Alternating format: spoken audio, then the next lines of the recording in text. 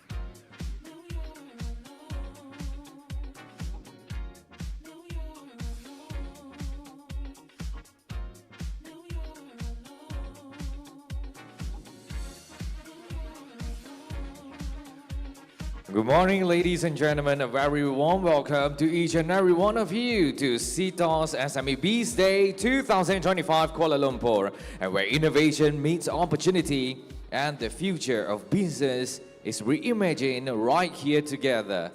And thank you all for joining us bright and early. I hope you had a good breakfast and a great conversations during networking sessions.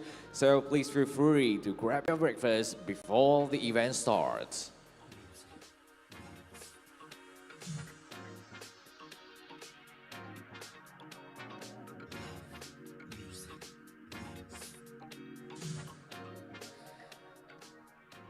And to all ladies and gentlemen, if you haven't already done so, we kindly invite all guests to register at the registration counter located at the entrance, and be sure to collect your mission card, collect all the stamps required on the card, and for you to redeem a mysterious gift or an amazing gift at the registration counter by joining the Spin and Win. I wish all of you have a wonderful Tuesday morning.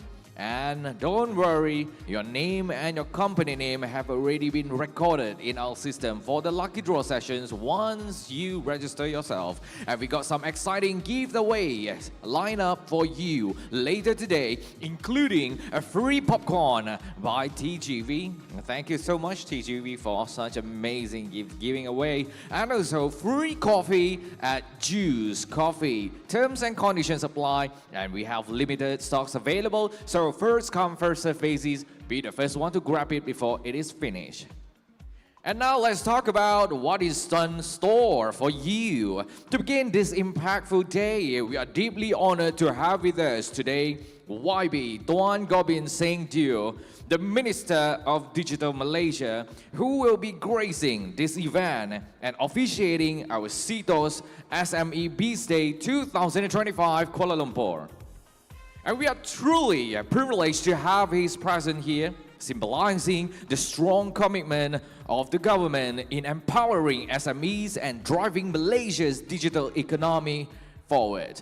And moving forward today, events brings together some of the most influential industry leaders and change makers all under one roof, including global and regional powerhouses such as Amazon Web Services Malaysia, Autocount, CIMB, Mochi Technologies, Pos Malaysia, Samsung, Salesforce, Unifi Business, U-Mobile, and ZOHO Corp. And they are not just here to showcase innovations, but to share valuable insights, trends, and success strategies that can empower you, our SME champions, to grow, transform, and lead in today's evolution and evolving business landscape.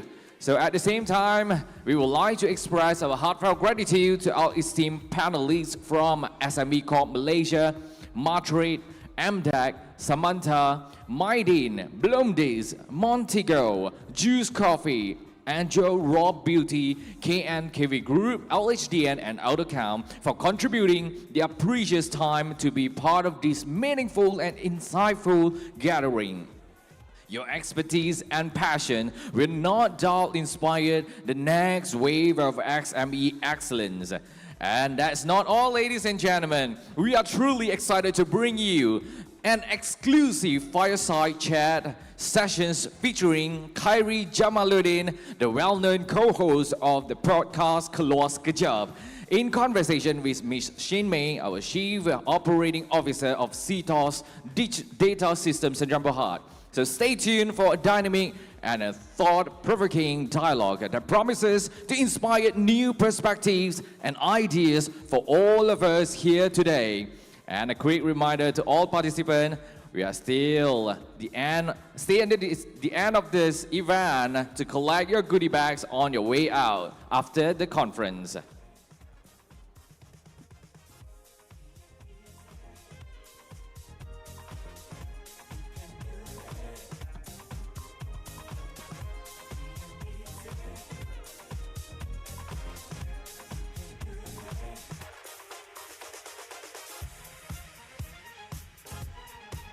Besides that, ladies and gentlemen, we have 2 thrilling lucky draw sessions with over 30,000 worth of prizes up for grabs, and you might be the winner to walk away with the grand prize such as 75-inch UHD TV and other incredible prizes. Yes, over 30 prizes for 30 lucky winners today. And not just that, we do have amazing activities going on at our partners booth. So feel free to drop by every booth to check out what's going on and what's amazing for you to walk away with. So let's stick around and stay tuned, and let's make it an unforgettable day. So ladies and gentlemen, buckle up for an inspiring, insightful, and future-forward day ahead. Stay with us, get inspired, and most importantly, connect, collaborate, and create the future of business together.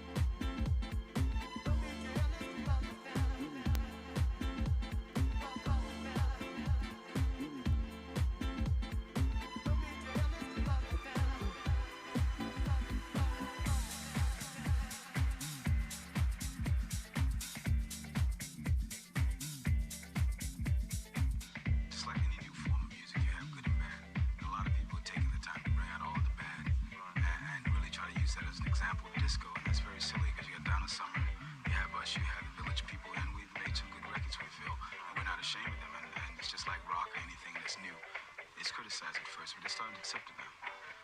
A lot of the modes of music that are created to sell.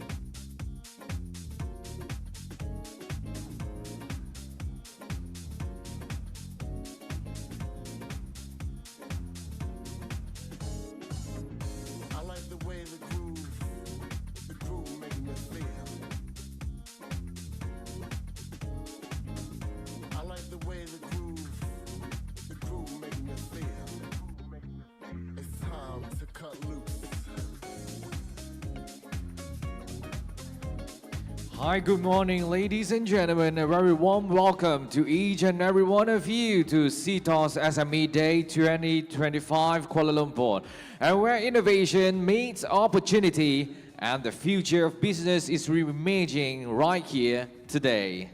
So, thank you all for joining us bright and early. I hope you had a great and amazing breakfast and great conversations during our networking sessions as well. Let's go ahead and exchange your name card. So if you haven't already done so, ladies and gentlemen, we kindly invite all guests to register at the registration counter located at the entrance, and be sure to collect your mission card for you to collect all the stamps and join the spin and win at the registration counter and walk away with incredible prizes. And don't worry, your name and company name have already been recorded in our system for the lucky draw sessions if you have already done your registration. And we have got some exciting giveaways lined up for you later today, including a free popcorn by TGV and a free coffee by Zeus Coffee. Terms and conditions apply, so gifts are limited. So be the first one to grab it before it is finished. And to begin this impactful day, we are deeply honored to have with us today YB Tuan Gobind the Minister of Digital Malaysia, who will be gracing this event and officiating our CTOS SME Biz Day 2025 Kuala Lumpur at 9:30 p.m. later. So we are truly privileged to have his presence here, symbolizing the strong commitment of the government in empowering SMEs and driving Malaysia's digital economy forward.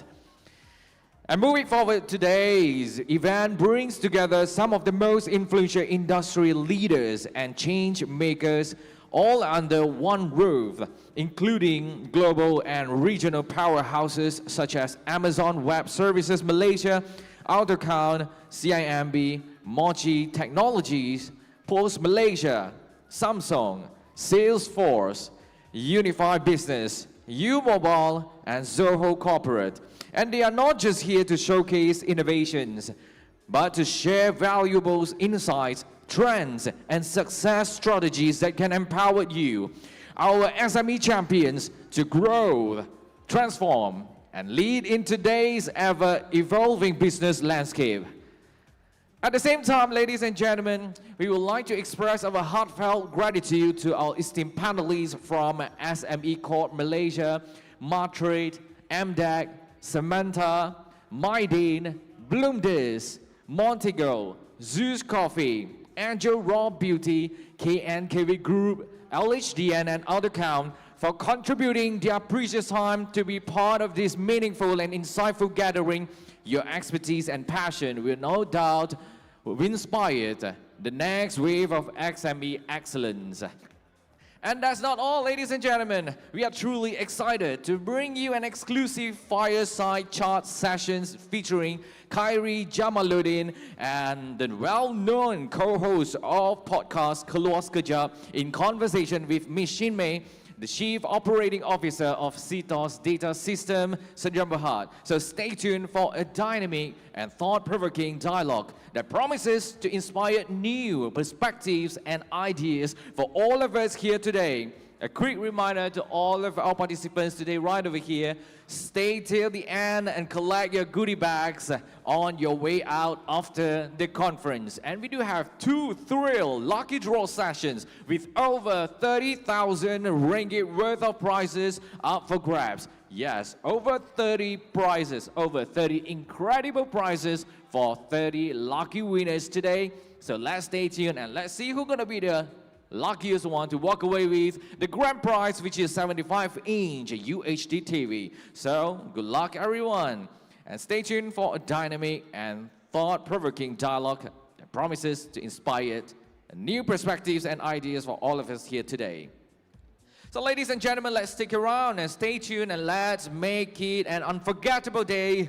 So buckle up for an inspiring, insightful, and future-forward day ahead. Stay with us, get inspired, and most importantly, connect, collaborate, and create a future of business together.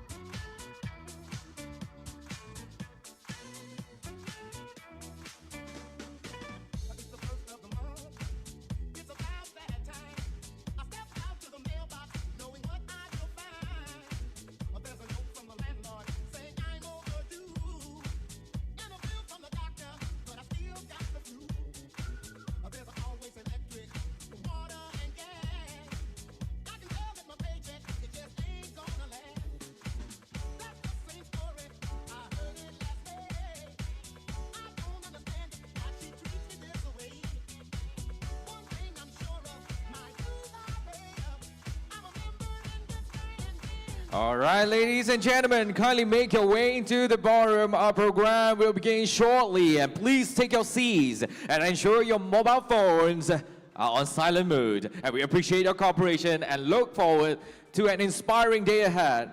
Yes, ladies and gentlemen, the event will begin shortly. If you haven't done so, please make your way into the ballroom and be seated as we prepare for the arrival of our guest of honor at 9:30 p.m. later.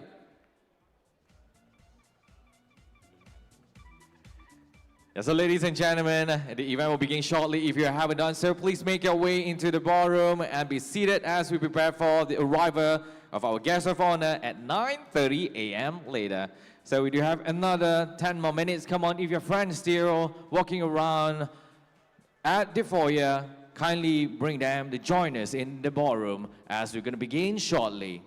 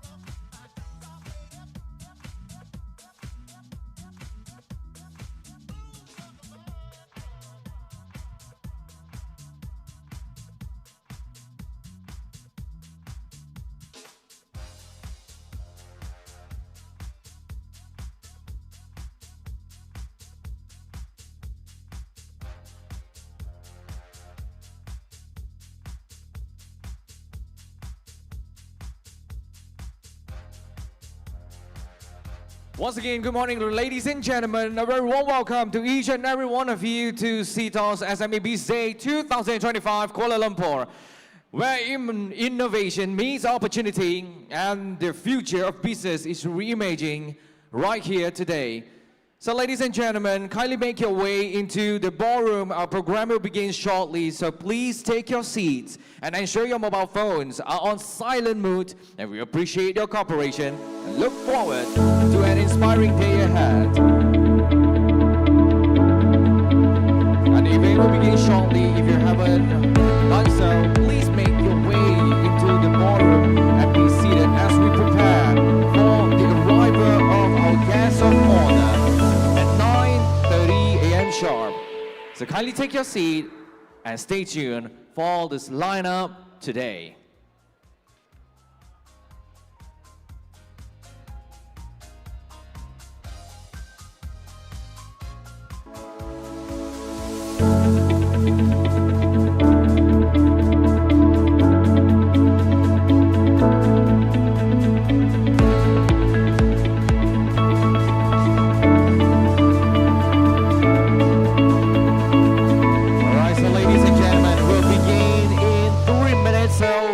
To invite each and every one of you, kindly take your seats. And to begin this impactful day, we are deeply honored to have with us today Dr.Mohamad, Tuan Gobind Cheo, the Minister of Digital Malaysia, who will be gracing this event and officiating our CTOS SME Biz Day 2025 Kuala Lumpur. So ladies and gentlemen, kindly make your way into the ballroom and our program will begin in 3 minutes. So please take your seats and ensure your mobile phones are on silent mode. And we appreciate your cooperation and look forward to an inspiring inspiring day ahead.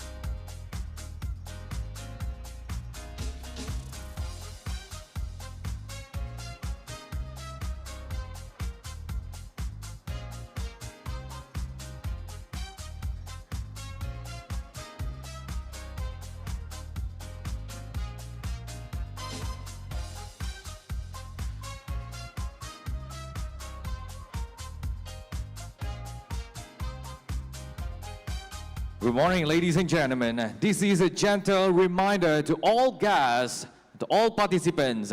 The event will begin shortly. Come on, please make your way into the ballroom and be seated as we prepare for the arrival of our guest of honor, Dr.Mohamad Tuan Gobind Seng Dio, the Minister of Digital Malaysia. So ladies and gentlemen, please take your seat and please set your mobile phone in silent mode. Thank you so much for your cooperation.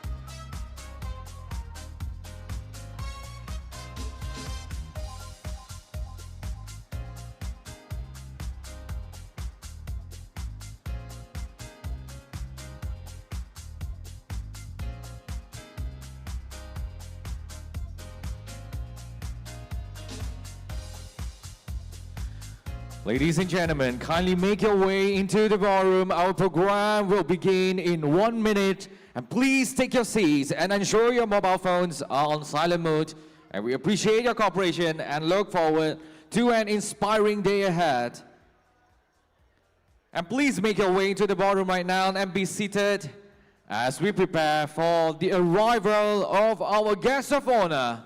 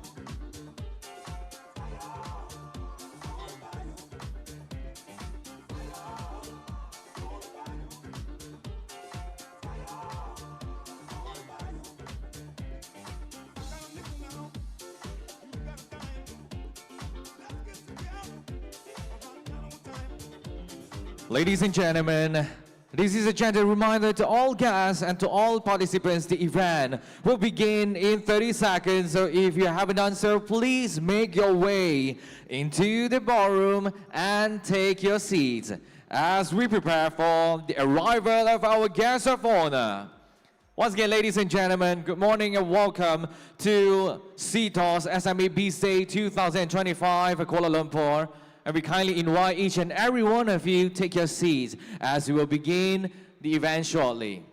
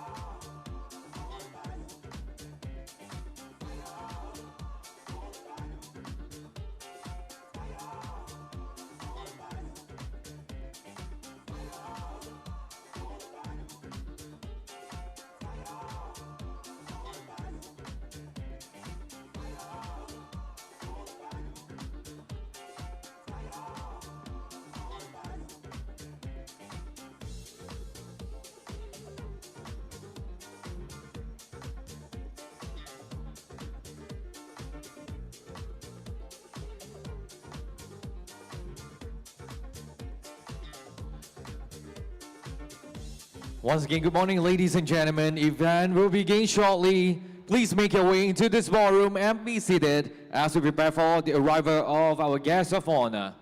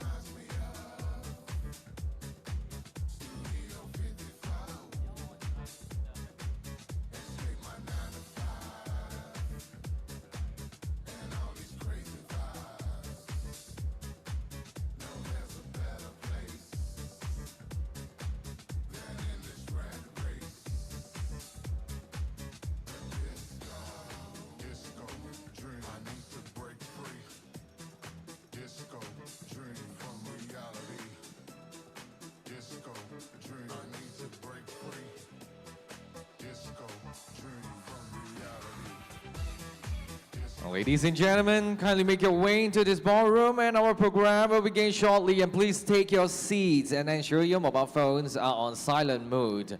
And we appreciate your cooperation and look forward to an inspiring day ahead.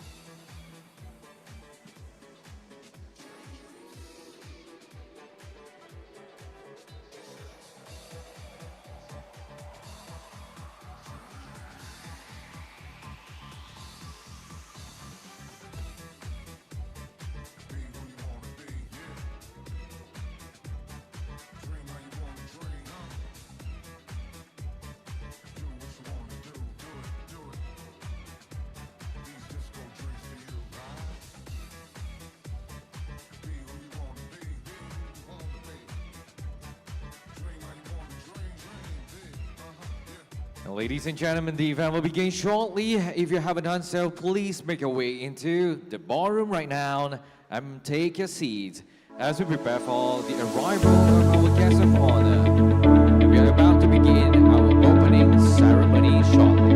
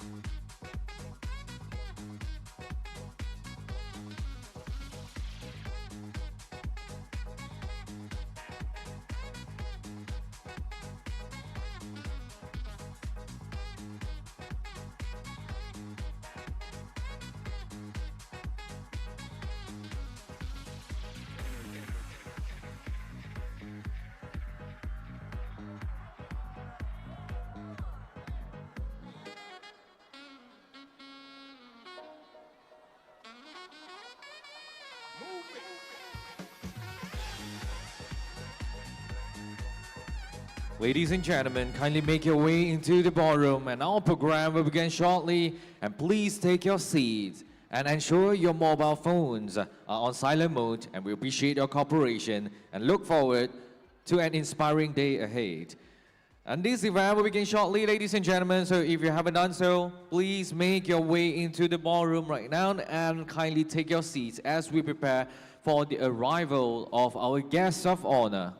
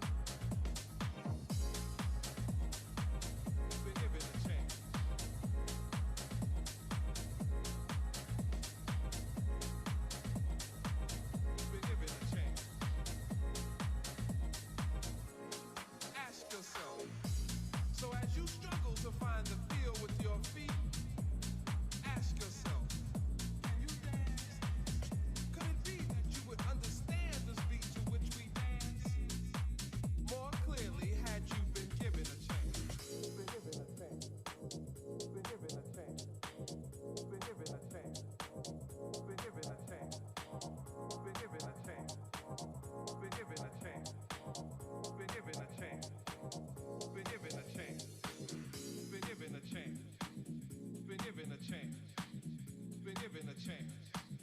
Been given a chance. Been given a chance. Been given a chance. Been given a chance. Ask yourself. Been given a chance.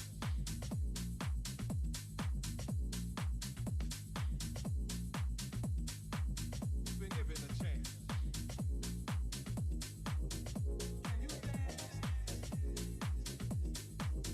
Been given a chance.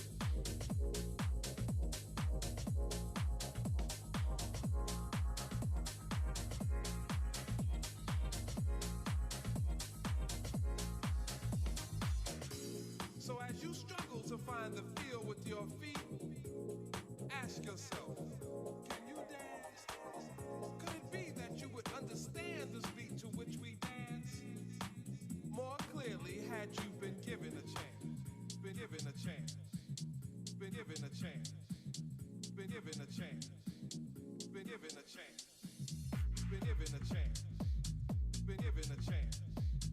Been given a chance. Been given a chance. Been given a chance.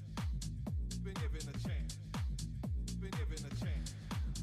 Been given a chance. Been given a chance. Been given a chance. Ask yourself.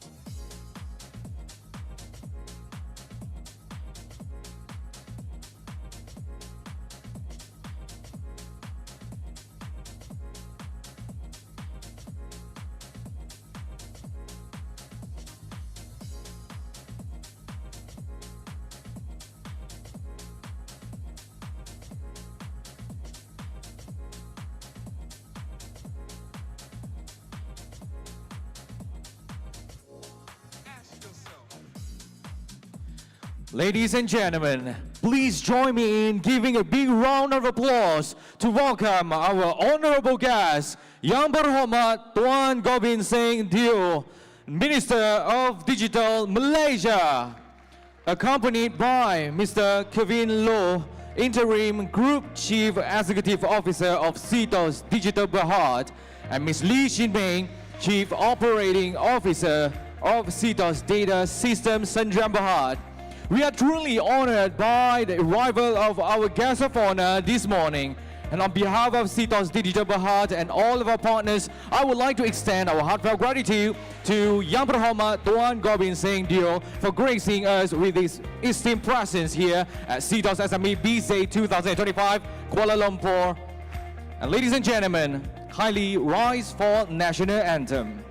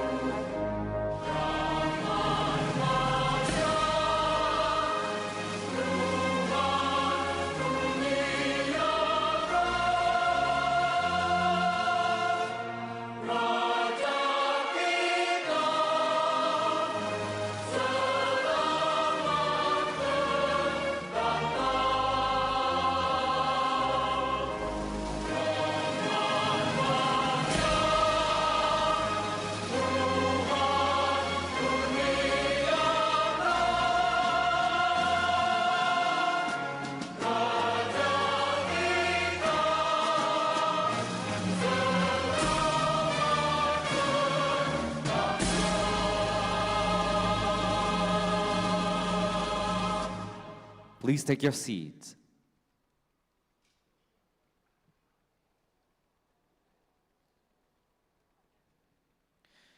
Dr.Mohamad Tuan Gobind Singh Dio, Minister of Digital Malaysia. Yang berusaha Mr. Kevin Loh, Interim Group CEO of CTOS Digital Berhad. Yang berusaha Ms. Lee Shin Mei, the COO of CTOS Data Systems Sdn Berhad. Yang berusaha Encik Anwar Faris Fazil, CEO Malaysia Digital Economy Corporation, MDAC. Yang berusaha Encik Rizal Dato' Naini, CEO SMB Corp Malaysia. Yang berusaha Encik Mansur Shah Wahid, Deputy CEO Malaysia External Trade Development Corporation, Matrade. Representatives from the Ministry of Digital, SMB Corp, Matrade, MDAC, LHDN, AKPK, sponsors, partners, and collaborators, entrepreneurs, SMEs, and business owners, members of the media, Dato-Dato, Datin-Datin, ladies and gentlemen, a very good morning to each and every one of you, and welcome to CTOS SME Biz Day 2025, Kuala Lumpur.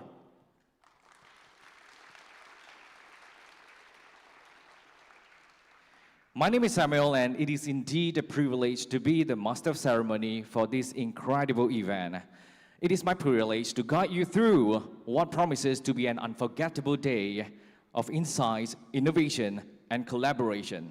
And now, to officially kick off this remarkable event, it is my pleasure to welcome a visionary leader, someone whose passion for innovation and commitment to digital transformation continues to shape the future of Malaysia's business landscape.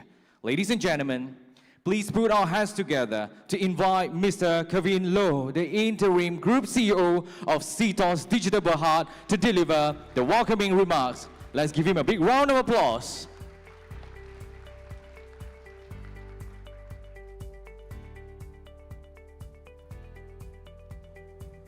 Thank you, Samuel.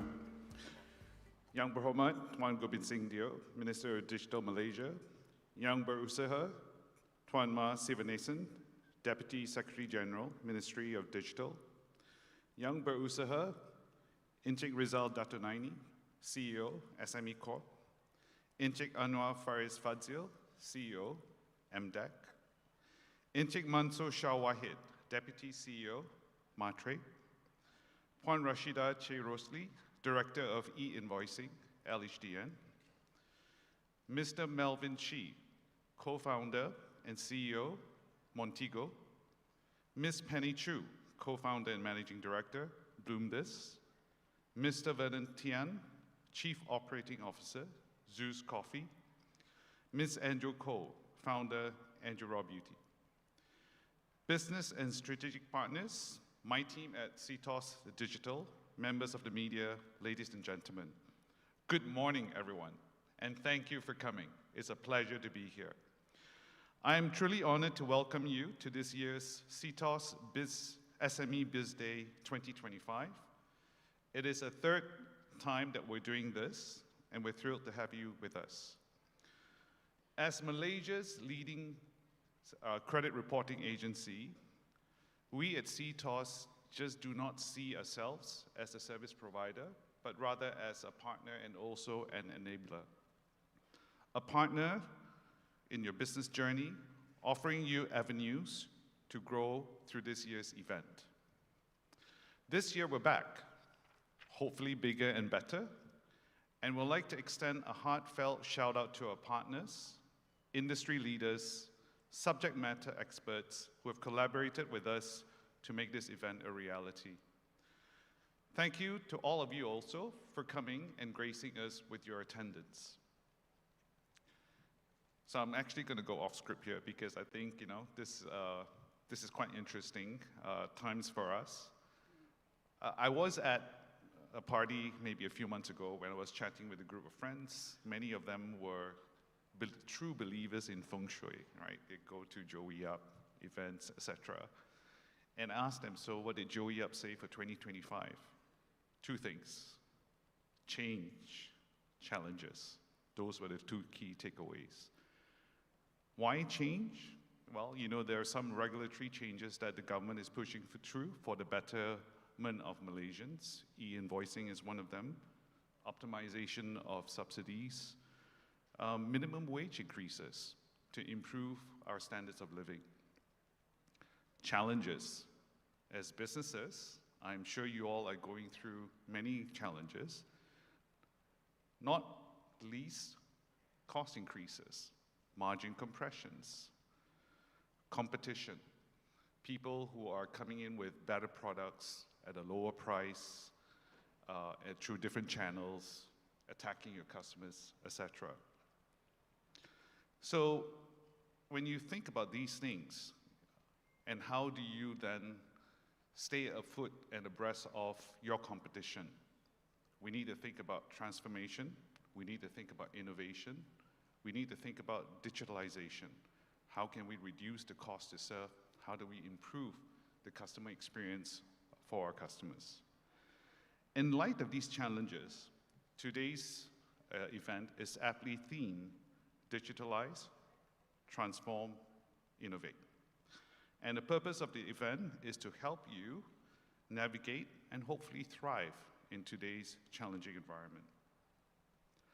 Today, our partners aim to equip you in 3 critical areas. Firstly, e-invoicing. Many of you have started the process to be able to offer this or to be able to accommodate this. So gain expert insights from LHDN and auto-count on these upcoming changes. Secondly, I'm sure many of you, as you grow your business, you require capital. Leverage on government support and access to capital by hearing directly from SME Corp, MDEC, and other agencies on the latest funding opportunities, incentives, and business development programs.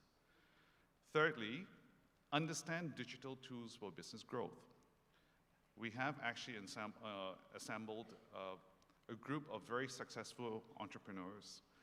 Explore practical solutions and strategies to real-life success stories, and learn how you can simplify your operations, strengthen resilience, and accelerate your business growth. You may ask, why is it so important to digitize? If you think about it, by digitizing, you can do a multitude of things. First, of course, is access to customers. With digital channels, you no longer restrict yourselves to your own borders. You can actually access customers across the region.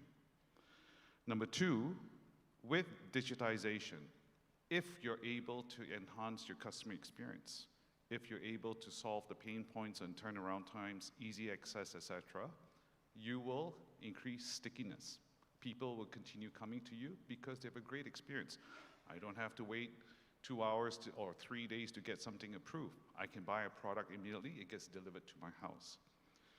And the third thing is around scalability.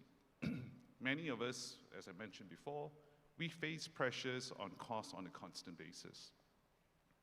If you want to scale your business, you need to be able to offer more and more, better and better experiences without increasing your cost base. Digitalization is one avenue for us to do that. Malaysia holds the ASEAN chairmanship this year, and frameworks like the ASEAN Digital Economy Framework, or DIFA, opens doors for us to expand our services and products across the region. With that, CTOS for Business is proud to play the role of empowering SMEs. In line with Malaysia's national agenda to digitalize and strengthen the SME sector, we have created this platform to bring together key stakeholders, including government agencies, industry associations, successful entrepreneurs, and our technology partners to help you digitalize, transform, and innovate. We hope that this conference can provide you a multitude of opportunities. This is not just an event. We see this as creating an ecosystem. And with this ecosystem, we hope that it can provide you with new business opportunities, practical solutions on how you can improve your business operations, and then have the confidence to move forward. From a CTOS perspective, our goal is actually been always to help our customers do a few things. The first one is, especially if you're giving credit to your customers, understand their credit risks before doing so.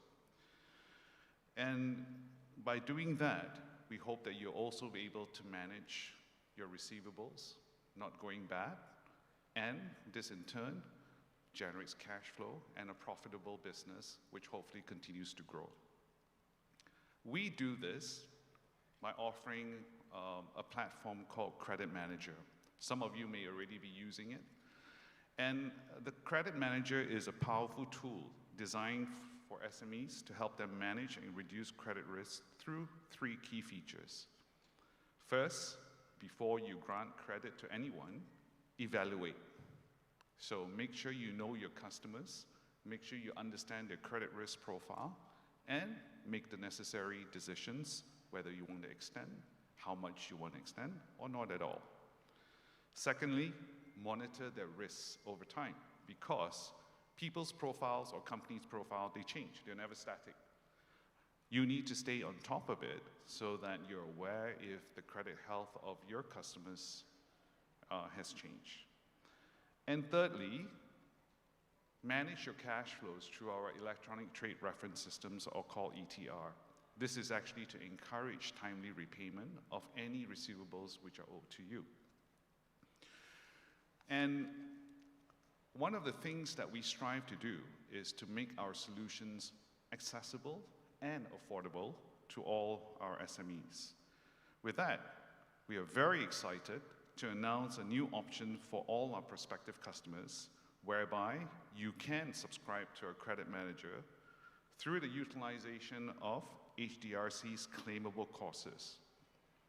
Yes, we actually do now have a course that is recognized by HDRC. It's an official program. It's called Credit IQ, Driving Financial Performance. We will be kicking off this program this month, and what this means is that you should use your levy to train your employees to upskill and enhance your business operations. During the break sessions, please drop by our booths, and please speak to our team to understand the CTOS Credit Manager and how we can help you. Let CTOS be a trusted business partner, and we'll join hand in hand to stay green for business growth. Green because if you guys understand the credit score, anything that's red is no good, anything that's green is great. So let's stay green. Ladies and gentlemen, before I wrap up, I would like to extend my deepest appreciation to young Mohamad Gobind, Minister of Digital, for making time to be with us today. My sincere thanks also go out to all our supporting partners, Samantha, SME Corp, Martrade, MDEC, LHDN, as well as our business partners, Samsung, AutoCount, Unifi Business, AWS, Mochi Technologies, Pos Malaysia, U-Mobile, CIMB, Salesforce, Maybank Islamic. A heartfelt thanks to all of you as well, and to all our strategic partners, panelists, and everyone involved in making this event a successful one. I encourage you all to take full advantage of the resources and network opportunities available today. Thank you. Thank you, Mr. Kevin Loh, for the remarkable speech. Kindly take your seats. And ladies and gentlemen, it is now my honor to invite a distinguished leader who has been a driving force in Malaysia's digital transformation journey. Please join me in welcoming our guest of honor, Yang Berhormat Tuan Gobind Minister of Digital Malaysia, to deliver the opening speech. Let's give him a big round of applause.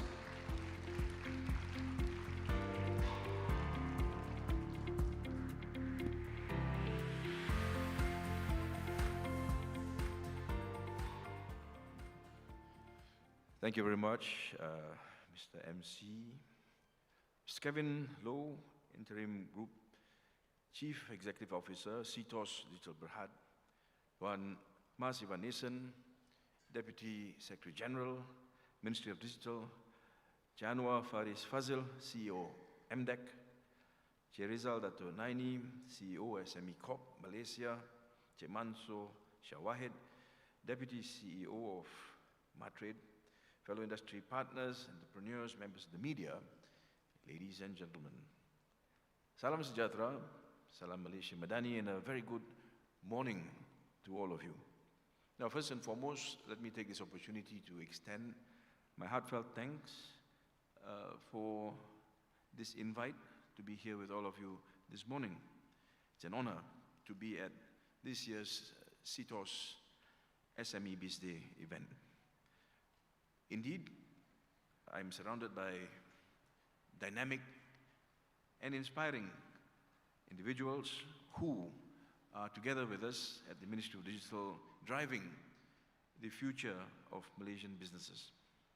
Therefore, a platform like this, platforms like that run by CTOS, play this important role of how it is we bring everyone together and subsequently have conversations about how it is together we can take things forward. I'm confident that we will see SME owners come together, share knowledge, and explore growth opportunities at this event. Ladies and gentlemen, today we find ourselves in a dynamic and most competitive market that presents opportunities and, of course, at the same time, challenges.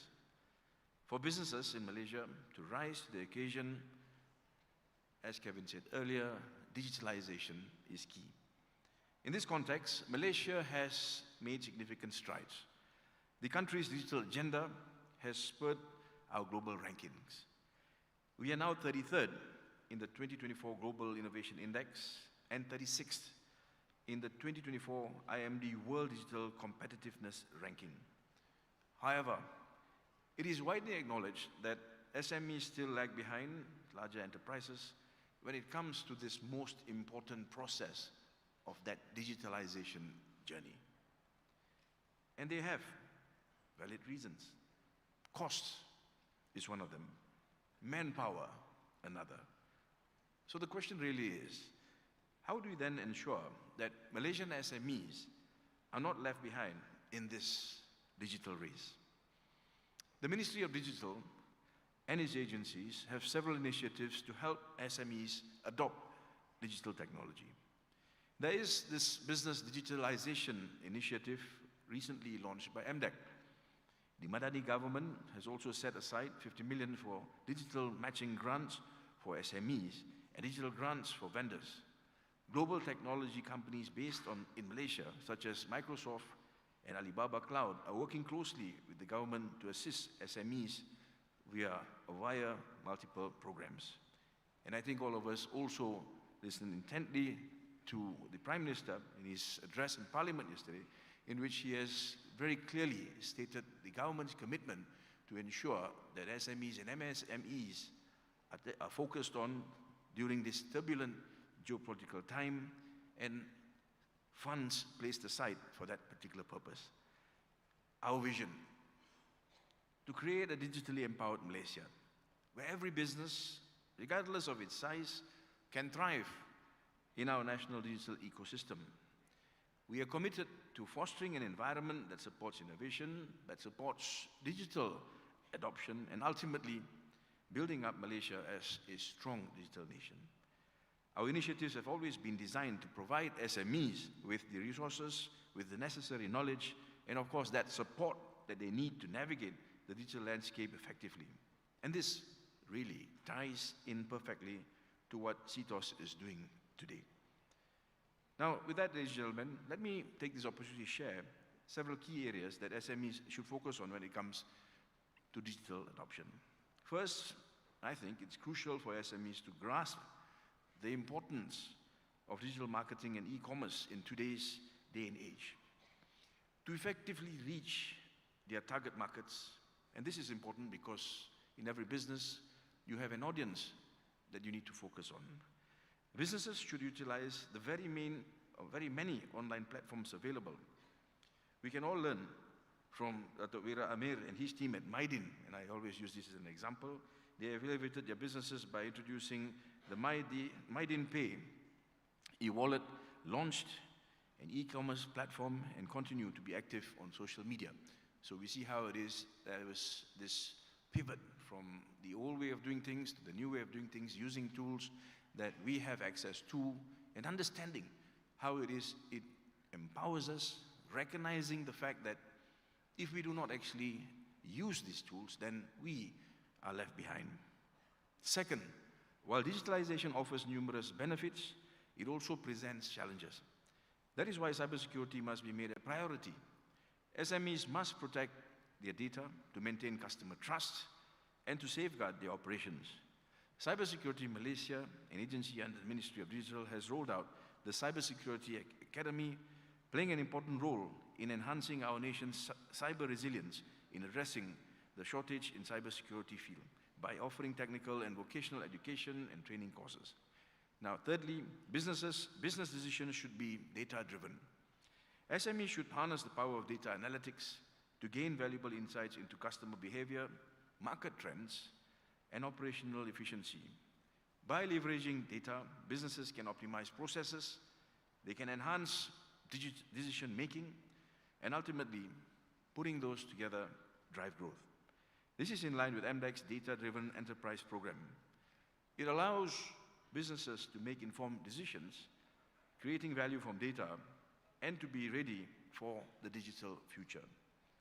Now, last but not least, artificial intelligence offers SMEs a unique opportunity to streamline and also automate their processes. AI can assist in many aspects, from customer service to even inventory management. This enables SMEs to stay competitive in a rapidly evolving market. It's also aligned with the launch of our National AI Office, NIO, last year, as we aim to drive progress through applied AI at all levels. Therefore, ladies and gentlemen, it is important, and I urge all of you, to be part of the nation's digitalization process. The use of technology, especially those revolving around AI and data, will benefit your businesses in many ways. It will increase productivity, it will reduce costs, it will manage wastages of the past, and ultimately, it will create prosperity. Now, ladies and gentlemen, we must together build a future where Malaysian SMEs are not only competitive, but we also become leaders in the global digital field. But before we aim for the skies, let us first get the basics right by ensuring that we are aligned with the nation's digital aspiration. Now, in this context, ladies and gentlemen, there is this question about the Ministry of Digital and how it has come to be. All of you here know that this is a new ministry. When we set up a new ministry, you are asked to curate the direction and vision of the ministry. And this ministry being established in 2023, December, just 15 months ago, in a time where digitalization becomes the centerpiece of conversations, there was a need for us to ask this important question. Are we prepared to recognize that there's a lot to be done? Are we prepared to recognize that there are conversations to be had? Are we prepared to recognize that government now has to actually reach out to find out what industries need and to find solutions to help them prosper? This is how it is we have approached things in the last 15 months. And I can tell you this, the reality of it is that we have a long way to go. We speak about digitalization. We understand its importance. We also know that we really don't have a choice. If we are not prepared to partake in this journey, we get left behind. Now, the SMEs and MSMEs form almost 97% of the country's businesses. That's how large we are. That's how important we are. In 2023, we looked at the digital economy producing or digital economy creating 23.5% of our GDP. And we aim to hit 25.5% this year. The question is, how do we do it? How do we actually get it done? We know what needs to be done. We know what tools exist out there. All of us work in silos. There is a time when there's a need for us to pull our resources together, our strengths together, have conversations like this that we have today. Events like this are important, Kevin, and I support events like this, simply because it allows the industry a mechanism, a platform, and a space by which everyone comes together, puts together their experiences, and asks how it is they can learn from one another and move ahead. In my ministry, we are focused on the basics. We must first look at how it is we can digitize data that we have. Even that is a huge challenge. And I think all of you here understand. You can speak about data, but if it's not digitized, then you have a problem. So we need to start with basics. And after you digitize that data that you have, you must make sure that that data is made available to the groups that need that data in order to flourish. So here, there is the need for us to engage with the industry. We need to know which areas to prioritize. We need to know which areas industries are looking at and having difficulties with. They need to be digitalized first so that they can move ahead. And then after that, of course, work on the rest of the industry. It's not easy. It's not easy, ladies and gentlemen. We are trying our best. MDEC, of course, the CEO is here today. He knows that I push him a lot. And I'm going to continue pushing him even more, in fact, because we don't have time. We need to make sure that we get it right at the very outset. And if we do that, then we know that what we build here from is going to be something that will assist all of us in the years to come. So, ladies and gentlemen, events like this is not just about how it is we grow today. Events like this is about how it is we create an ecosystem that will ultimately build the nation for years to come. This is how I look at it. And this is why I keep saying that it is not something that government can do alone. It is something that we as government must look beyond. We must look at the industry. We must look at our friends in the region. We must look at our friends globally. We must understand what other countries are doing. We must understand what challenges they feel. We must learn from their mistakes. And perhaps they would learn from us too. Now, ladies and gentlemen, the Ministry of Digital gives its full commitment that we will do whatever it is within our power to assist you. We also encourage and invite invitations from or suggestions from the industry so that we can together work to see how it is we can come around to build that ecosystem that I speak of. So rest assured, ladies and gentlemen, we are here to support you. Thank you, CTOS, for hosting this event, and to all of you for being here today. Let us embrace the opportunities that lie ahead and work towards a brighter, digitally empowered future here in Malaysia. Thank you very much. Terima kasih. We kindly invite YB to remain on stage as we now move into a special moment. Thank you, YB Tuan Gobind. And in the meantime, I would like to invite Mr. Kevin Law, the Interim Group CEO of CTOS Digital Berhad, to kindly join YB Tuan Gobind on stage to officiate the opening gambit together. Let's give both of our distinguished guests a big round of applause.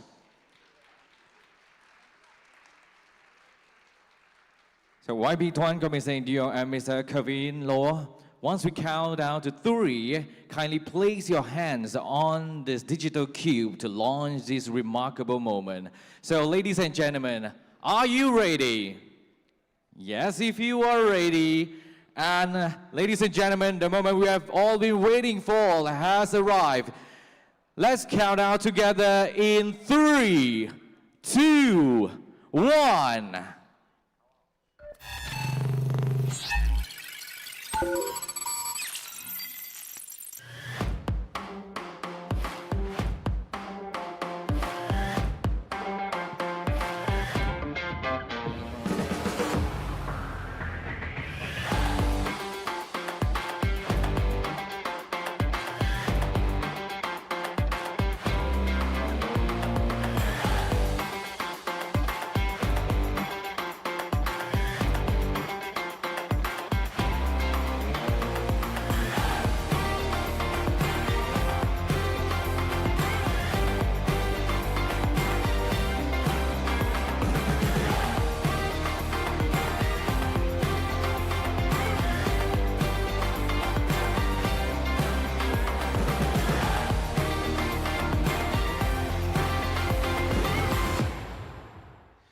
And there you have it, CTOS SME Biz Day 2025 Kuala Lumpur is officially launched.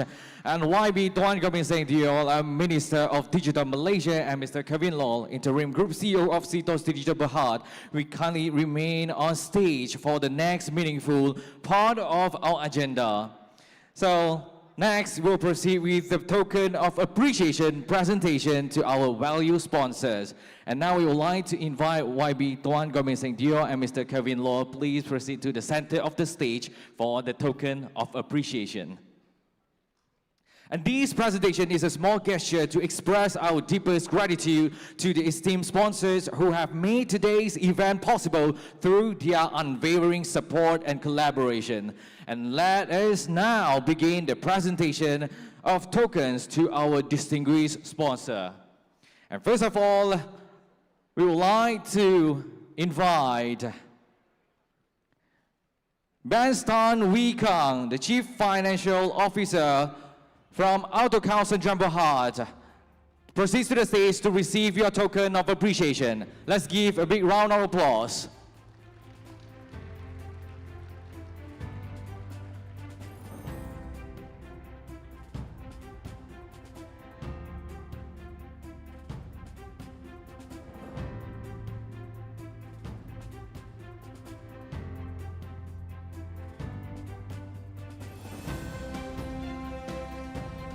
Thank you so much. Kindly remain on stage. Mr. Bands, please remain on stage for the photo sessions. And next, we would like to invite our exclusive partner as well, Jaya Balan Kathi Ravalu, Head of SME Banking, Commercial Banking Malaysia from SME, CIMB Group. Let's give a big round of applause.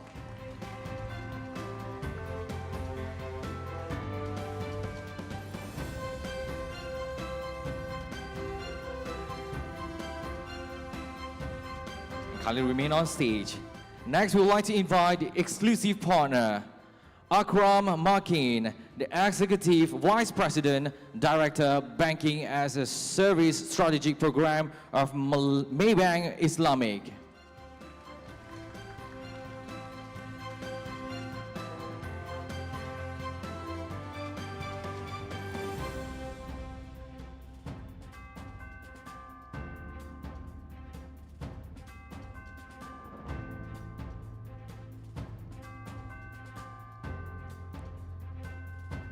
Kindly remain on stage. And next, we would like to invite our exclusive partner, Kevin Lee, the CEO of Mochi Technologies in Berhad.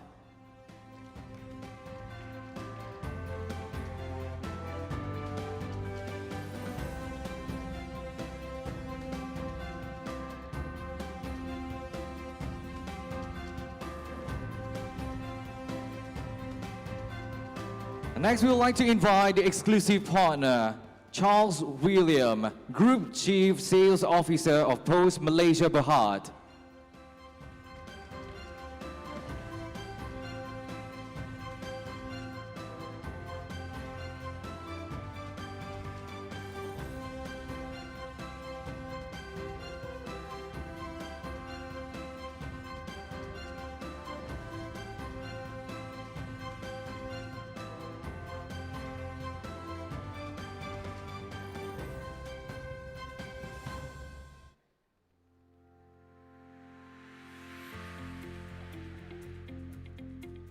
Thank you, and remain on stage. And next, we would like to invite the exclusive partner, Vernon Cheo, Regional Vice President, ASEAN ESMB of Salesforce.com.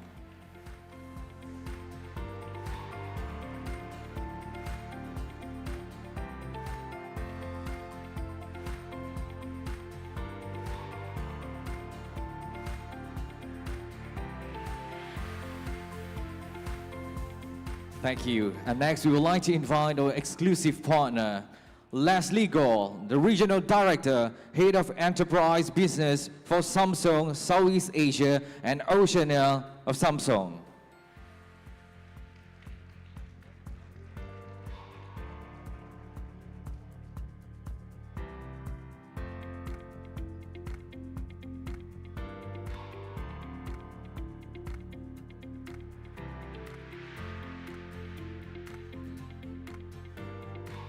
Thank you. Remain on stage. And next, we would like to invite our exclusive partner, Datin Esther Chang, Head of Corporate Segment, U Mobile, U Business.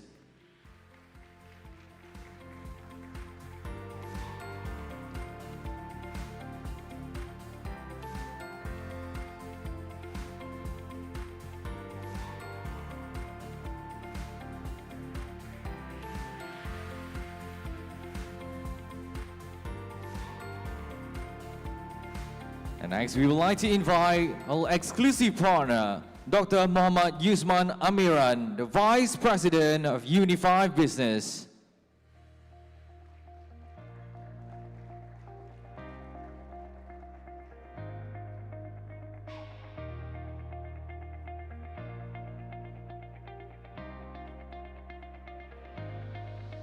And next, we would like to invite the exclusive partner, Khoo Ching, the Regional Marketing Manager for ZOHO APAC, ZOHO Corporation.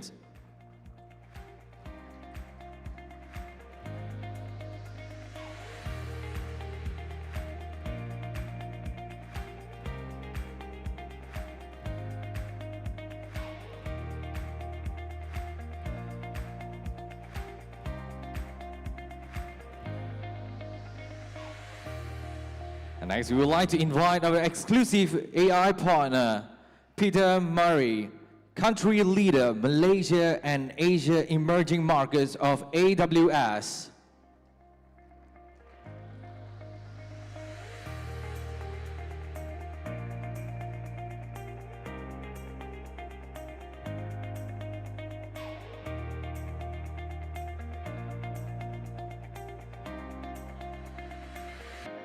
And now we would like to invite all of our exclusive partners to step further to have a group photo sessions with YB Tuan Gobind Dio and Mr. Kevin Law. And everyone, you may take one step forward to have a group photo.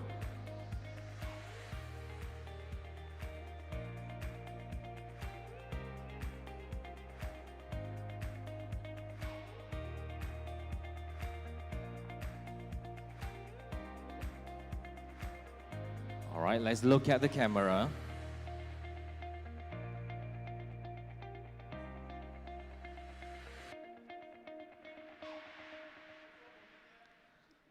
Another photo. Ladies and gentlemen, get ready your camera. And the last 5 seconds for the photo sessions. In 5, 4, 3, 2, and 1. Thanks to all of our exclusive partners. You may take your seat, and YB Tuan Gobind Dio and Mr. Kevin Law, please remain on stage for the next token of appreciation presentation. Once again, we would like to invite YB Tuan Gobind Dio and Mr. Kevin Law to remain on stage for the token of appreciation for our strategic partner. And next, ladies and gentlemen, we will be presenting the token of appreciation to our strategic partner. And first of all, we would like to invite our strategic partner, Fong Chun Fook, Chairman of Applied Security Intelligence Center Berhad.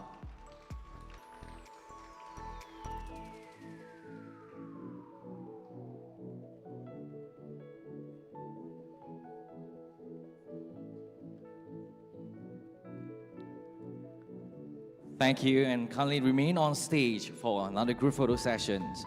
And next, we would like to invite our strategic partner, Raymond Lim, Executive Director, Technology Advisory Services, BDO Malaysia.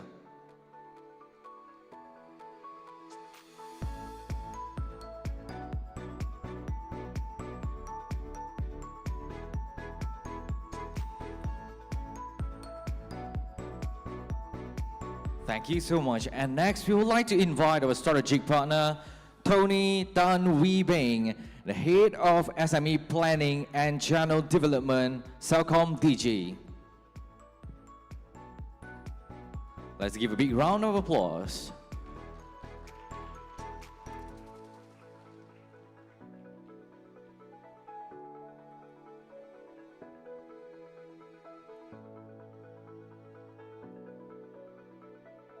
Thank you. And next, we would like to invite our strategic partner, Ganesh K, Senior E-Invoicing Consultant, ClearTax.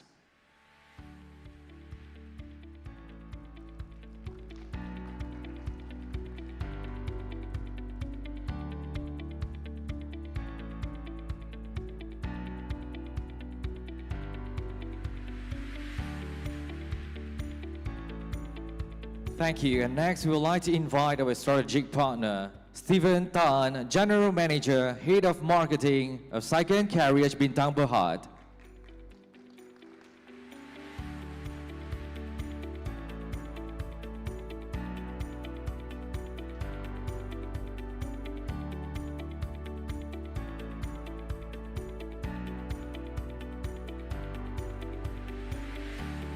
Thank you.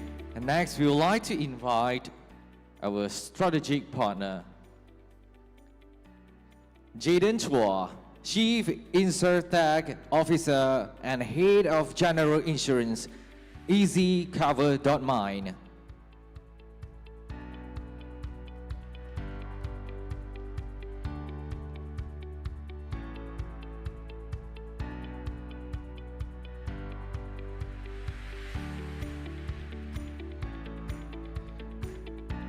And next, we would like to invite our strategic partner, John Wong, General Manager of Business Solution and Services Operation, Fujifilm Business Innovation Asia Pacific Private Limited.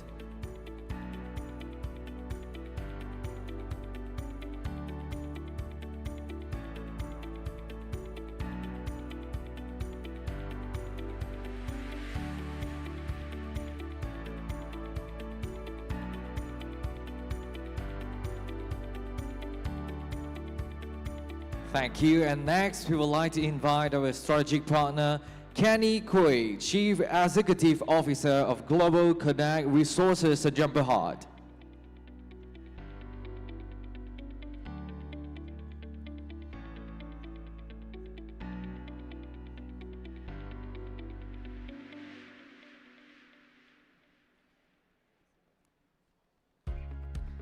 Thank you. And next, we would like to invite our strategic partner, Frederick Lim Chi Hyung, Head of ESMB Central Maxis Business.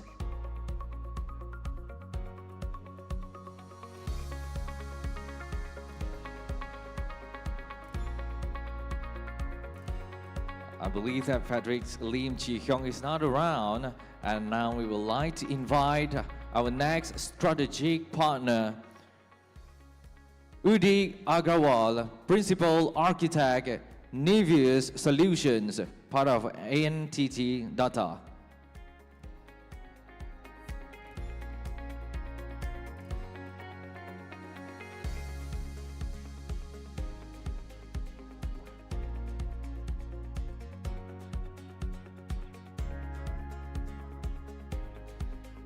Thank you, and next we would like to invite our strategic partner, Ravi Sangap, Head of Red Alert Online.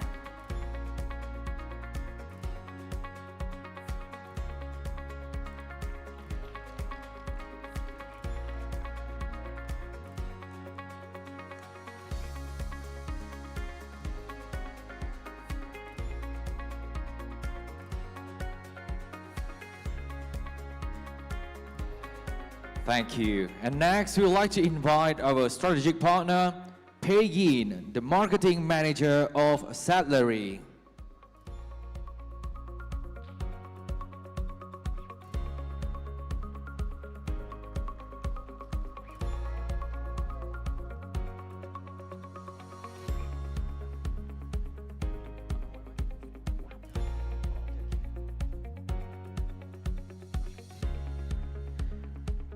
And next, we would like to invite our strategic partner, Grace Tan, Chief Executive Officer from RRYY Nexus, Sdn Bhd.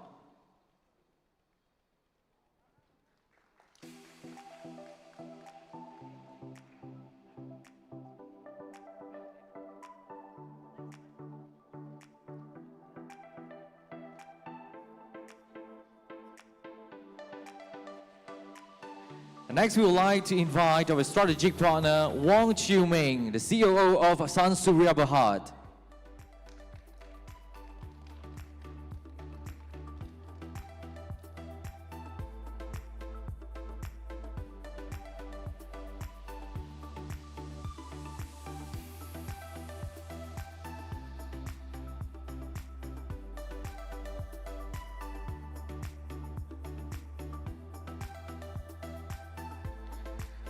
Thank you. And next, we would like to invite our strategic partner, Sabrina Tang, founder and director of Sweat Spa.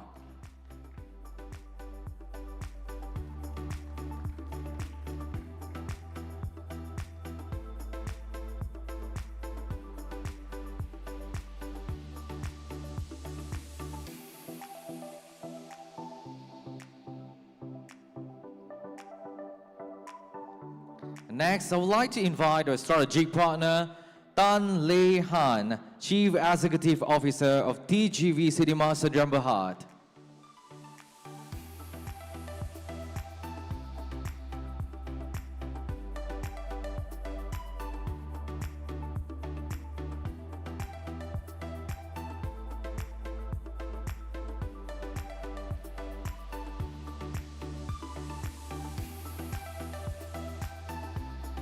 Thank you. And next, we would like to invite our strategic partner, Chia Ling Singh, the Director of Total Structural Solutions Sdn Bhd.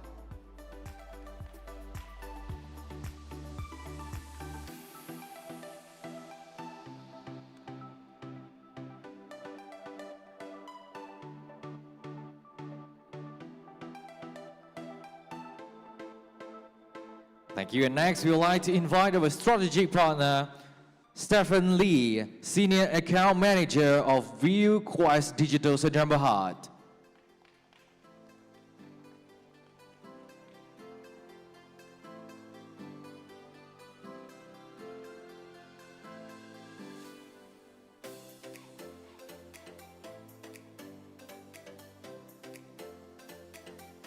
Last but not least, we would like to invite our official merchandise partner, Vincent Tong, Chief Executive Officer of Princess.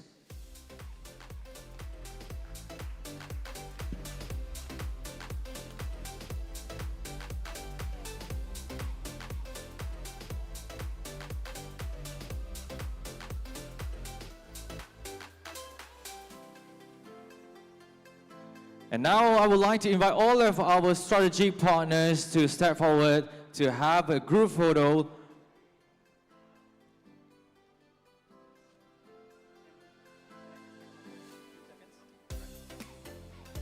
Okay, ladies and gentlemen, the photographer over here, can I please have everybody over here standing sideways a little bit and squish in? Thank you, you look very good. Go closer, Max, thank you. And the ones over here as well, just mirror me, stand sideways a little bit and go in closer, much closer. Don't worry, YB is very friendly. Okay, go closer, everybody go closer, yes. Sir, can I have you go closer? Thank you, thank you. All right, thank you. Okay, please hold just a second.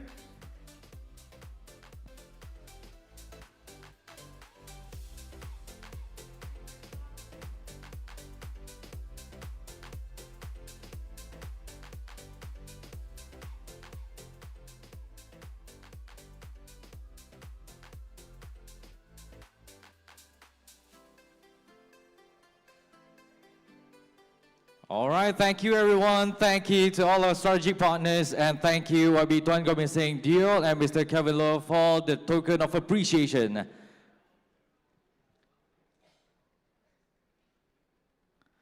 And now before we proceed further, we would like to take the moment to express our deepest appreciation to YB Tuan Gobind Singh Deol for gracing us with his presence today. And thank you, YB Tuan Gobind Singh Deol, for presenting the tokens of appreciation. And at this point, we kindly invite our guests of honor, YB Tuan Gobind Singh Deol and Mr. Kevin Low, to step down from the stage and take their place at their seats. And ladies and gentlemen, we would like now to invite everyone in the hall to please stand up and face the stage as we capture a huge, memorable group photo together with our participants today. So let's fill the room with smiles, energy, and celebration. And because today marks a powerful gathering of innovation, collaboration, and new opportunities. And right now, look at the camera on the stage, everyone. We're gonna take 2 to 3 group photos together. So if you're ready, let's stand still and look at the camera right now.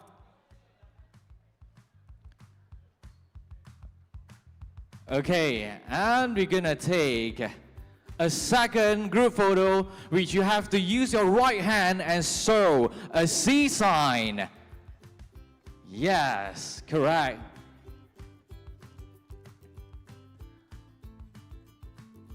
All right, we're gonna take a video, right? Everybody put down your hand and I'll count to 3 and we show the sea. Okay, let's put down your hand and 3, 2, 1, let's show.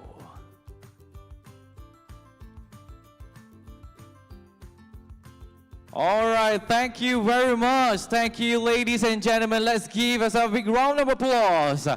And thank you once again, YB Tuan, Gobind and Mr. Kevin Law, for your kind presence during this token of appreciation. As we move forward, and we would like to invite YB Tuan, Gobind and along with Mr. Kevin Law, Mr. Eric Chin and Ms. Lee Chin Meng, and now begin on the walkabout to explore the exhibition hall, where our exhibitors are showcasing some of the latest innovations and solutions for SMEs. Ladies and gentlemen, let's give them a big round of applause as they begin their tour.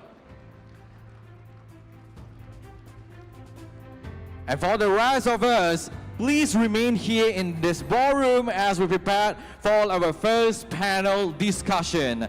We're going to talk about scaling SME, unlocking growth, financial, digital, and global expansion. And these sessions promises to be insightful, and we are excited to hear from our distinguished panelists on how SMEs can accelerate their growth and achieve success on a global scale. So ladies and gentlemen, we are now moving on to our first panel sessions of the day. The title is Scaling SMEs, Unlocking Growth in Capital, Finance, Digital and Global Expansion. And these sessions will dive deep into a crucial strategies and opportunities for SMEs to scale, covering everything from securing capital and financing to embracing digital transformation and expanding into global markets. With the right tools and knowledge, today's SME have the potential to grow beyond boundaries and unlock new avenues for success.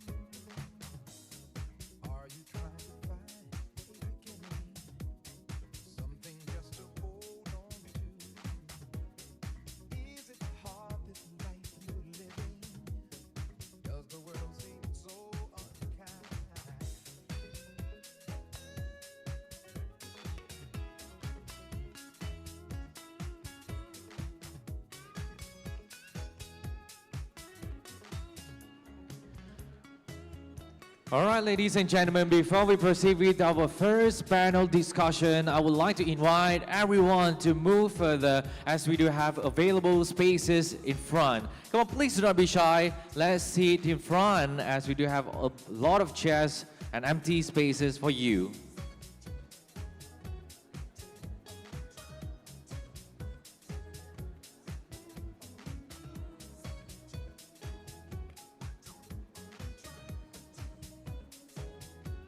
And once again, ladies and gentlemen, kindly proceed to the front and take your seats as we're going to begin our first panel discussion.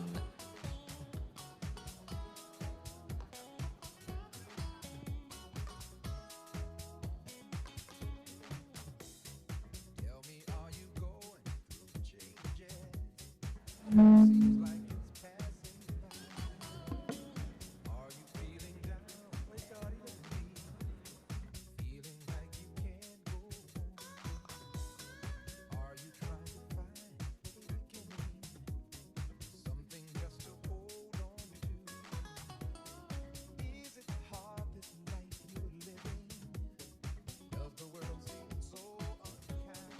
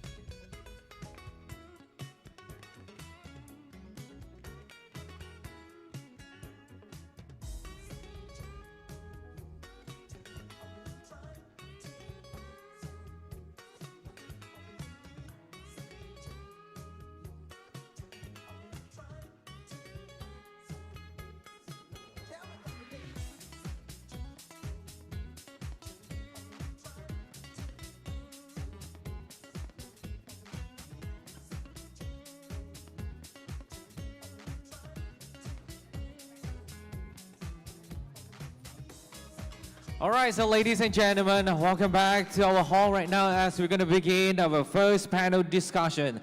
And for those right seat at the back, please move to the front as we do have a lot of empty spaces just for you.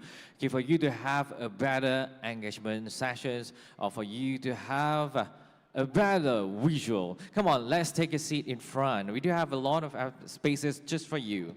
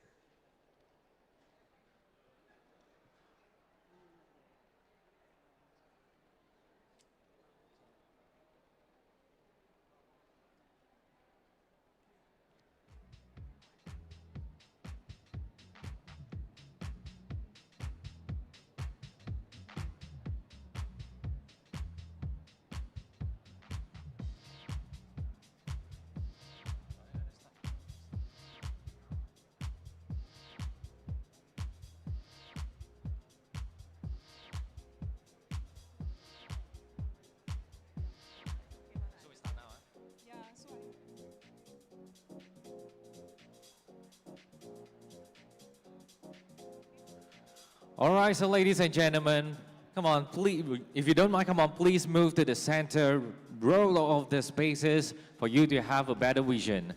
As we're going to begin our first panel discussion, and we're going to talk about the scaling SMEs, unlocking growth in capital, finance, digital, and global expansion.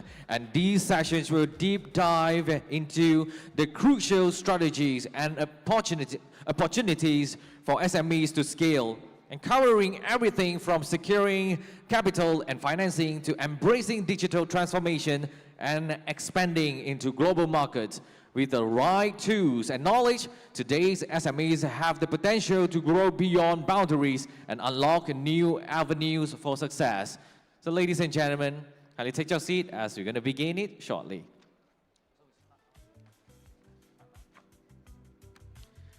And we are truly fortunate to have an esteemed panel of experts with us today who will share their insights on these very topics. So without further ado, ladies and gentlemen, let's give a big round of applause to welcome our panelists, Mr. Rizal Dato Naini from SME Corp Malaysia to the stage, and Mr. Mansoor Shah, Deputy CEO of Matrade, and also Mr. Mohamad Rizwan Afendi, Director of Digital Services, Digital Transformation Division, MDAG. And guiding this expert discussion, we are honored to have Dr. William Ng, the National President of Samantha, as our moderator. Let's give a big round of applause to our distinguished panelists and our moderators as they take the stage. Thank you everyone. Thanks for coming back from your coffee break and joining our first panel of the day. With us today, of course, we have a very distinguished panel of speakers. Many of you are familiar with them already. But to kick off today's session, I really want to talk about my breakfast this morning. So on the way to Bangsa South, I stopped by at Khairy. I think the MP actually say this whole area is Khairy, by the way. And I went to this nasi lemak store. It's quite famous. If you Google up famous nasi lemak store in Khairy, you know which one I went to. And while having nasi lemak, I asked the lady owner who was behind the counter, and I asked her, do you intend to open more branches? You're doing very well. Early morning, long crowd, business is doing very well. And the answer to me was this. He said, kalau buka cawangan baru, saya tak pasti ada duit ke tak ada duit nak buka. So that's number one. Then she mentioned, kalau buka pun kita tak pasti sama ada pelanggan datang tak datang. So to me, that summarizes the challenge of SMEs in general. You know, sometimes we have the intention to grow, we want to scale, but we find that financing is a challenge. And at the same time, we also find that perhaps market access and the market itself could be a challenge for us. Which is why today we are so honored to have a distinguished panel with us today, many of whom you have met if you have been here last year. These are the same panel who helped us out last year. But by means of a quick introduction, to my extreme left is Encik Rizal Dato Naini, the CEO of SME Corp. Thank you for that applause. Next to him, of course, this is Encik Mansoor, the Deputy CEO of Matrade, which is another very distinguished player in the SME ecosystem. And to my left, of course, is Encik Rizwan Afendi, Director of Digital Services, MDAG, whose minister is somewhere around the building still. So pressure on you, Encik Rizwan. So what we're going to do today is really to address the key challenges that many of us SMEs are facing on a day-to-day basis, as well as to try and dig into the minds of these distinguished gentlemen as to what we can, as MSG, do to overcome some of these challenges. And at the end of the session, if you have a bit of time, perhaps we will then address the main issue that is in the mind of most of us, which is the US reciprocal tariff. I think that's crucial, and I think we have the right panel to discuss that, time permitting. But to really kick off the discussion, I'm going to ask one question of each speaker, followed by perhaps a second round before we open to all of you to ask your question. I believe there is a QR code somewhere for you to ask your questions. If it's flashed on the screen, please, if you have any questions you want to ask the panelists, please do so. Don't be shy. Ask as many questions as you like so that we can try and take on as many questions as possible. So to kick off, we're going to start with Rizal. As you know, Rizal, SME Corp has a bird's eye view of Malaysia's SME ecosystem. In your opinion, what are the barriers that is holding back most of the SMEs from growing into mid-sized or even larger companies? Is it the mindset? Is it the structure and the ecosystem? or is it something else altogether? Thank you, Dr. William. First of all, I would like to thank CTOS inviting me for this panel today. And I also would like to say a very good morning to all of you, to my fellow panelists as well.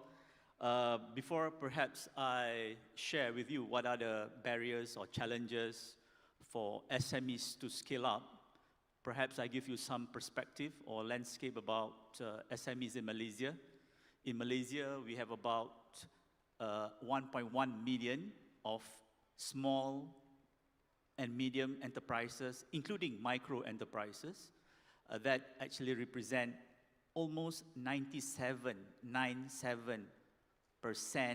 of all businesses in Malaysia. So it means that MSMEs are the backbone in terms of the economy of Malaysia.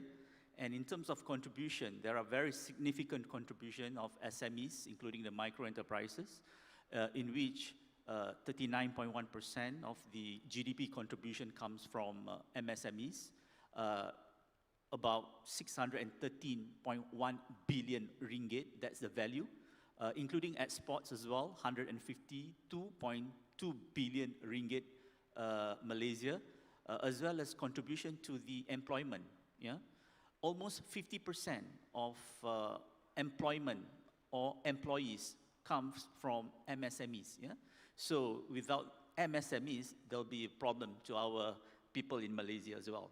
So back to the questions, which are the challenges and the barriers, right? So there are actually several, I can say many challenges and barriers that SMEs, including the micro enterprises, are facing when they do the business, yeah?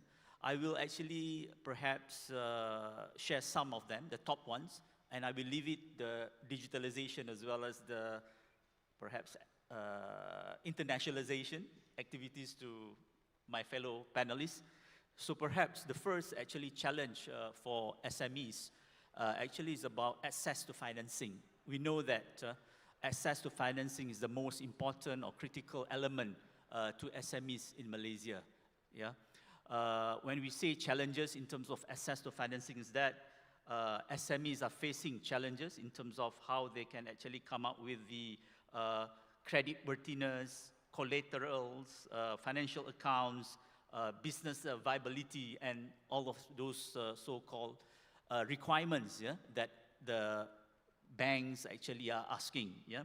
So for that, this is also due because of the economic uncertainty. I think they have actually stringent up regarding about the requirements. But what I can say now in Malaysia, it's not only about getting loans or financing from the financial institutions, but SMEs can also get so-called source of fund coming from alternative financing. We have P2P players nowadays, we have equity crowdfunding, we have investment, especially in the venture capital, to startups as well as to the early stage companies. So I believe when we look into the overall financing, not only rely on the loans and financing coming from the conventional financing, but of course we are complement each other. We have strategic partners with SME Corp Malaysia that we do, yeah? So all of these actually are challenges to SMEs, but at SME Corp Malaysia, we have such programs that can address the gaps. And for example, as I mentioned just now, the P2P, the equity crowdfunding, we have strategic partners with security commissions as well as with other P2P, approved P2P players for us to complement the industry in terms of giving financing to SMEs. Other than that, perhaps I would like to share regarding about the perception of a lot of buyers, maybe the big players, saying that SMEs have low quality product or services. These are always a perception, yeah? So how do we actually address or perhaps overcome that perception so that SMEs can be part of the supply chain of the perhaps global supply chain in this case? How do we do that? So I think we have to step up, especially the MSMEs, in terms of the branding, the marketing, the internationalization compliance, yeah? So these are things perhaps are challenges to SMEs, but the government, through many agencies, including SME Corp Malaysia, provide such programs to help SMEs in terms of how to step up going into the global supply chain, in terms of ESG compliance, in terms of internationalization standards that you have to meet, yeah, as well as other financial and non-financial assistance under the enhancement export programs that SME Corp Malaysia has as well. Why I touch about export program? Because these are very much to step up and to scale up our SMEs to go abroad, yeah? Because that's the high value that SMEs should look into. Beside that, perhaps talent is also an issue, Datuk William. Talent, we know that when it comes to talent, MSMEs has to compete with the big players to attract and retain the employees, yeah? I think one of the reasons is because perhaps the remuneration, the salary, the benefits that have been offered by MSMEs perhaps is not as attractive or perhaps lucrative as what the big players actually will offer. But then we have to look into how we can overcome this. I think one of the things we should look into is it's not just about remuneration, it's not just about monetary, but the experience, the value, perhaps how they can actually give up a bit of shares from the SMEs so that they can retain the good employees. That will be perhaps some of the things that we should look into. And I believe not only SME Corp Malaysia, but other government agencies who have such programs in terms of getting interns and becoming their employees and looking into what will be the best remuneration and attractive benefits for them should be looked into as well. And last but not least, as well as the audience here, perhaps another important thing that SMEs are facing challenges is about insufficient cash flow. When I talk about insufficient cash flow, it's about how actually they can get their sales or perhaps payment on time. So challenges is that most of SMEs, they want to get job, they perhaps ignore about how the contract will be like. So perhaps when you look at your contract, you have to look at the payment as well, the payment terms. Late payment is always an issue for SMEs. So I believe these are things that we are looking into as well, how we can actually come up with an SME bill to protect the SMEs coming from the government side, but they will take some study for us to do that. And other than that, I think it's about the current issues like the geopolitical tension between some countries like US and China that will implicate and impose of higher tariff, which I think we will talk about that later. But in a way, that will actually give a higher cost for SMEs to do business directly and indirectly. We know that we have like SMEs alone. When we look at the statistic released by Department of Statistics Malaysia, the top 3 countries that MSMEs export are Singapore, China, and US, United States.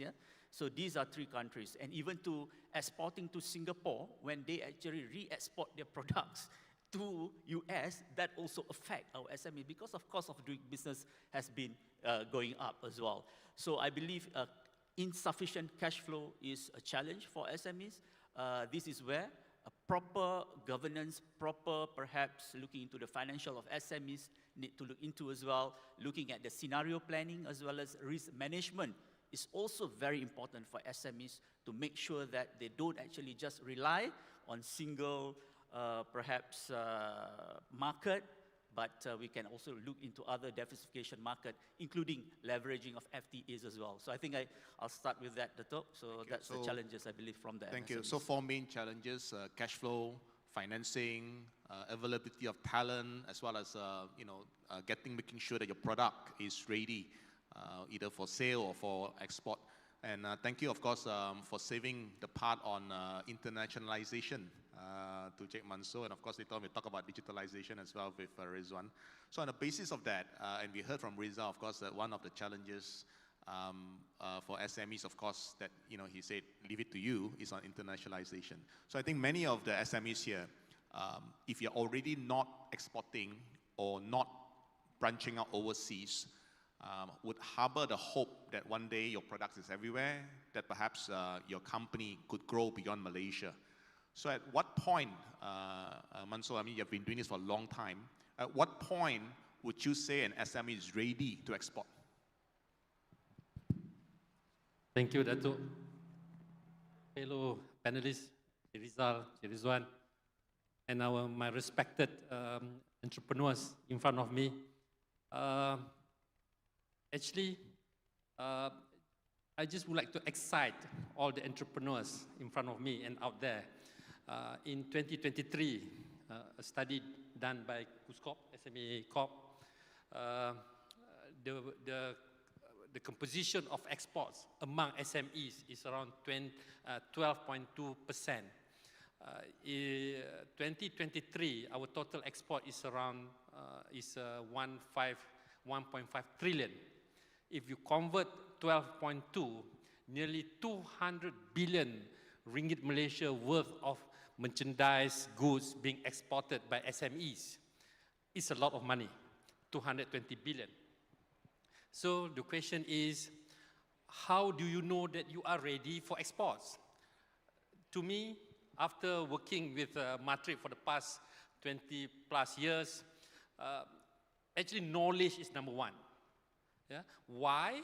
Because you need to know which market to go. You cannot just simply wake up in the morning and then you said, okay, I think it's time for me to go to Dubai because everybody go to Dubai. Not necessarily that. Or probably, maybe I just had tackled the market around ASEAN because it's closer and AFTA in place. Or probably because I used to study in US, so I need to export to US. Or Europe because I'm familiar with UK. So the number one is actually you need to have the knowledge. What product do you have in hand? Because now, among youngsters, they go for branding. They are the brand owner. They can use any factory out there, yeah, to manufacture the goods. But the most important is branding. I spoke to one of the so-called artists. Yeah? He's a singer. Because of his popularity, he said, maybe I can do well in business too. But no, the business just collapsed. Yeah? So later, he started to learn with his mentor on how to do business. And then it started with, they said, branding is number one. So again, to the youngsters, to the entrepreneurs in front of me, number one is knowledge. Come to Madrid, we have the Business Information Center. The report is there. Actually, the report is very current. The government of Malaysia spent a lot of money in buying this report because from this report, for example, you are trying to sell tea, for example, yeah? Then you need to know if the market is actually this market, then the report will tell you who are the players in tea, who are the importers, who are the buyers, what are the brand, what are the pricing strategy, how do you want to be successful in the market, which country is actually exporting to this country. Okay. The level one of information you can get it through the report that is readily available in Madrid. But on top of that, this is where our 49 offices around the globe will assist you. Yeah? For example, you have decided to go to this market, then Madrid offices around the globe will assist you in getting more information, whether what is the marketing fees, what is the right pricing, what is the channel of distribution, and so on and so forth. So that is number one. Number two is actually, normally among SMEs, yeah, the CEO will handle the export market. The CEO himself or herself will handle the export market. But then when the CEO went for a trade promotion program with Madrid overseas, once they come back, they have all the leads. When they come back to the business, they will bog down with financing issues, manufacturing issues, human resources issues. So to me, while in my engagement with entrepreneurs in Malaysia, I do believe an organization that want to go export, they must have a dedicated team. Furthermore, now, for example, during this digital economy, e-commerce, if you subscribe, because MyTrade do have a program we call e-trade and also e-BizLink. If you subscribe to any of the international e-commerce platform, every morning you will receive 200, 300 inquiries from around the globe, asking what is your product like, what is the specification, what is the pricing. So if you, as a CEO of a company, you want to handle this, at the same time you also want to handle the manufacturing, the finance, the human resources, I think it is unbelievable that you can do it well. So my second is actually, of course, the talent. As mentioned by Chief Rizal, you need to have a good talent to manage the export department. And I do not want to touch on financing because Mr. Rizal already touched that, and I do not want to touch a lot of digital because Mr. Rizwan will touch that. I'm looking at more of the soft skill, the soft skill, and then of course the appetite for you to go overseas, because we do have a program where we do SMI, Senior Management Interview. When we interviewed them, they said, why should I go overseas? The market in Malaysia is doing well. I earn about 10 million, 20 million a year. That is good enough for me. So these are the three things. Thank you very much, Sheikh Mansoor. I personally, as you know, lead at least 2 trade missions a year under Samantha overseas. And our first stop every time we do the trade mission, our own trade mission, is always at the trade commissioner of the respective market. Not only because we want to get the business intelligence or the market intelligence of the particular market, but also to ensure that we know who not to deal with, to avoid all these pitfalls when it comes to exporting or even opening businesses overseas. Of course, Sheikh Mansoor, we heard yesterday, PM actually mentioned that MyTrade is getting another 50 million ringgit to help SMEs overcome this tariff issue. Time permitting, we're going to try and dig into that to see how some of us in the room can tap into that 50 million ringgit that has been announced by the Prime Minister. So on that note, we now switch to Cik Rizwan. If Rizwan, you remember during the pandemic, many of brick and mortar businesses, retailers, distributors, trading companies, you name it, decided to go online massively. But then we also have people come back to us and say, look, it's not so easy to just set up a shop with Shopee or Lazada. You have to know how to take the right photo, load it up, the right copywriting, make sure it's attractive, invest in promotion, do live. Then there's the Q&A from your customers. Then there's the fulfillment, there's the shipping. And then if something goes wrong, how do you do the refund? Then there's a payment system, then there's fraud. And then there is a penalty and whatnot. So it sounds a lot more complicated than most SMEs may be prepared for. So because of that, I feel that there are room for us to encourage more SMEs to go digital. But at the same time, how do we overcome this mental block? They say digital is difficult, right? In your mind, what would you advise? How do you encourage more SMEs to go digital? Thank you, Dato'. Fellow panelists. When it comes to digitalization and going digital, I think number one, the only constant at the moment is change. And digital is something after pandemic is a must. And basically, digital by default, that's the mantra, the things that people have been saying, that post-pandemic, digital is by default. However, digital is not easy. So when it comes to this, again, I think effort has to be put in by business owners and to embrace the change. I'm going to cite, there's one book by this author, Jim Collins, on The Good to Great. It's one of the bestsellers. I think the book was published about more than 10 years ago. It tells the story on how companies actually embrace changes, and from being a good company, they can transform to a great companies. And one of the factors is basically embracing and adopting technology. So in this particular moment, and digital technology, I think, is the most important set of technology for businesses to thrive in this new era. So change is not easy. Change is always, always comes with some challenges, and this is where the role of agencies like MDEC, SME Corp, Matrade, and to assist MSME to embrace changes, in specific to adopt digitalization. So, for example, I give you another example. How many of you knows how many types of knives you have? We have at home. Not many knows, maybe 8. But actually, if you search, there's actually over 30 types of knives. But the one you need at home probably would be maybe 6 or 8 types of knives. And you have one special knife, which is multi-purpose knife. You can use it for anything. So when it comes to digitalization, it is also that complex. When it comes to digitalization, where do I start?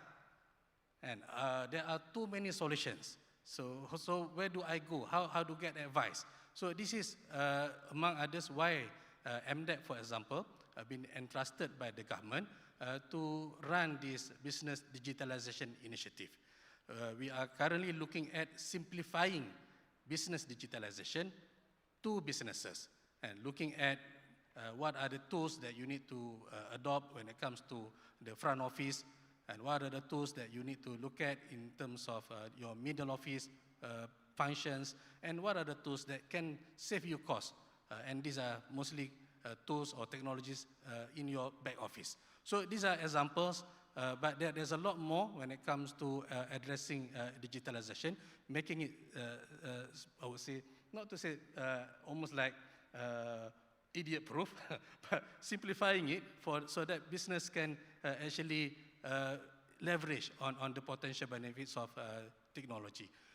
Another example that I can give you would be the programs that we currently run at MDEC, which is on the sharing economy. So when it comes to the term sharing economy, normally people are more used to the term gig economy. So we are now living in the era whereby most of the things that we need to do are being performed via digital platform.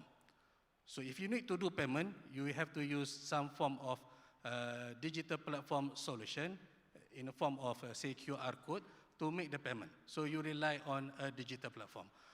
So same goes when it comes to the digitalization and via this sharing economy model, what we actually trying to educate businesses in Malaysia is that you can focus on your core expertise and leave some of the non-core expertise, such as logistics, to some of this platform.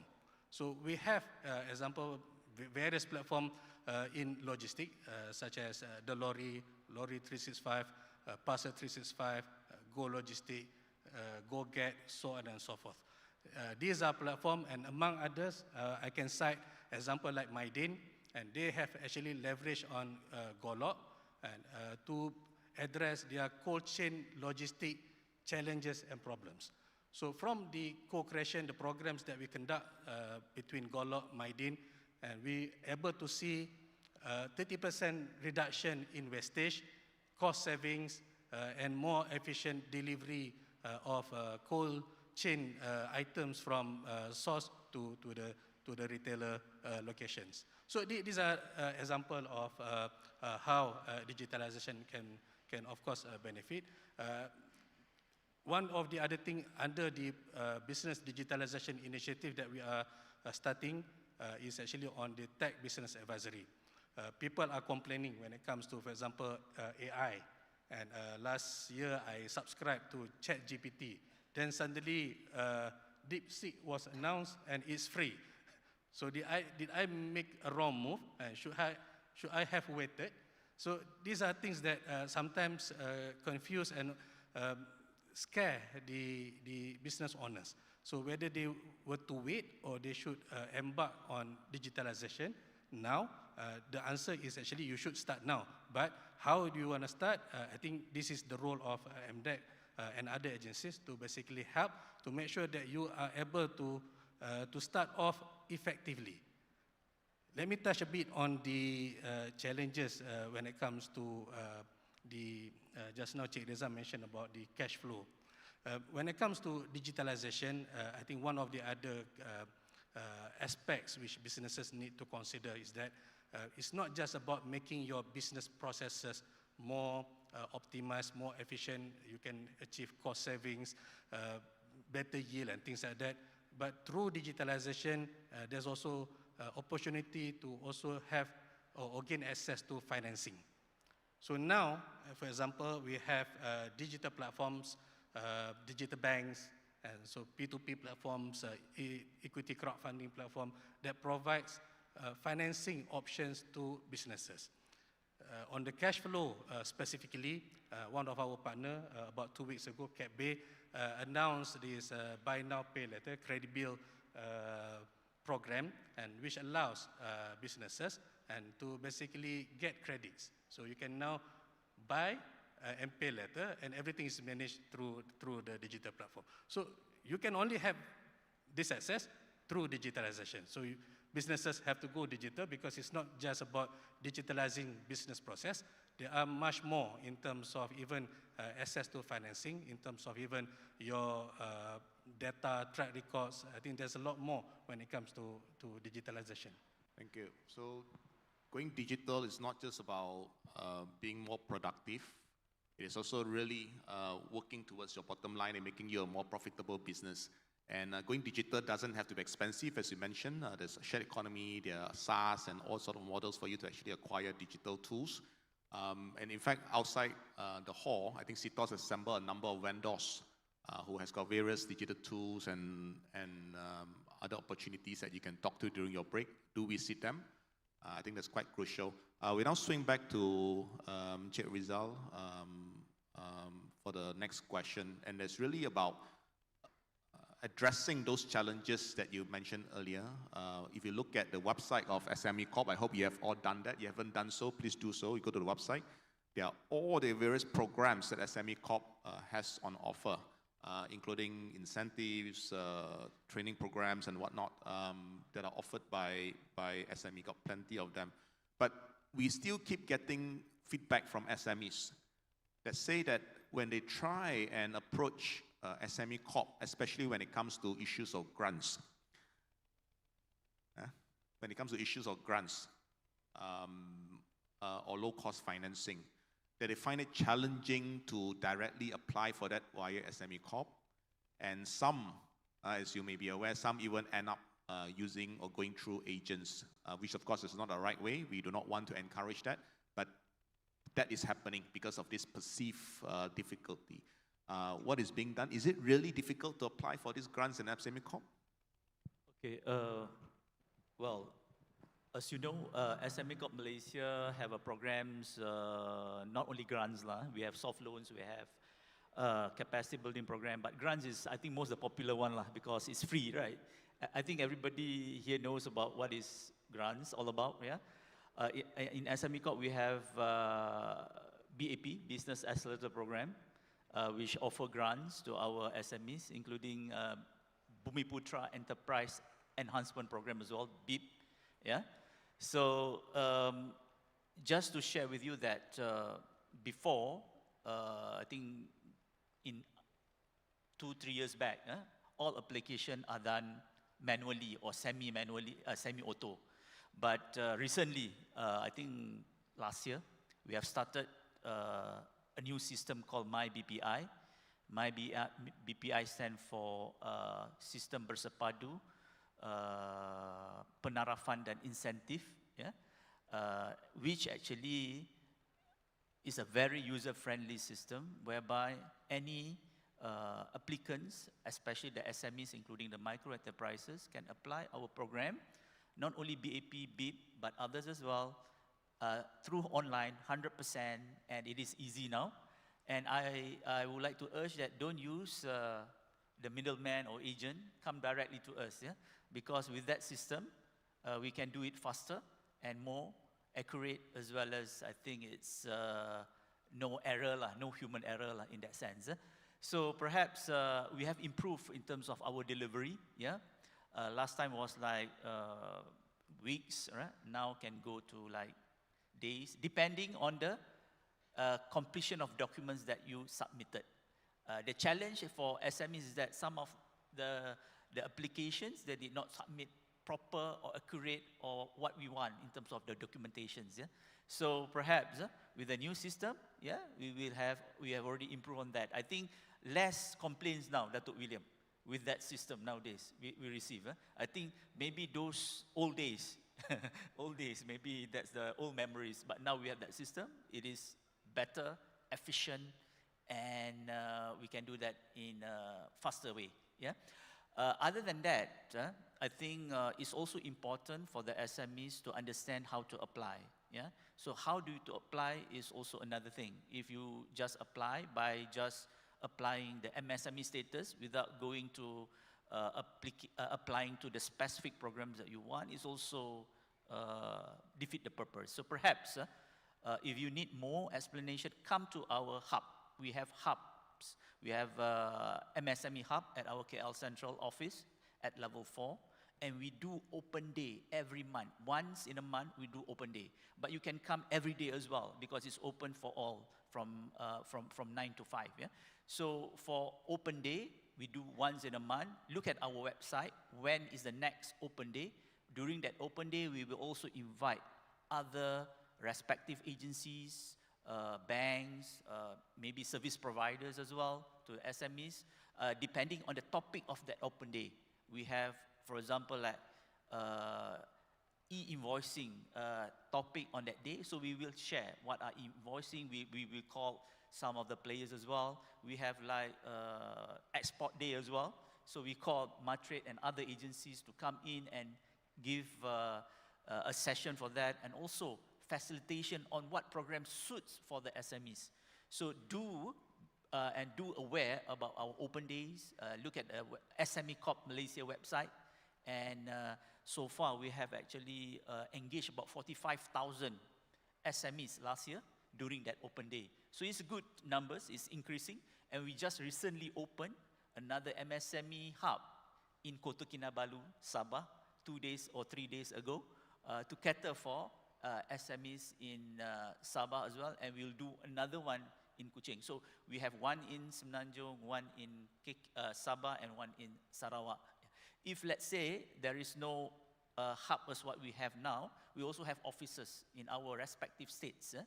Go to our respective state to get information, not only about SME Corp Malaysia's program, but also other, because we are the so-called reference center for all SME development programs by the government. We have 15 ministries, we have 55 government agencies, 13 state governments as well, part of our so-called facilitation in giving out all this knowledge about the latest information about SMEs programs. So perhaps do come to us and do serve our SME Corp Malaysia website. Yes, do partner with SME Corp. Always remember that as SME owners, your success is their KPI.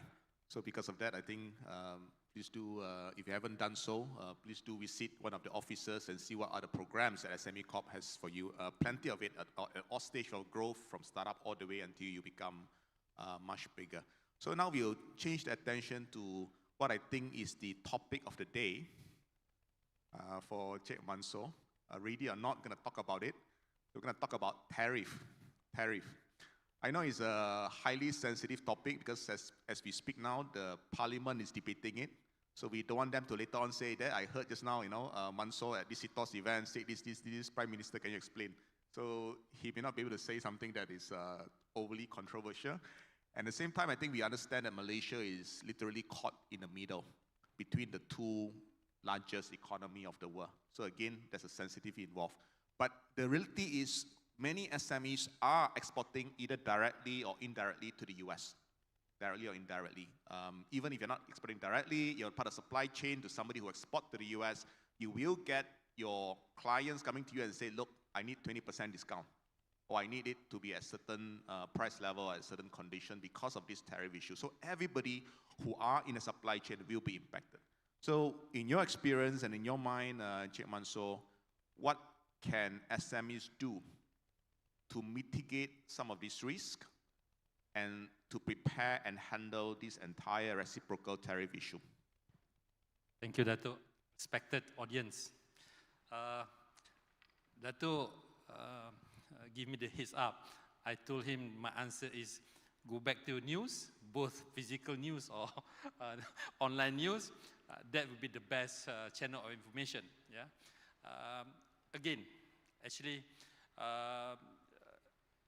during the budget speech last year, yeah, Yang Ahmad Mohamad, Prime Minister, mentioned when he talked about international trade, Malaysian SMEs should focus, if everybody can go back to the speech, yeah, budget speech, SMEs should focus on non-traditional market, such as, in the budget speech, he mentioned about Latin America, Africa, West Asia.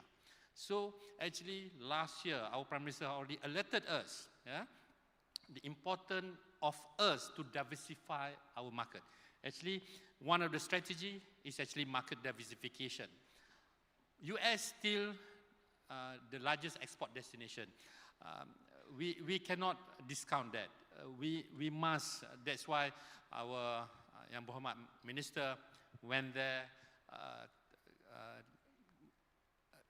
and understand what is the requirement and so on and so forth. Yeah? It is very important. Nearly 200 billion export to the destination. So, so that remains. However, as Matrade, we could not just rely on that. We are now focusing on non-traditional market, Eastern Europe, yeah? Because for example, Africa, we have 1 billion plus. I was there for 4 years. I was posted to Johannesburg. It's a very beautiful countries, and a lot of things are actually imported. So these are all the market that actually Matrade is moving into. That's why in the during budget speech, our Prime Minister urged SMEs to go into different market. That will be my immediate response, Dato'. Thank you. Thank you for that. We don't have a lot of time, so I'll ask a final question to, or Riza, you want to add on to that? Very quickly, maybe you, if you want to. Yes. Okay, just a quick one, because these are things that people are discussing now about export, especially for the SMEs. I think in short, for SMEs, when you are in the export market, especially in the US market, or perhaps you have importation coming from China, I would like to urge to see that the SMEs actually do proper homework in terms of scenario planning as well as risk management, yeah? Because with that, you can go further in terms of what will be next. Especially, you need to know how you're going to diversify your market as well, because that will be your strategy, yeah? Diversification of market, not only relying on US market, perhaps we have now BRICS, we have CPTPP, we have EFTA later on the Europe market. So please do understand, or perhaps know about the knowledge about these FTAs and regional corporations, economic corporations, because that will actually give you benefits, especially there is a SME chapter. I think last week, yeah, we actually export palm oil without tariff to UK under CPTPP. So anyone knows about that, especially coming from the SMEs? So I think SMEs need to understand what are the FTAs that can benefit them. Other than that, I think it's about perhaps we need to actually look into the high value chain in terms of doing business, not only doing manufacturing like to become OEM for those manufacturers, but look into the R&D side, how to go into the design, how to go into the branding, because these are the high value. If you look at the curve of the value chain, where is best for your industry? Thank you. So use this opportunity to really transform your business, so don't waste a good crisis, so to speak, right? So do you have anything to add on, Teresa? Thank you. I just want to add, I think one of the other benefits of digitalization is that digitalization can actually open up to new markets. So these are the things that I think businesses need to be aware of. I think I must probably highlight that digitalization is actually easy. In fact, if you compare setting up traditional businesses to setting up online businesses, it's actually much easier to set up the online businesses. So through online businesses, our Krepek is now already in London. And I think we work with Madrid, and the people in London actually discovered that the Krepek or the chips is beyond just barbecue sauce. There's also other kind of flavors, and coming from Banting, coming from Kuala Selangor, and so on and so forth. So digitalization can actually help that. But of course, the question would be when it comes to the new market, and I cannot speak Latino, how can I then address the question coming from clients from those alien geographic areas to me? So the answer is, one of the elements is actually AI. AI can actually help. You can be conversing with your counterparts in various languages, which you probably never learned in school, through AI. So these are the beauty of technology. I think there's a lot more to unveil. For those who keen to know more, I think for MDEC, we have programs under Business Digitalization Initiative. You can go to mdec.my/BDI to also look at, I think saw some question on financing. There's information on financing on the site. Thank you. To highlight how important is AI, recently, Samantha, we went to Taiwan, 150 SMEs, so we went to Taiwan. And everywhere we go, people talk about AI. In fact, we went to this fruit store, small fruit store, and the owners are talking about AI. So it seems as if the Taiwanese government has told all the businesses, forget about even digitalization, forget about ESG, forget about tariff war, just concentrate on AI and AI alone. I think that's how important AI is as a transformational tool for SMEs moving forward. Unfortunately, I know earlier I asked some of you or all of you to actually ask whatever questions you want to ask into the QR code. But unfortunately, we have just have this big time's up word that just flashed out. So unfortunately, we are not able to answer some of the very good questions that you have asked on digitalization journey, on ESG, on IPO, on the grant, and so on. So unfortunately, we won't be able to do it this time around because that's all the time we have. So on behalf of SME Corp, on behalf of Matrade, on behalf of MDEC. Okay, so Mansur reminded us that we have booths. Everyone here has a booth outside outside there. You can ask your questions if you need to have those questions answered. So again, on behalf of all the panelists today, thank you for being a fantastic audience. Please give yourselves a round of applause. Thank you. Let's give a round of applause to our panelists and our moderator, and kindly remain on stage. At this moment, I would like to invite Mr. Eric Chin, the CEO of CTOS Data Systems in Berhad, to come forward onto the stage to present the token of appreciation to our panelists and moderator. Let's give a big round of applause to Mr. Eric Chin. And first of all, we would like to present the token to our moderator, Dr. William Ng.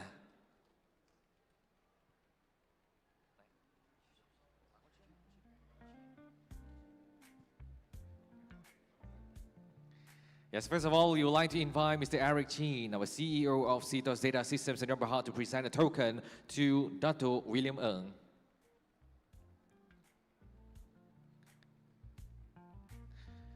Next, we would like to present a token of appreciation to Mr. Rizal Dato' Naini from SME Corp Malaysia.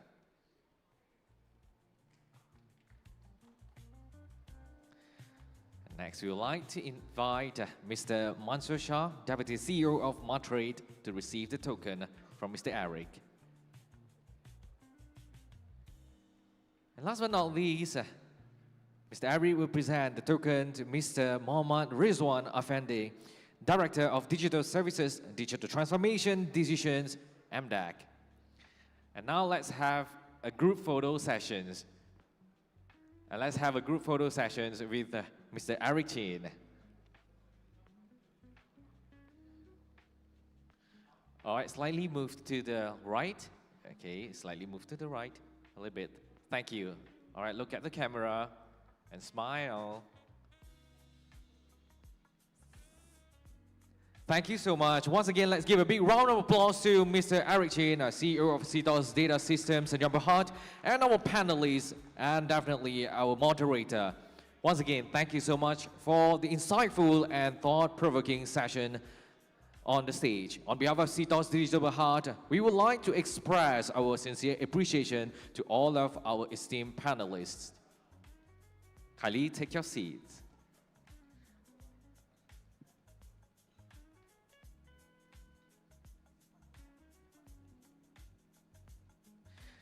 Ladies and gentlemen, the momentum continues. And up next, we dive into a topic that is revolutionizing the way businesses operate and scale: artificial intelligence. So our next session is titled Unleashing the AI Advantage, a Strategic Revolution for Growing Business. So in these sessions, we will explore how AI is no longer just a buzzword, but a powerful tool that is reshaping business strategies, improving efficiencies, and driving innovation across industries. So, and to lead us through this transformative journey, we are proud to welcome an expert in this field, Mr. Fahim Suraini, Senior Solution.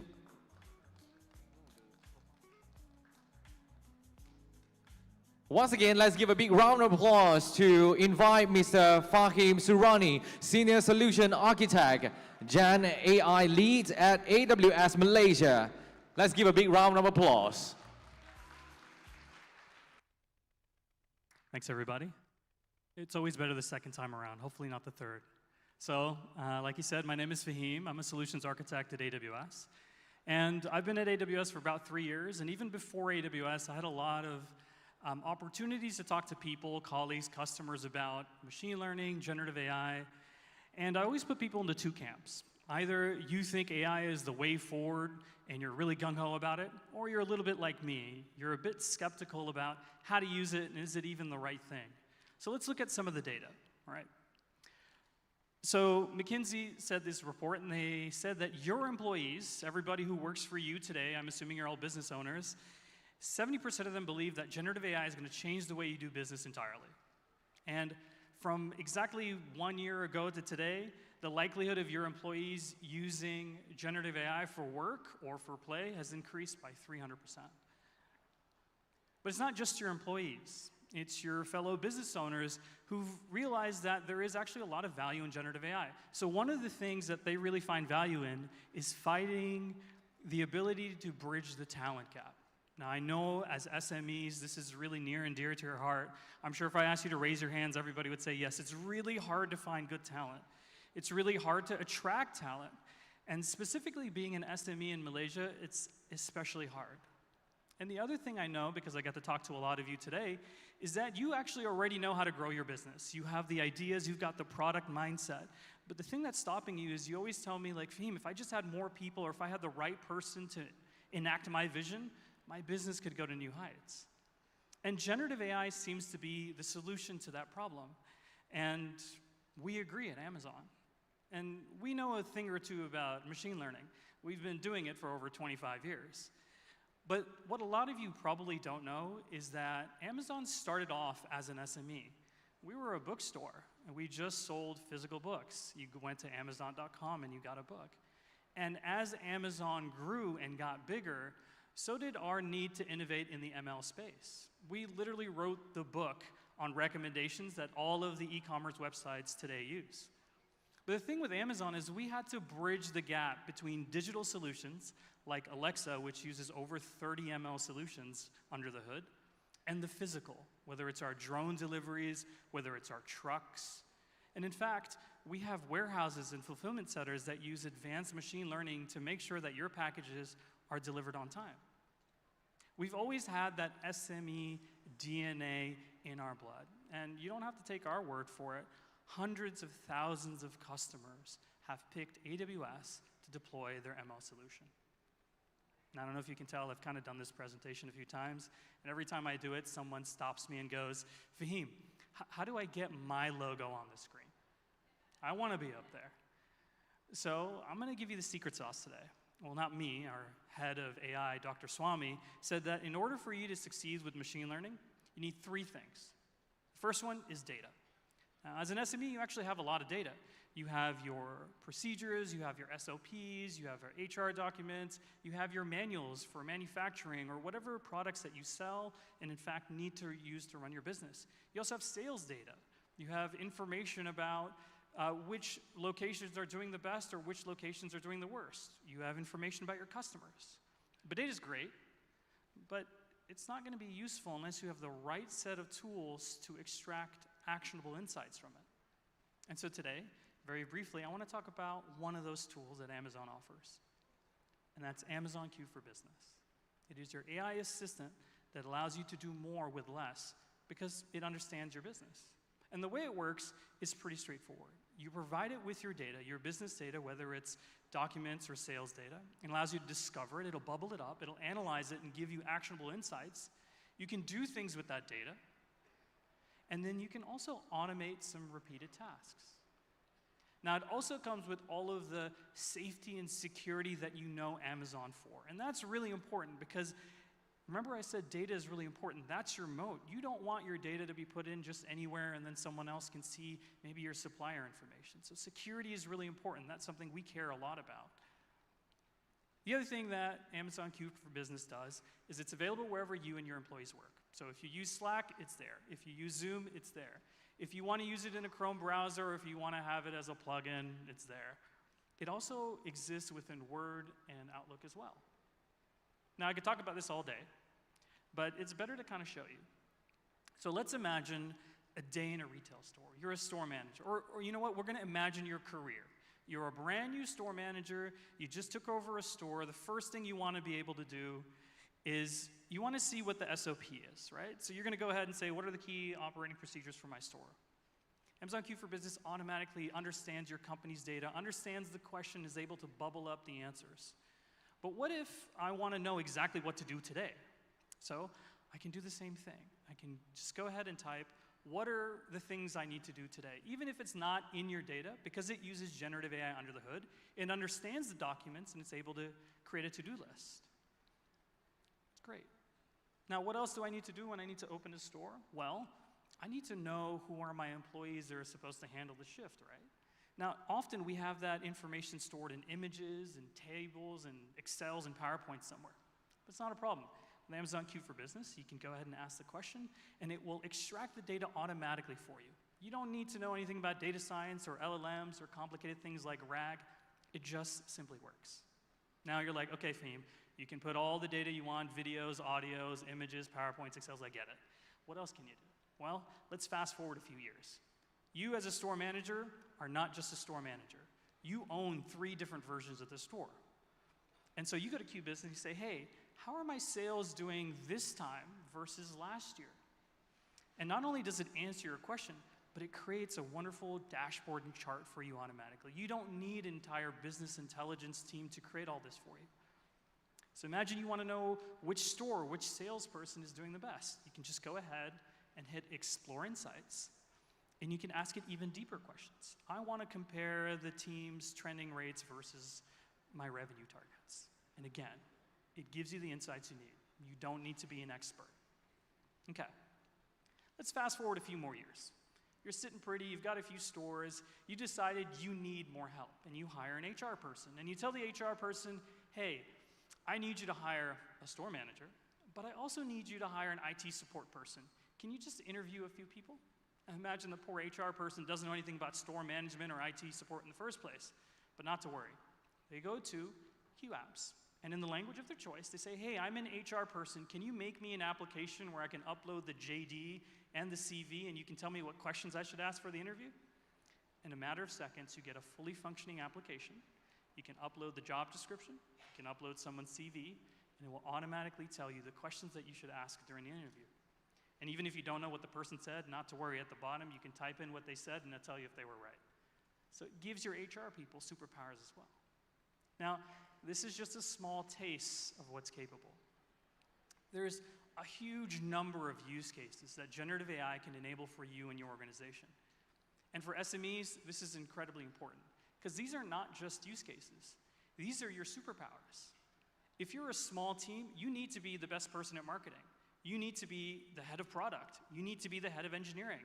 And you need to be able to do all these things just as well as an enterprise to be able to compete. And generative AI helps you balance the playing field. Now, I'm going to be a little bit honest here. I didn't come up with all these use cases. Neither did Amazon. Actually, you did, or our customers did. See, there was a third important part of this trifecta, and that's humans. The fact of the matter is, humans create innovations. You create innovations. And without you, none of this is possible. Let me give you a better analogy. See, we at Amazon create the best-in-class paints, paintbrushes, canvases, and easels. But it's when we work together is when you start to create true works of art or works of innovation. So whether you're a small two-man team in Malaysia that dreamed of creating their own version of Malay GPT that can understand Malay, both text and voice, you can do that with generative AI on AWS. Or whether you're a small company based out of Cyberjaya that does trading and wants to expand into Latin America and Africa and Europe, you can do that today like Deriv. Or if you're a company with humble beginnings not too far down the road that grew to be one of the largest stock photo providers the world over, like 123RF, you can do that as well. And to talk a little bit more about the journey of her company, I want to introduce the Leonardo da Vinci of her own organization, the CTO of 123RF, Phoebe.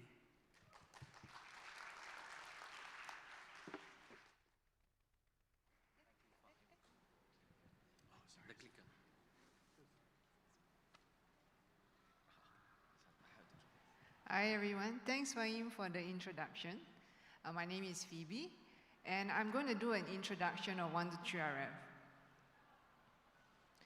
So, we started off in the year 2005 as a startup selling stock photos. And we were born and bred in Petaling Jaya.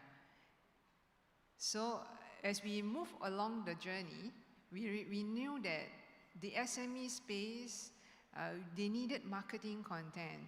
And marketing content back then was so expensive. One image could cost more than 1,000 ringgit. And what would that mean for you SMEs? Hence, 123RF came into the picture with the goal of providing affordable, commercially available, professional-looking pictures. So as we grew, we added new content to our collection, which is like video, audio, and even fonts. And as years goes by, we grew into the millions, and we hit this roadblock, discovery. How can our users find the perfect content among millions of photos and content? We had many breakthroughs throughout the years, and in 2023, we worked with AWS and came up with AI-powered search. Today, we are the largest creative asset provider in ASEAN. We have 26 sales offices around the world, something that we are very proud of. We have had many pains and challenges as in our journey, and we know that as you SMEs, you want to grow your business, but marketing is in itself a challenge.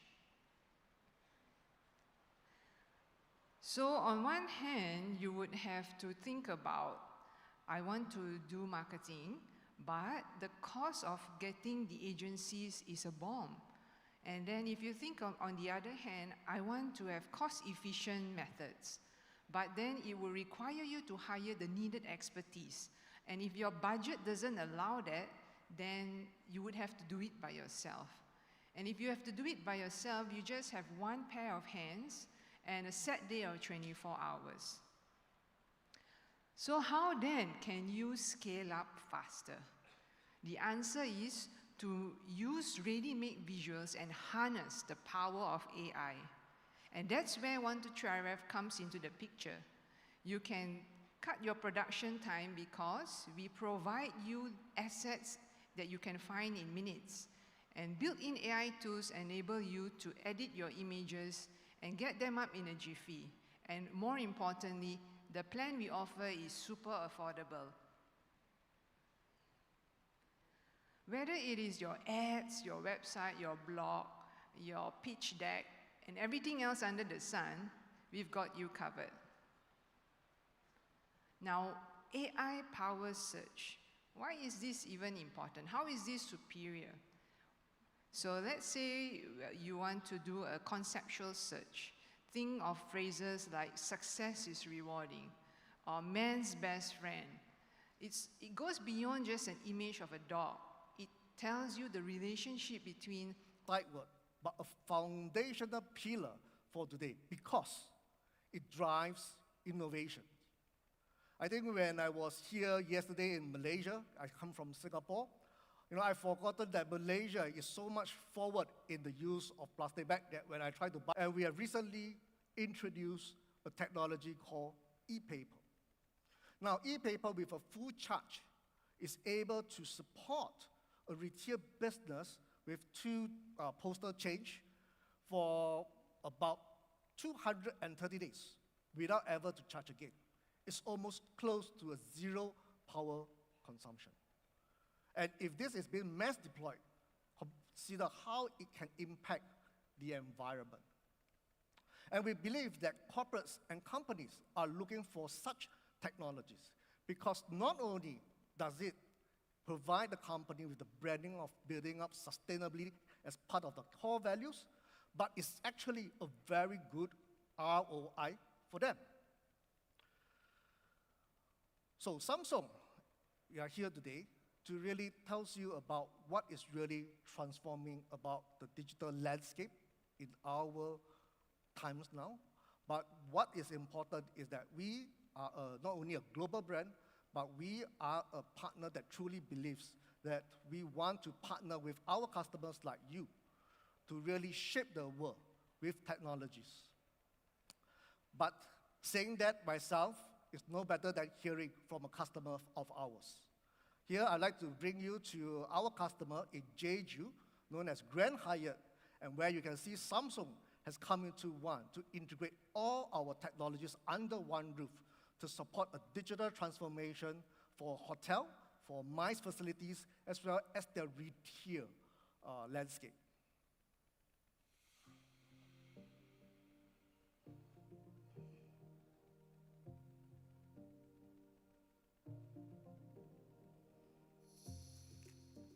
Jeju Dream Tower is a landmark building located at prime city center of Jeju. The size of it is almost the same size as Marina Bay Sands' 3 hotel towers and podium added together. We have 1,600 all-suite rooms, 14 restaurants and bars, MICE facilities, retail, and a casino with 141 tables and 220 slots.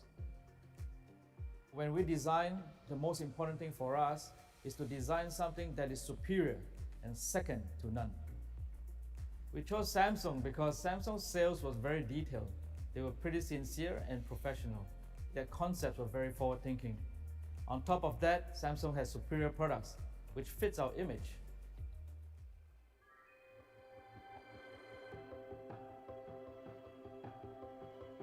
These days, the hotel industry is not just for renting rooms. While staying in a hotel, customers expect to escape the monotony of daily life. In order to deliver a unique relaxation experience to our guests, we designed all rooms as suites and installed a huge 75-inch TV there. We aim to provide a relaxation experience that is fully immersed in content on the big screen. Despite its large size, Samsung's hotel TV has a sleek design that blends well with the modern interior of the guest room without interference. Our content management solution is integrated with the H browser function to present Hyatt's unique brand image and deliver customized messages for each customer seamlessly. We've also installed various signage throughout the hotel so that our guests can get the information they need anytime, anywhere, without any inconvenience, even when the hotel staff are not present.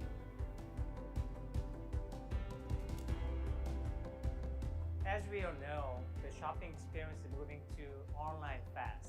For offline shopping malls to survive this shift, they need to provide an array of additional customer experience and services, such as dining, entertainment, and other interactions that online cannot provide.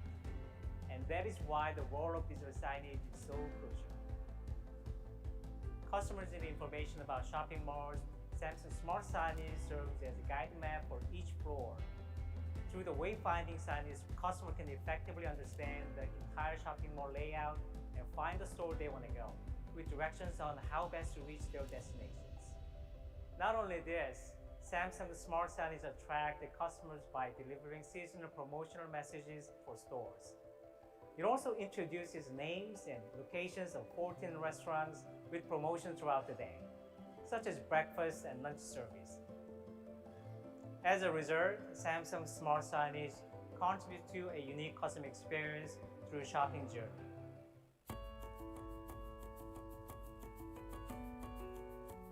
We built a pretty big casino with a wide open casino space.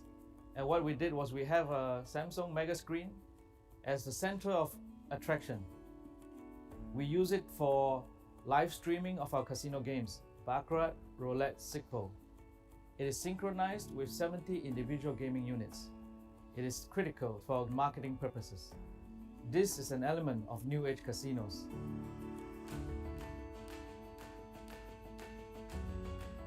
It was my first time staying at the Grand Hyatt Jeju, and one of the first things I noticed in the hotel room was that the TV was much bigger than mine at home. So the resort was massive, but luckily I could find my way around thanks to the guide maps on the screen. And I really loved the casino through the large screen. Playing with so many other people was really exciting. From consulting to technical advice and post-issue management, Samsung's expert technical support was able to reassure my team at every stage. Choosing Samsung as a partner was the clear choice. We were able to develop new ideas and build what we have today from the initial days when we were just talking about concepts. Samsung really played a key role in us building Dream Tower together.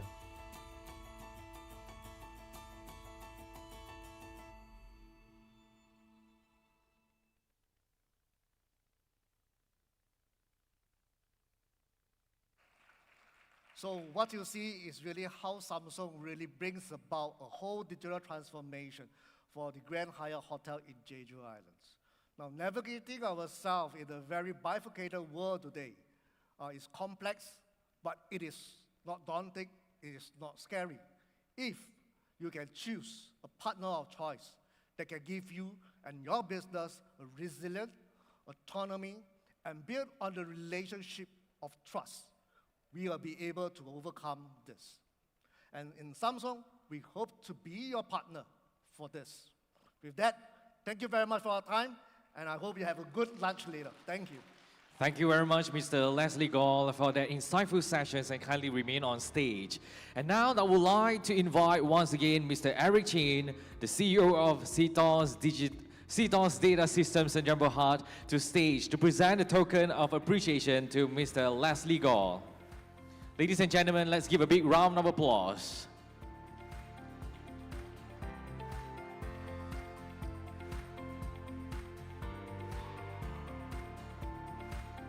Let's look at the camera and capture an amazing photo. Thank you so much once again to Mr. Leslie Goh, and thank you, Mr. Chin, for the token of appreciation. Kindly take your seats. And it is truly inspiring to see how a global tech leader like Samsung continues to support and elevate SMEs with innovative solutions and forward-thinking strategies, even amid the rapid changes of today's global landscape. So ladies and gentlemen, our next sessions dive into a critical topic for all growing businesses: bridging the SME growth gap, finding the right methodology, support, and tools. As SMEs scale, the right strategies, support system, and digital tools can make all the difference between stagnation and breakthrough success. So to shed light on this topic, we are honored to welcome a visionary entrepreneur and innovator, Mr. Kelvin Lee, CEO of Mochi Technologies, a company known for transforming the digital landscape for businesses across the region. Let's give a big round of applause to Mr. Kelvin Lee. Hi, good morning, everyone. Actually, Leslie is not the guy that between you and the lunch. I am. Okay, so I know you're hungry, so just give me a bit of time. So I'm going to go through a little bit on things that I hope it will bring you some value. Okay? The topic is called Breaching the Gap in SME Growth. How many of you here are considered SME? Half? More? I know a lot of corporate guys here, but SME, yes, there's a lot. So,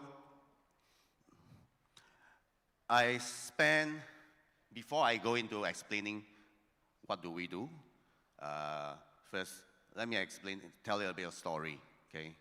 I spent almost my whole life career in corporates, you know, big corporation, in corporate, and the last 10 years, I was very passionate in SME digitalization, okay? And you heard what YB Gobind has said this morning. For SME to grow, for our industry to grow, we need to adopt digitalization. Agree? But this is not new, right? You heard about digitalization for years. So I worked very closely last 10 years with some government agency, with a lot of corporations to try to promote digitalization. How do we help SME to digitalize? So you can see I did a lot of education, sharing, a lot of coaching, and I found something very unique, okay? When we talk about digitalization, if you are a big corporation, when you adopt digitalization, you will grow, right? A lot of a small SME, when we try to support them with digitalization, is digitalization alone sufficient for SME to grow?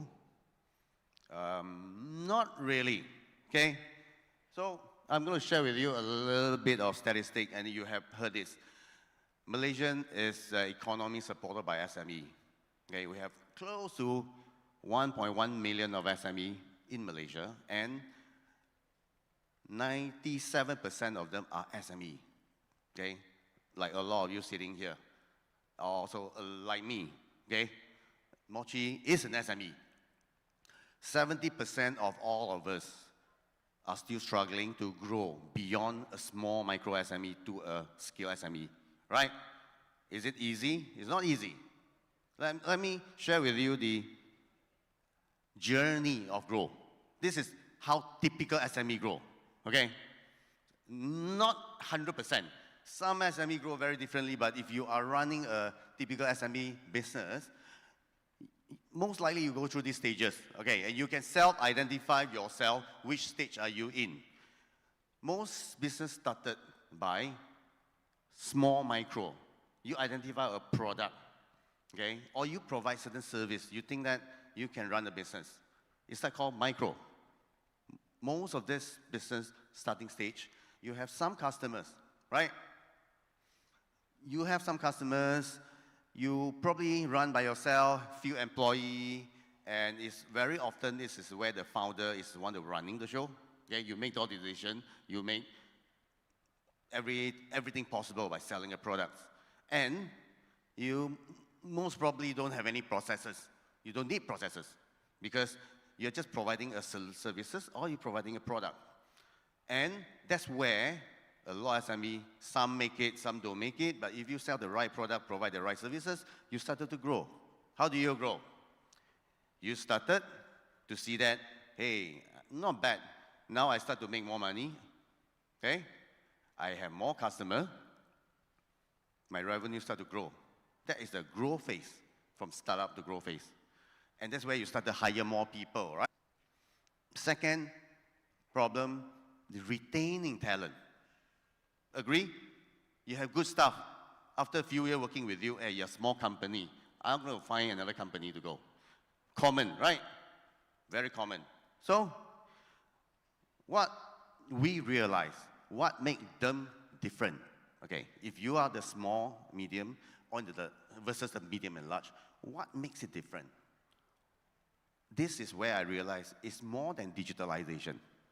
Okay, if you look at the left, the company will need to learn how do we shift from selling a product or selling a service to selling your brand. Am I right? When you want to grow, you need to start to build a brand. You cannot just continue to compete in product. So you need to think about, hey, how do I build brand? How do I market brand? You need to know how do you keep your customer, improve how your customer in the engagement, how to make sure that your existing customer continue to stay and give you revenue while you're finding new one. Okay? So that's important. And that differentiates a lot of small SME and large because they know how to build a brand. They know how to market a brand, and they know how to manage a customer better. So customer experience improve.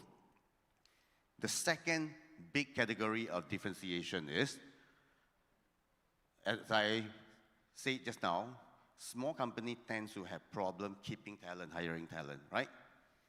Okay, because the boss always say, my decision, okay? So, good employee, what do they like? They like empowerment, right? They like the ability to create satisfaction, and they like good culture. Why is that for many years that people say that, hey, you're a great talent, a lot of young talented stuff, where do they go? They have to go to the light of companies like, what? Grab, Google, AWS, great company, great culture. SME, do you have good culture? It's very difficult for SME to build culture, right?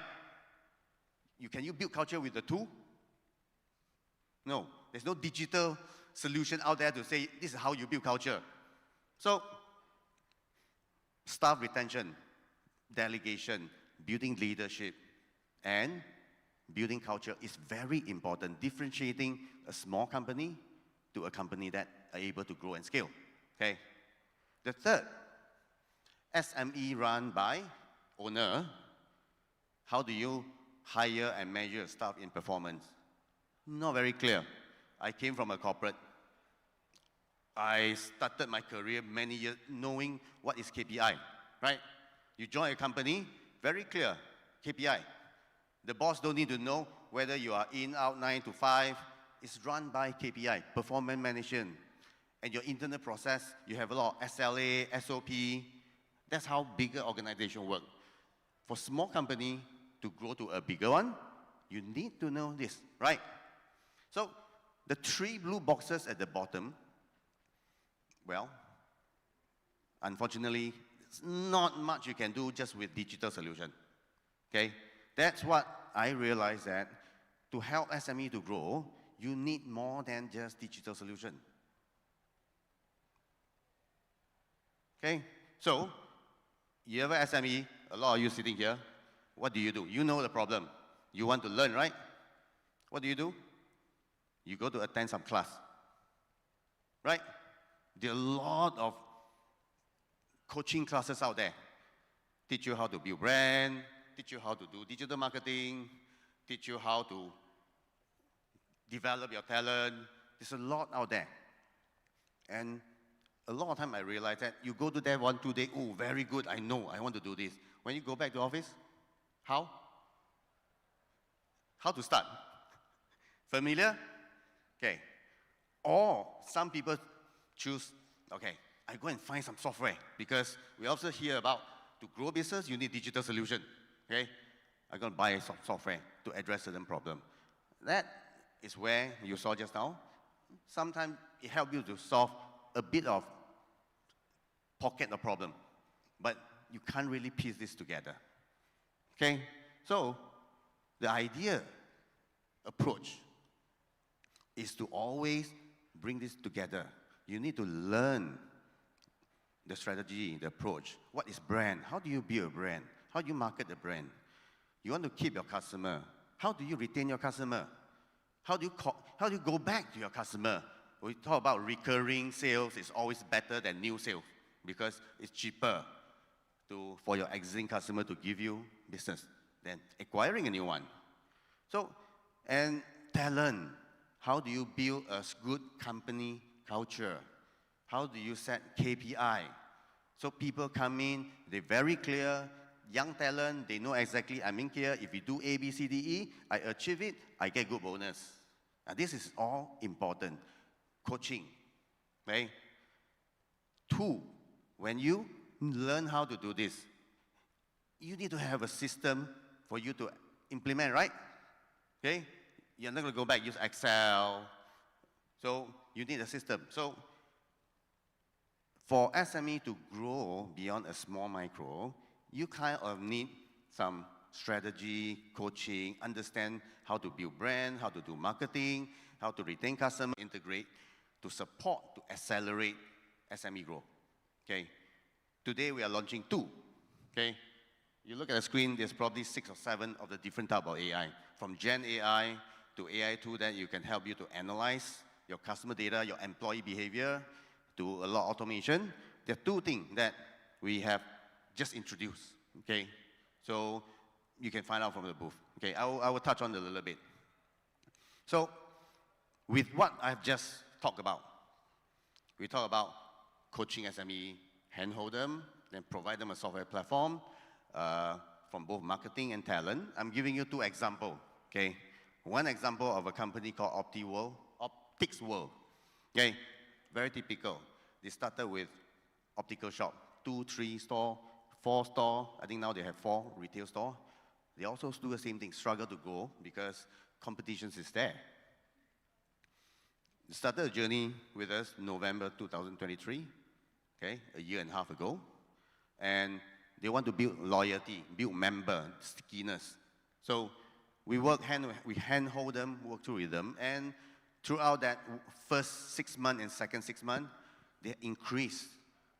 They set a membership program. They increased the member from 10,000 to 32,000. And that second half year, revenue increased 40%. So if you do something right, it can help you to improve your business. That's where you grow. Another example of another company called Total Manufacturing Buns, Baker. And it's a different business because they run a production. They have a lot of people in the baking production. Okay? So what they need is manage the people, performance KPI. As an owner, I cannot go down to production every hour to check on them because the quality is important. They started adopting this about less than a year ago. Okay? What they want to do is they want to see how I can manage my staff motivation, make sure that they're motivated and they have quality. So they started to implement certain things to say identify every single task every day that my home team had to do, and also use the platform and a tool, which is the app, to also track, have I completed all of this? So that's a performance. They introduced a process which we coach them called PDCA, plan, do it, execute, and correct, then action. So the end of the result after this implementation, they are able to improve the quality. Now staff are motivated because all their performance are linked to the KPI, and their bonus is linked to what they have achieved in the KPI.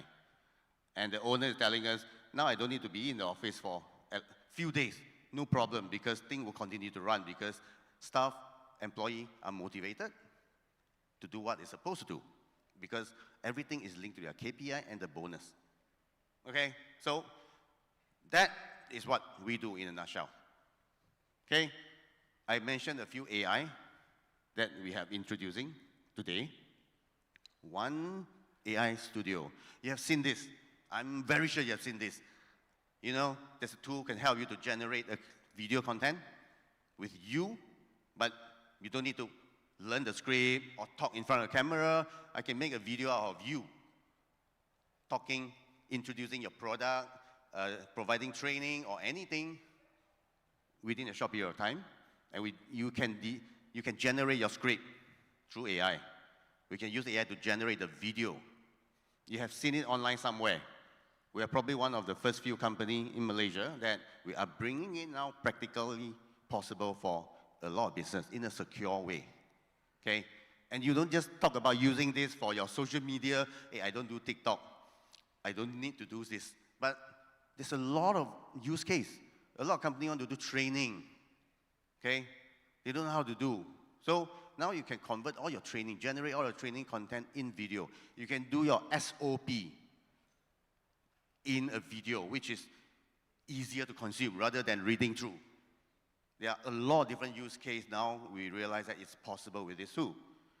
Today, we also introduce the AI assistant. And you have also seen this and heard it. I can have an AI employee help me to handle all my customer inquiry, customer service, right? Or I do post some ad or digital ad on social media, on Facebook. A lot of people will come in and say, PM, PM, PM, right? Now I have someone, this is different from a chatbot, okay? The chatbot that you know for many years are machine. Machine means they do one thing consistently the same way. Now with AI, it makes it very humanized, okay? You can, why we call it plus? There are plenty of HRMS out there, okay? HRMS help you to do what? From paper to paperless, right? Okay, apply leave, claim, attendance. But those are just paper to paperless. What I mentioned just now about, you want a tool who can do more than just a transaction. If it gives certain capability for you to build cultural element, okay? You can use it to do some daily learning, you know? You can use that to now post certain learning content into the app on the daily basis. A lot of companies are lacking transparency. The boss have a lot of things in the head, but the staff do not understand what the company is doing. Only come here 9 to 5. We can help you to build this, to communicate. So as a CEO, you can use this tool to start to send a daily CEO message, weekly CEO message, to communicate with the people. And it's a two-way, not one way. Okay? So that's why we call it HRMS Plus. It does what you can do as HRMS plus something more. Okay? And I'm now going to the last slide. Okay? So what I have talked about just now, sum up what we do to help SME to grow from just beyond adopting a tool to a coaching element on how you know how to do and using the tool to grow from your marketing, brand, and your talent. Okay? So if you are a growing SME that you really want to do more, or you are someone that is very forward-thinking, leader, you want to develop leadership in your organization, you want to develop your talent, okay? Feel free to talk to us. Okay? We have the booth right outside, and there's also a QR code if you want to find out more. Feel free to scan this, or you can just drop by the booth, okay? And that's what I'm sharing today. I hope I give you a little bit tips and idea on how do you grow your business. Okay? Thank you very much. Thank you very much, Mr. Calvin Lee. Kindly remain on stage. And now I would like to invite once again Mr. Eric Chin to the stage to present the token of appreciation to Mr. Calvin Lee. Let's give a big round of applause.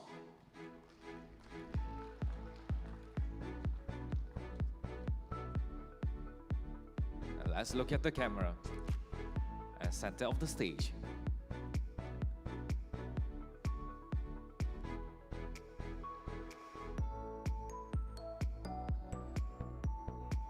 All right, once again, thank you, Mr. Eric Chin and Mr. Calvin Lee for these incredible sessions. So, ladies and gentlemen, let's give a big round of applause. And with that, ladies and gentlemen, before the lunch, I'm pleased to reconvene here at the ballroom by 1 p.m. sharp. You know what? Because we do have a very special and interesting sessions lined up for you, featuring well-known podcast co-host Encik Khairy Jamaluddin, and our exclusive session with Machine May, the COO of CTOS Data Systems and Your Heart, right over here at 1 p.m. So let's enjoy and take a short break. Please do not forget to reconvene at 1 p.m. sharp in this ballroom, and stay tuned for these incredible and interesting sessions later.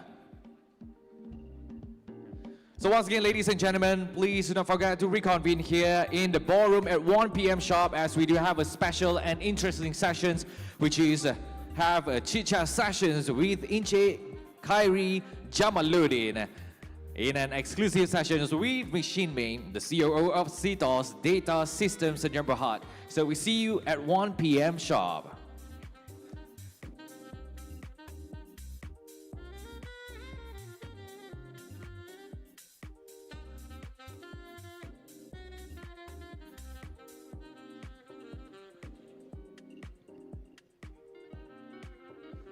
Yes, so ladies and gentlemen, I believe that you aren't going to miss out this interesting topic at 1 p.m. later, special brought to you by CTOS. And yes, we do have our honorable guest as well, which is Khairy Jamaluddin, to be here with us and talking about from government to ground zero, lessons in leading without a title. So if you'd like to know more about our co-host, which is a well-known co-host, Khairy Jamaluddin, please come back at 1 p.m. sharp.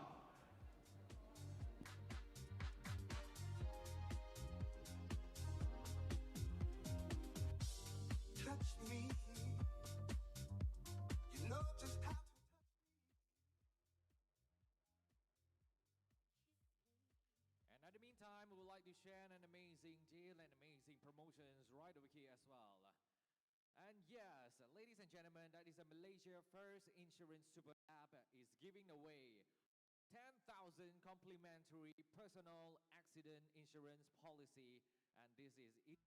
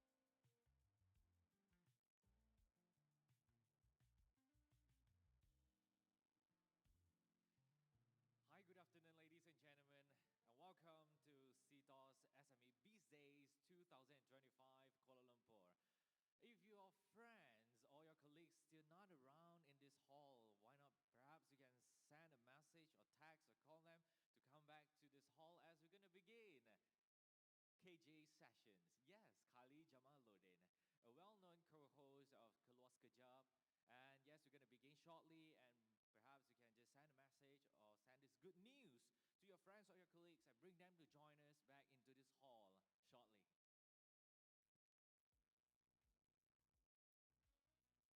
And I believe that you aren't going to miss out this incredible and interesting lineup for you, featuring the well-known podcast co-host Encik Khairy Jamaluddin in an exclusive sessions with Ms. Shin Mei, the COO of CTOS Data Systems Sdn Bhd.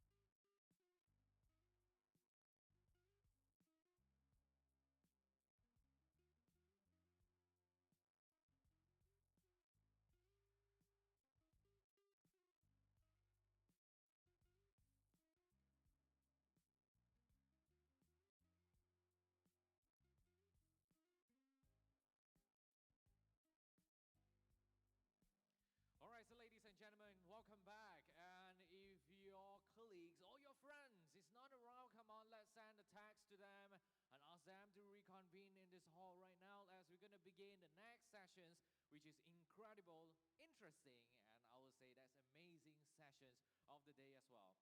So yes, we have our special guest, which is Khairy Jamaluddin, to be on the stage to have a chit-chat sessions with Ms. Shinmei, our COO of CTOS Data Systems Sdn Bhd, to talk about from government to ground zero, lesson in leading without a title. So yes, we're going to begin it shortly. So ladies and gentlemen, I would like to invite each and every one of you to come back to this hall and get ready for the next session.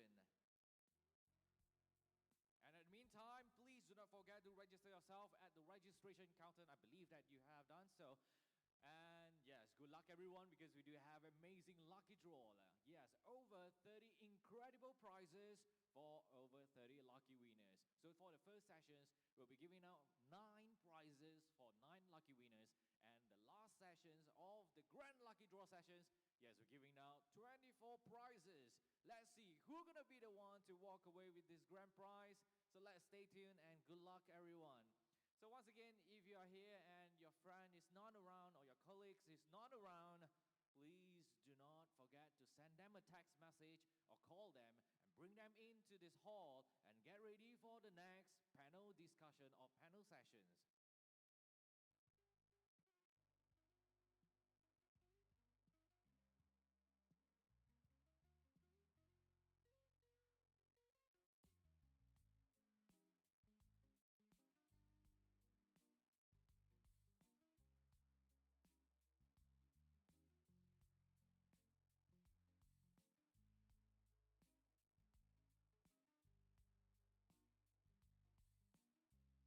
And since you are here, please don't forget to follow our social media.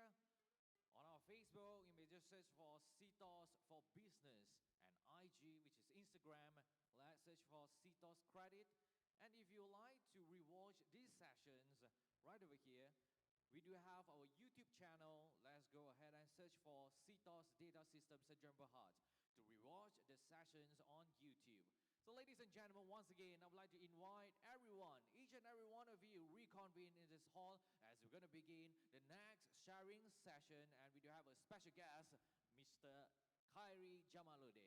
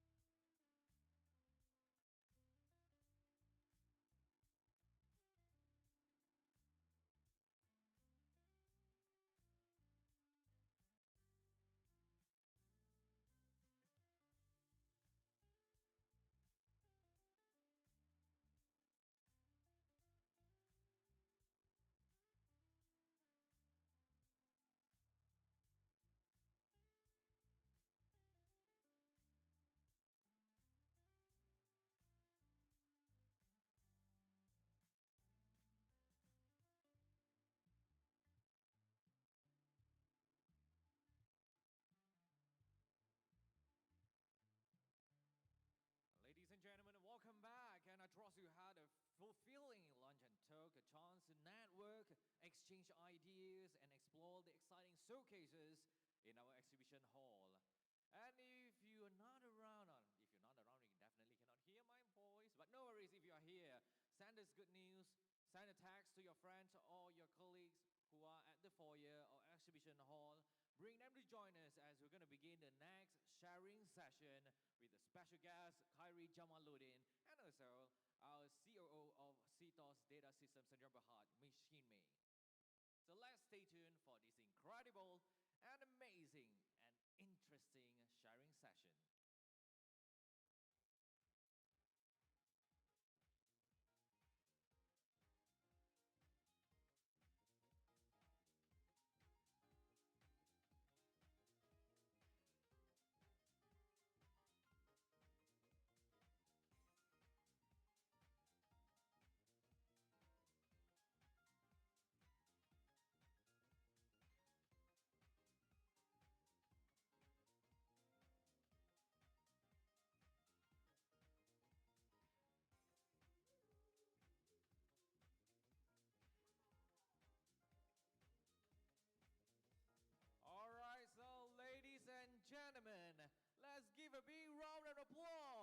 welcome a familiar voice to many Malaysians, Encik Khairy Jamaluddin. And join him is Miss May, Chief Operating Officer of CTOS Data Systems and Jamaluddin, a leader driving innovations and digital transformation in the credit and data industry. And together, they will comply and they want to talk about from government to ground zero, lessons in leading without a title. So without further ado, I would like to pass the stage to Encik Khairy Jamaluddin and Miss May. Good afternoon, everyone. Is everybody feeling recharged after your lunch, or is more like waiting for KJ? KJ, right? Okay, I know that some of you has been really waiting for this session, and then coming to CTOS SME Biz Day is to see KJ. Okay, and I also know some of you might kind of be envious of me, right? Because I get to sit so close to KJ. But sorry, today is my day, right? To be next to KJ. So anyway, thank you for joining us today. What we are going to do in the next 30 minutes is really to hear about someone really coming from, a figure that we long know in our Malaysian political scene. So it's Khairy Jamaluddin, which is all of us known as KJ. But today we are focusing not on his past title, but on his transition beyond politics and how he continues to lead without holding offices. From servicing as Minister of Youth and Sports and then to Minister of Health during the memorable pandemic period, KJ has held some of the nation's most important roles. But after stepping down from formal politics, he redefined that leadership can look like, or what leadership can look like through media, to public dialogue, and even his thing as a DJ. So I wanted to share my personal take why KJ is someone that I respect the most, because really from his very humble, I think as a very humble person that's actually so approachable, because I get the chance to work with KJ during his time as the Minister of Health. So where we work with his team to really get a lot of support on tech. But I think what is actually most memorable to me about KJ was when, he actually memorized a person like me that actually just do a little bit of contribution to what the Ministry of Health is actually doing during the pandemic. So the key thing here is that whether it's through his podcast, Keluar Sekejap, commentary in the media, or his work behind the scene, KJ is showing that influence doesn't always come with a title. Sometimes it comes from the courage to speak up, and the more important thing is that the willingness to stay engaged with a purpose. So whether you are entrepreneur today, policymakers, students, and even someone working for corporate, we hope today's session will inspire you to lead wherever you are, however you can. Because as KJ's story shows us, leadership isn't about holding power. It is about using your platform whatever it may be to serve others.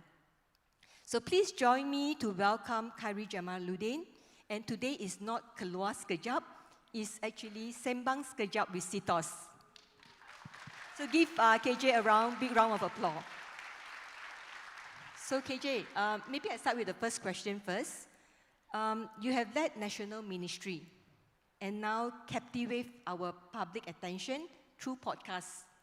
Without a formal title, how do you still lead with influence today?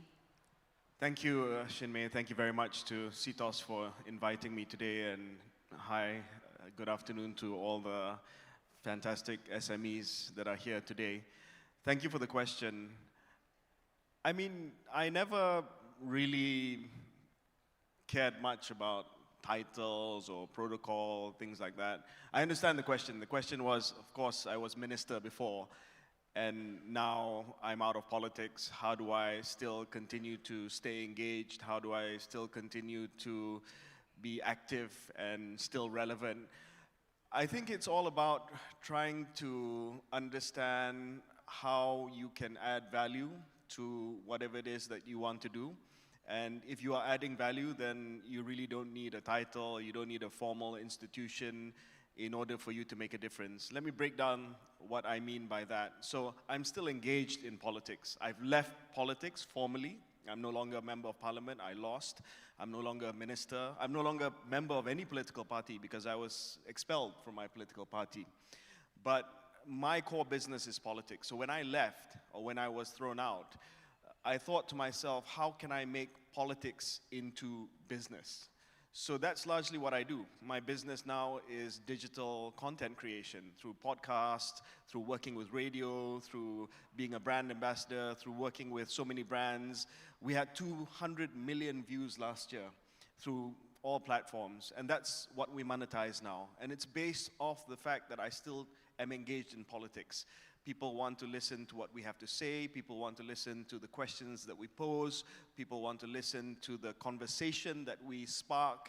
So it's all about, again, adding value in whatever it is that you want to do. I still think that I'm relevant in a small way because I continue to add some value to the national conversation on issues, on politics, on economics. And I do it in a way that is accessible, together with the people that I work with, whether it's Cheryl and the team at Keluar Sekejap, whether it's Hot FM, Media Prima. So I think that's what I had to do. And, you know, titles, positions, official institutions are less important than building a credible persona and a credible brand. After I left politics, I didn't have in my mind an idea of building a brand, KJ the brand, KJ the brand of political conversation, KJ the brand of somebody who's talking to the country about current issues, about everything under the sun. But after a while, I noticed that that's how I could monetize myself, can add value to the conversations that's happening around the country. And, you know, I don't really need a title to do that. I'm quite happy and liberated, I suppose. Yeah, I think that's the humility that I always see in KJ, right? So I think, KJ, the next question is really about leadership.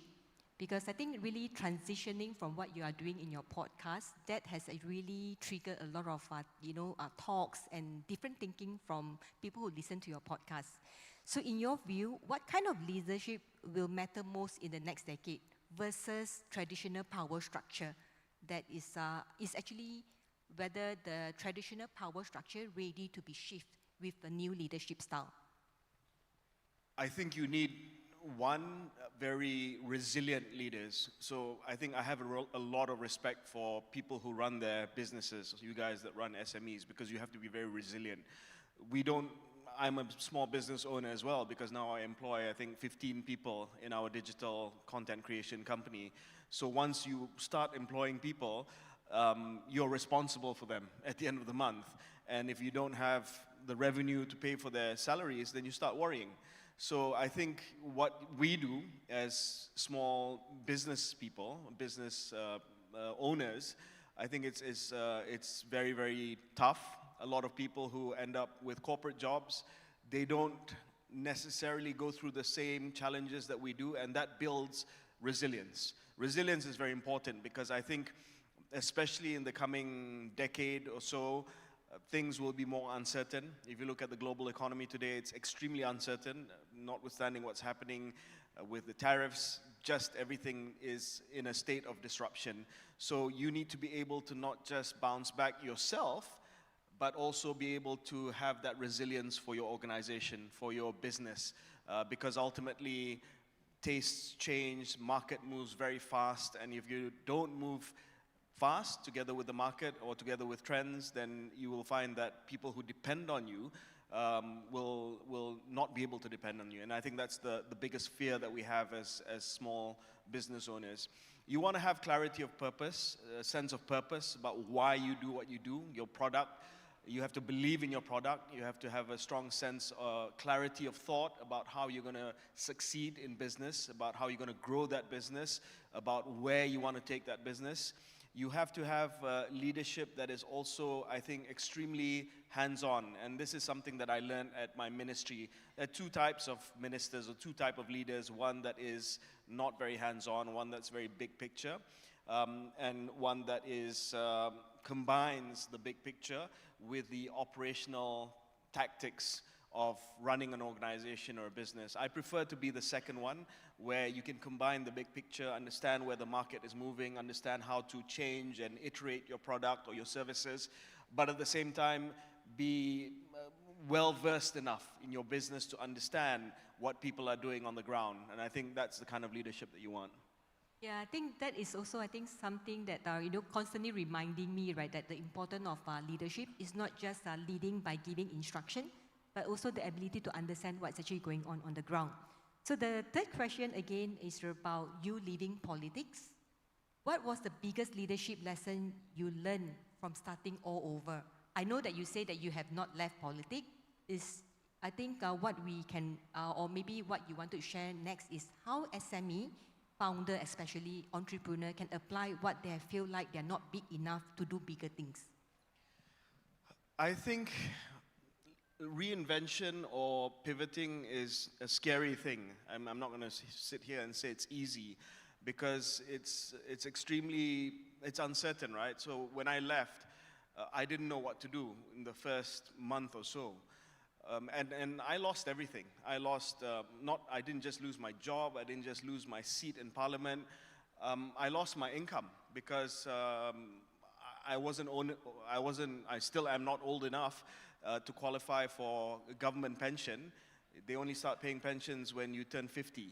So I lost everything when I was 46, and I thought to myself, oh no, I have to find a way of making money. So I have bills to pay, I've got 3 young kids, and that was very, very much a clear and present necessity that I had to monetize something. And I didn't have the traditional opportunities that ex-politicians have. Nobody was going to appoint me to a GLC because, I was a bad boy. I was expelled from my party, right? So nobody's going to offer me any jobs.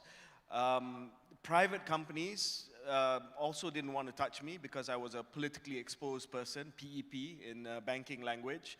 But eventually, some companies appointed me to their boards of directors.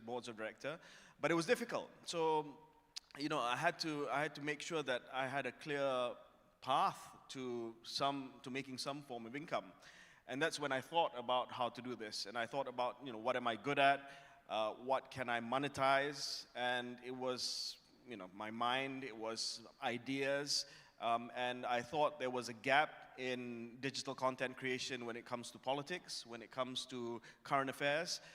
It was successfully done in other countries, so we studied that. We studied how that was done, the growth of the podcast medium, how traditional media or legacy media is starting to slide in terms of their reach, in terms of the eyeballs, in terms of advertising revenue. So we decided to become disruptors in that space and really challenge traditional or legacy media. So what started off as just an idea about letting off steam, talking about politics, actually turned into business. So I think the lesson there is that it's scary, but I think you should embrace that fear and make calculated risks, take calculated risks in growing your business. Yeah, I think that's a very good, segue to the next question I'm going to ask, KJ. I think you mentioned a lot about resilience. But, people, our SME here might be saying that, oh, that's KJ, that's how he do it, right? But really, how do you build that mental resilience, rejection, constant failure, and, every day that our SME is actually facing a lot more challenges, right? How do you actually build that mental resilience? Oh, it's not easy. I think adversity is a good friend. Do not treat adversity as something that is negative, something that is like tragedy that befalls on you. I always say adversity, going through tough times, is actually a privilege. It's a privilege to go through adversity because your mind starts thinking about how to get out of that hole that you're in. If there's anything that I've learned, there's always a way out. There is always a way out. Even if you are, a dead man walking to your execution, there's a way out. There's always a way out. And never ever, be resigned to the fact that you have failed. I think that you have to be creative. I think that you have to be resourceful. And I think that you have to also have a thick skin. It's very important to have a thick skin. I have immensely thick skin. If you have a very thin skin and you cannot take criticism, you cannot take adversity, then you shouldn't be in business. And you shouldn't be selling your products. You're going to face a lot of criticism. You're going to face a lot of comments. Take it positively. Never take it negatively. If there's one thing that I learned through the COVID pandemic is that everyone has everything to say about everything. So, take it positively. If I didn't have a thick skin during the COVID pandemic, I think I would have suffered a mental breakdown because everyone, obviously was scolding me every day. But I had a thick skin. I took the comments positively and I course corrected. So course correction is very important, So when you're starting up or you're running your business, you're trying to scale up, always iterate your product. Iterate your product means always continue to improve it, continue to get feedback, continue to change. Because I believe that the product or the services that you have to offer will never be the final state. There will never be a final state product. It will always continue to change and continue to evolve. If you come to me and say, this is your final state product or service, I'll say that then you will not be able to continue to grow because the market changes, technology changes, everything changes. So always have that in mind that there's no such thing as a final stage product or service. Thanks, KJ. So before I go for my final question, I believe that, a lot of our entrepreneur here, SME, wants to ask question directly to KJ, right? So we do have a Slido platform for you to ask a question. So I give you some time by asking the next question so that you can actually put in your question, then we can have KJ answer those questions. So KJ, the last question is, if I know that you have actually started your company, your SME, in digital media, but if you were to start an SME from ground zero tomorrow without any political capital, right? So how would you actually do that, right? With only one brand, which is KJ. And how will your 90 days look like? Your 90 days, if you're day zero with just an idea, I think your first 90 days is very important. That's your time to develop your MVP, your minimal viable product or service. That's the time where you try to do as much market research as possible. That's the time where you build a team that you think can execute that vision. That's the time where you really sit down and work out the numbers and see whether or not you're overcommitting, how much you need. All of you have been through this, so I think the 90 days are very, very important for you to hit the ground running. At the end of those 90 days, I would have that MVP. I would have something that I think would be ready to go to market quite soon. I would know more or less what my marketing strategy would be in terms of pushing the product out there. I would know how to distribute the product. I will have already educated and syndicated with my team about how to execute the business plan. So I think the first 90 days are crucial, but I think once again, the first 90 days are important for you to continue to change, iterate your product or service so that by the time you go to market, it's at the right, again, not the final state, but at least the right state for you to go to market. Okay. I do have some questions coming in, so keep it coming in, right? So I like this question a lot. I think I did ask KJ privately. But I think the first question is that, can you come back as minister to help improve our country? We need someone like you.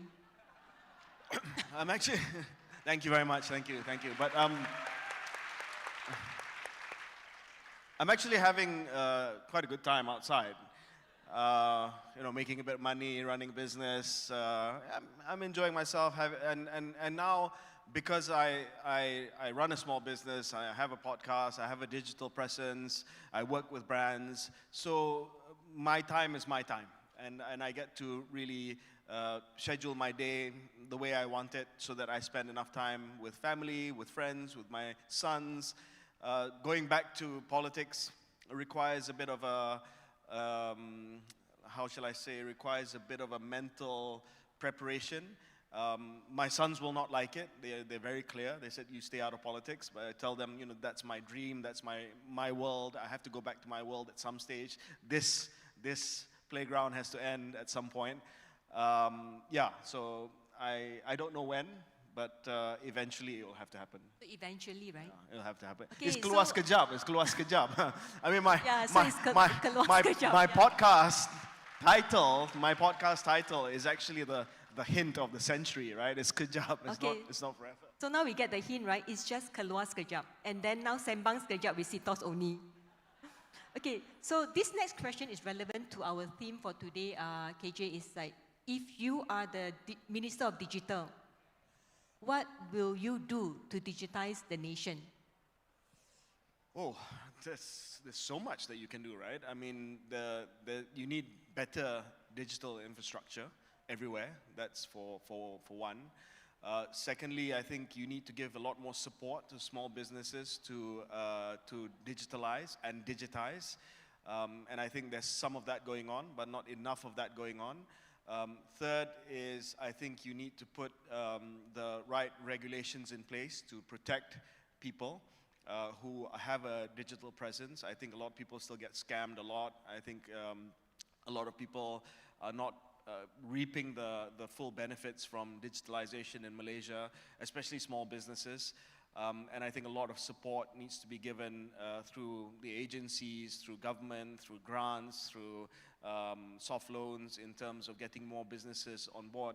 I want to give you a concrete example about what I did when I was Member of Parliament, and we actually won an award for this from PayNet, which is the Association of Banks own a company called PayNet, which does the online payment gateway. So when I was Member of Parliament and Minister of Science, I started something called Digital Rembau, because my constituency was Rembau in Negeri Sembilan. Very simple program.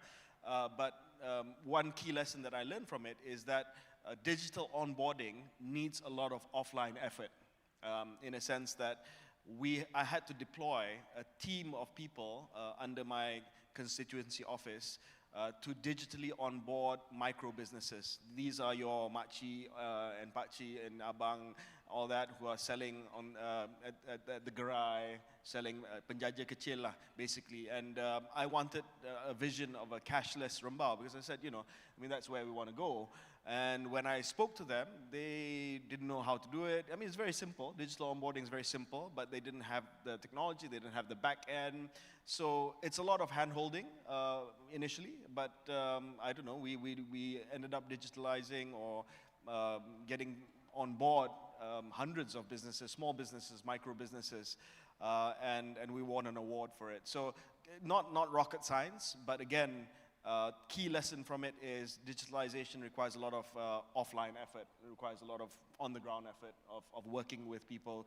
You might think it's easy. All of us have a digital platform, but how good is our digital platform? How much is our digital platform being leveraged to really drive sales, drive revenue? That's what you got to ask yourself. I mean, my business is the content business, right? So I always look at products, and we work with companies. We work with a lot of companies who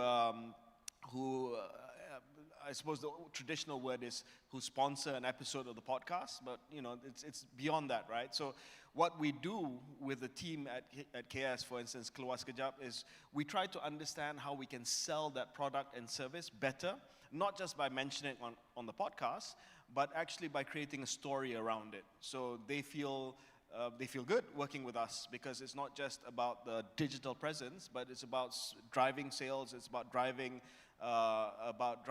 their awareness, consumer awareness. So, we work with mattress brands, where we put the mattress there, I jump on it, Cheryl jumps on it, And you build a story around it, and they've come back, repeat customer. Now they're selling sofas through us. So again, it's respecting the brand. It's not just okay, we just mention it, or product placement. That doesn't work. It's to respect the brand, build a story around it, and build the actual podcast conversation around it. And by the way, Shimi, there are a lot of brands who work with us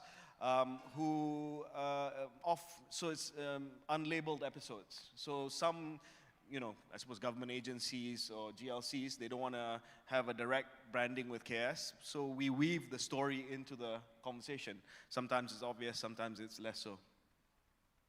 Thank you, KJ. I think we are now ready for the last question, right? We can do a couple more. It's okay. Yeah. We still have a bit more You time. sure? Yeah. So why don't we do this, right? Because there's so many questions here. Why don't we bring the mic, right? And then, get some of you to ask a question. Or you want to answer the question for the screen? I'll read some of these. Yeah. In Maybe terms of scalability, what does growth look like for your brand in the next few years? Good question. So I think last year we were doing a business review for the podcast. We had a great year last year. Big year last year, and we were looking at where KS was, and we're worried because sometimes numbers go down. There's so many podcasts now, so where do we go after this? What happens when there's too many podcasts and it's saturated? So we looked at basically where we take the business next, and so we're looking at different verticals now. We're looking at news, we're looking at lifestyle, we're looking at possibly education-related services, which use the same brand, that is, KJ, Syaril, Keluar Sekejap. And the brand is not just us. The brand is the fact that we educate each other and educate people who listen to the podcast. We are about knowledge. We are about content. So we're working on a vertical that has to do with education. So I think scalability for our business is to make sure that it goes beyond the podcast. We're into news, we're into lifestyle, we're into digital content, we're into education, perhaps, hopefully soon. And also scalability related to Shinmei's question is also to reduce the key man risk. You see, our business has a single or maybe a double point of failure, which is KNS. If KNS not there, then it could fail. So that single point of failure is very, very risky for this business. So if we want to get shareholders, right, and we just got one recently, the first question they ask is key man risk. What happens when K goes back in? Which is going to happen, right? Sooner or later, it's going to go back in. So now we're in the process of reducing the key man risk. So, perhaps in the next month or so, you might see somebody else hosting the podcast. Not me anymore, or not Syaril anymore, just as a host, a guest host, to get the market used to it, so that the brand outlives the single point of failure or the key man risk in terms of KNS. So these are things that we have to think about when we scale up. Because otherwise, we're going to say, I'm not going to invest in you because you're going to go back to you're going to go back to... You're going to go back to politics soon, right? So, yeah. Maybe, KJ, you want to pick the question? Because I think there's many. Okay. What do you think of the current administration in growing Malaysia's economy? Do you think they'll continue after the GE? I'm not going to take that one. I think this one is a good one, KJ. Which one's that? Not a question, but a sincere thank you for your hard work during COVID. Thank God you very knows much. thank you. And bless you. Thank you. Sorry? Yeah, sure. Gentleman in the pink blazer. I love your jacket. Nice.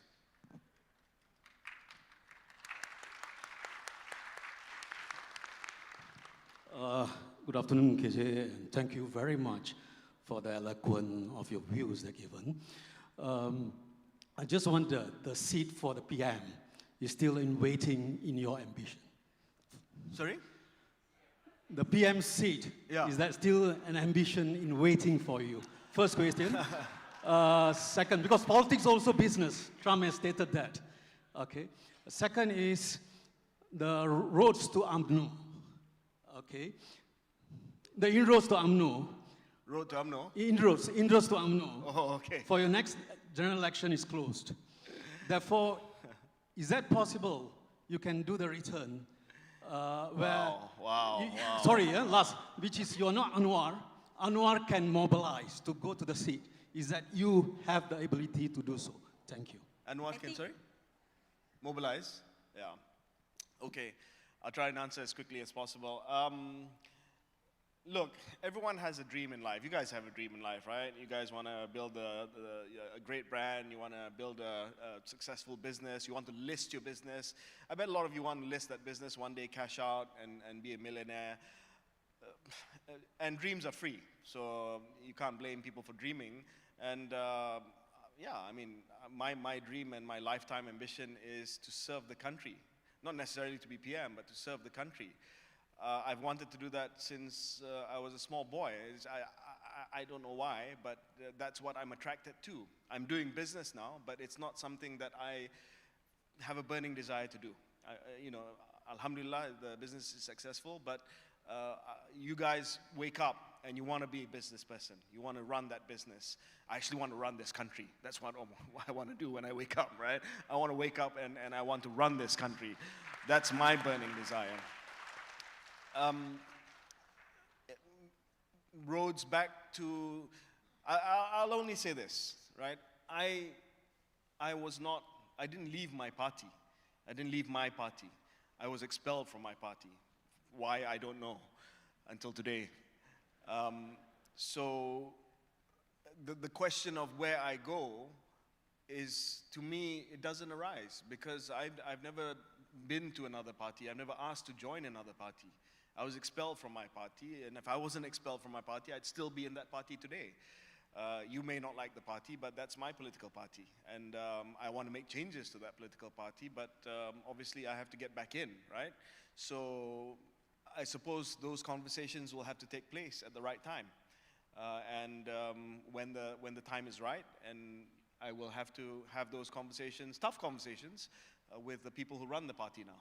And the final question, I think, you know, the Prime Minister is a fantastic campaigner. He's one of the best political campaigners I've seen. He can mobilize people, he can really move people, he's great on the campaign trail.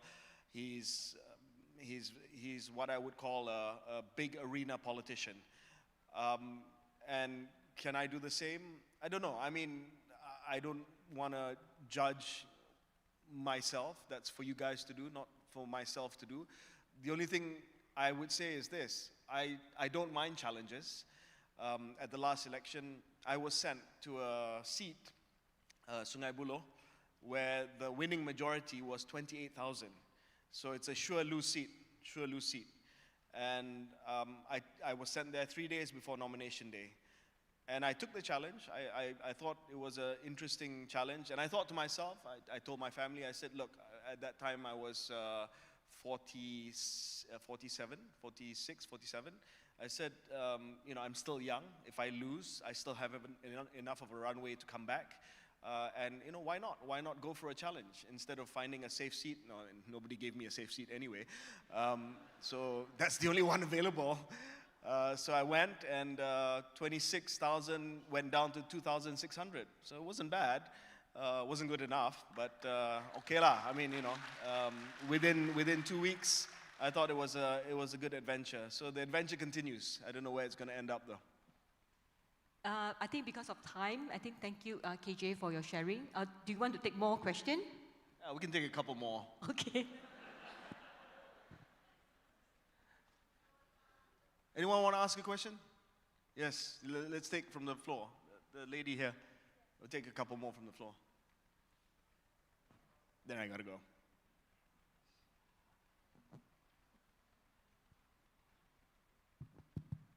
KJ, hi. Hi. Hi, Rosita from Utah. I think you met me last year, 12th August. Oh, wow, you remember the day? Yeah. Oh, that's pretty scary. No, I'm not stalking you.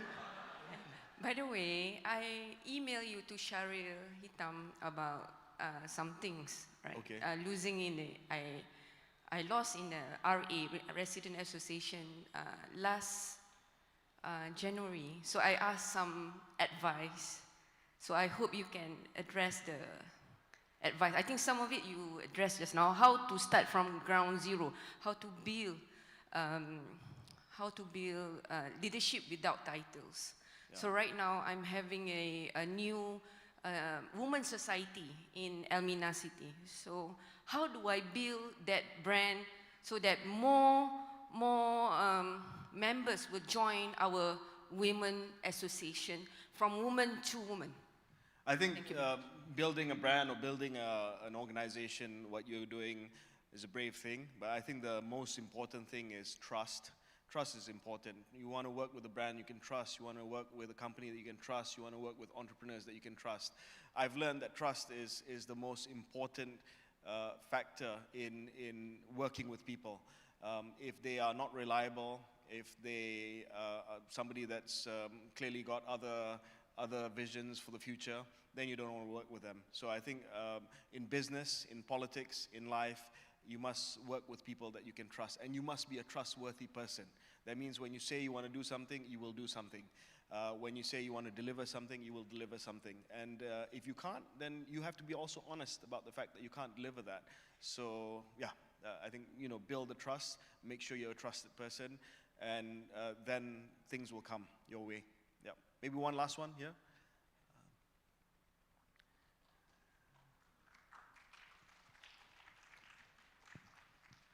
Hi KJ. So we change the topic. We go to the fun question. So what is your relation with TMJ and how about JDT team? So is that still going on? You and JDT?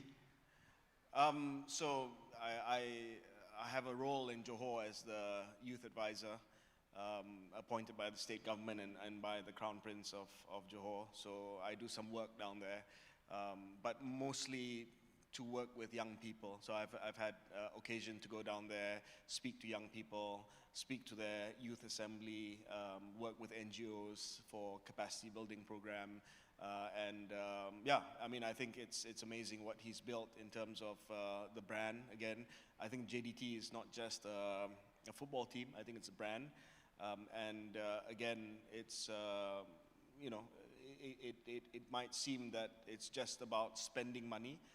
That it has the biggest war chest of all the Malaysian football teams. But I think even if you spend a lot of money, you can't build something like that. And I think his ambition is not just about winning domestic titles, but it's about winning the Asian Champions League elite level. So when he says he wants to spend money, it's not just about outspending everyone here, but it's also about taking them to the next level. So I think that's where you can see a perfect example of, yeah, of course, he has resources, but it's a perfect example of how you scale up with a vision.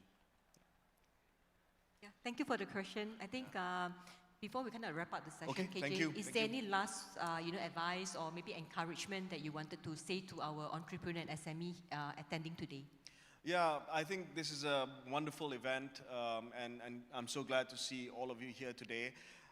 I think my parting note is this: apart from resilience, apart from trust, apart from continuing to iterate your product, it's never in its final state. But I think the last point that I want to leave, and this is something that I practice myself, is to try to always stay ahead of the curve, whatever that curve is, whether it's a curve of innovation, whether it's a curve of growth, whether it's a curve of technology. Always try to stay ahead of that curve, at least in your own mind. And I will end by just telling you how in my own personal practice I do that. Because you see, the brain continues, once you reach my age, I'm 49, your brain starts, it doesn't grow anymore, basically. This is, you're on your last stages, right? So you have to continue to exercise that brain so that your cognitive function is good. And I like to read, and that's part of my business because we talk about issues all the time. So I have to read all the time. I have to read newspapers, magazines, articles, books, whatever it is. So I read a lot. And I'll tell you how I've changed my habit of reading. So now, when I read, I have ChatGPT open as well. In the past, I just read. So I tried to ask myself, how do I stay ahead of the curve when it comes to AI? I'm not the youngest person. I'm not an AI native. My kids are. But how do I use this wonderful tool to supplement my thinking so that, you know, my thinking is sharper, I can understand things better. So I'll read a book and I have ChatGPT next to me. And I will start arguing with ChatGPT basically about what I'm reading. So I get not just the perspective of the author, but I get multiple perspectives, and that's a wonderful thing that AI has done for me. So I come out, because when you read something, it's obviously you're reading the author's voice, and that voice is telling you what they believe. And not many authors actually gives you a balanced perspective. So I have that open, and that to me is how I try to stay ahead of the curve when it comes to thought leadership, when it comes to ideas, when it comes to coming up with content for podcasts. So try and find what it is in your life that puts you ahead of that curve. And you know, my small example is ChatGPT when I read. Yours could be something completely different, but always stay ahead of the curve. Thank you very much. Thanks, everyone. Thank you, everyone. I think you know, the last 45 minutes has been really inspiring for me especially. I think you know, you will actually have the same feeling too. Thank you, KJ, for joining us today. Thank you so much. Ladies and gentlemen, let's give a big round of applause for the incredible sharing sessions. And please remain on stage as you are presenting the token of appreciation. Thank you. Now we would like to take this opportunity to invite Ms. Shin Mei, the Chief Operating Officer of CTOS Data Systems in Berhad, to present a token of appreciation to Encik Khairy Jamaluddin for his presence and support today. Once again, let's give a big round of applause. Thank you, Khairy Jamaluddin, and thank you so much, Shin Mei, for the sessions.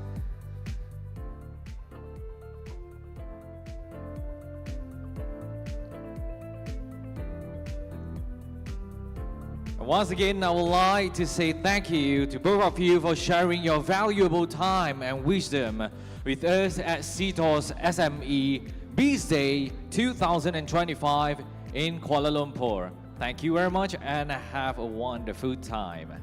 So ladies and gentlemen, up next is a sessions that speaks directly to the heart of what today is all about: embracing change, harnessing technology, and moving beyond limitations. Yes, the topic we're going to talk about is MSME digital transformations, transcending the boundaries of technology. So to share his expertise and vision on this transformative journey, we are honored to welcome someone special. But before that, we would like to clean the stage off and we just take a moment.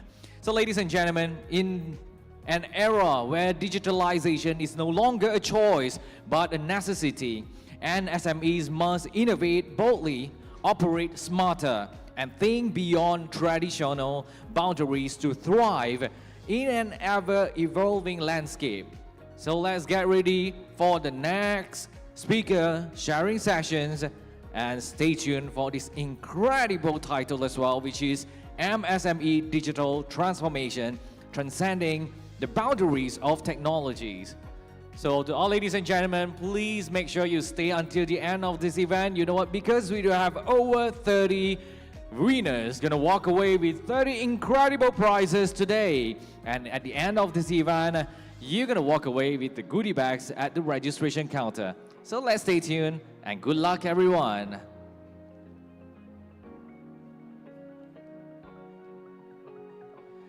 And to share his expertise and vision on this transformative journey, ladies and gentlemen, we are honored to welcome Dr.Mohamad Yusman Ammeran, the Vice President of Unifi Business.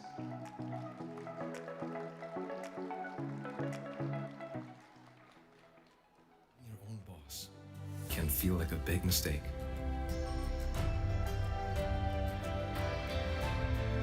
But with the right partner, it can feel like the best decision you made.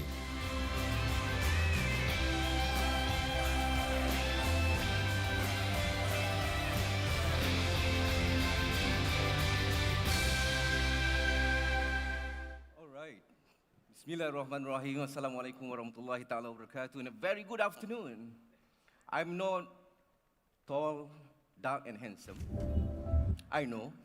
That's why I think we miss the empty chairs today. But we support the same football team. Glory, glory, Manchester United. I know the Liverpool fan is here. We keluar sekejap for top 5. We're coming back, inshallah, for the next season for Manchester United. Why is the hall very quiet after I mentioned Manchester United? How many of you are MU fans? Liverpool fan? No? No Liverpool fan here? All right. Ladies and gentlemen, it's a great pleasure to be with all of you today, right? We will talk about digital transformation, the transcending boundary of technology. There's a lot of information said about digital transformation. And very interesting that we would like to share with all of you the research that we conducted last year that involved more than 200 MSME from different levels to really understand what are the influencing factors or driving factors of digital transformation, or DX, for SMEs. Now, this is something very, very important. Yeah, YB Minister talk about digitization, then the new terms, digitalization, and we have digital transformation. If I want to put everyone at the same page, digitization is about converting from paper-based analog to digital. Digitalization is about the process end-to-end. Example, where we have seen Zeus Coffee, it started born digital from ordering until the fulfillment using digital. Digital transformation is about using technology to provide these 3 main outcomes. It's the customer experience, it's the operational excellence, and also it's about innovation. In the old world, the company will pick one of its central strategy to compete in the market. With technology, the company now can use all these 3 fronts to compete. And true enough, based on the IP source, the latest insights of Global Data 2025, it says that more than 70% of customers pick the company because of customer experience. Now, let's deep dive on the driving factor, the influencing factor that drive SME digital transformation, or DX. Like I mentioned, we completed our research last year, 222 SMEs, looking into the very important internal and external factor that driving digital transformation. And to comprehend this research, we look into the very well-known theory of TOE. This is introduced by Tonaski and Fleischer-Beck in 1990. There's 3 main contexts or dimensions for the SMEs to understand what are the driving factors of DX. One, from the technological context or aspect that cover what actually make this technology become a very popular and high adoption among the MSMEs. Then we look into the very important context, which is the internal factor, the organizational aspect, and the next is actually on the external factor, the environmental aspect. Deep dive into the first technological aspect. The evolutions of technology encompass of 4 main components.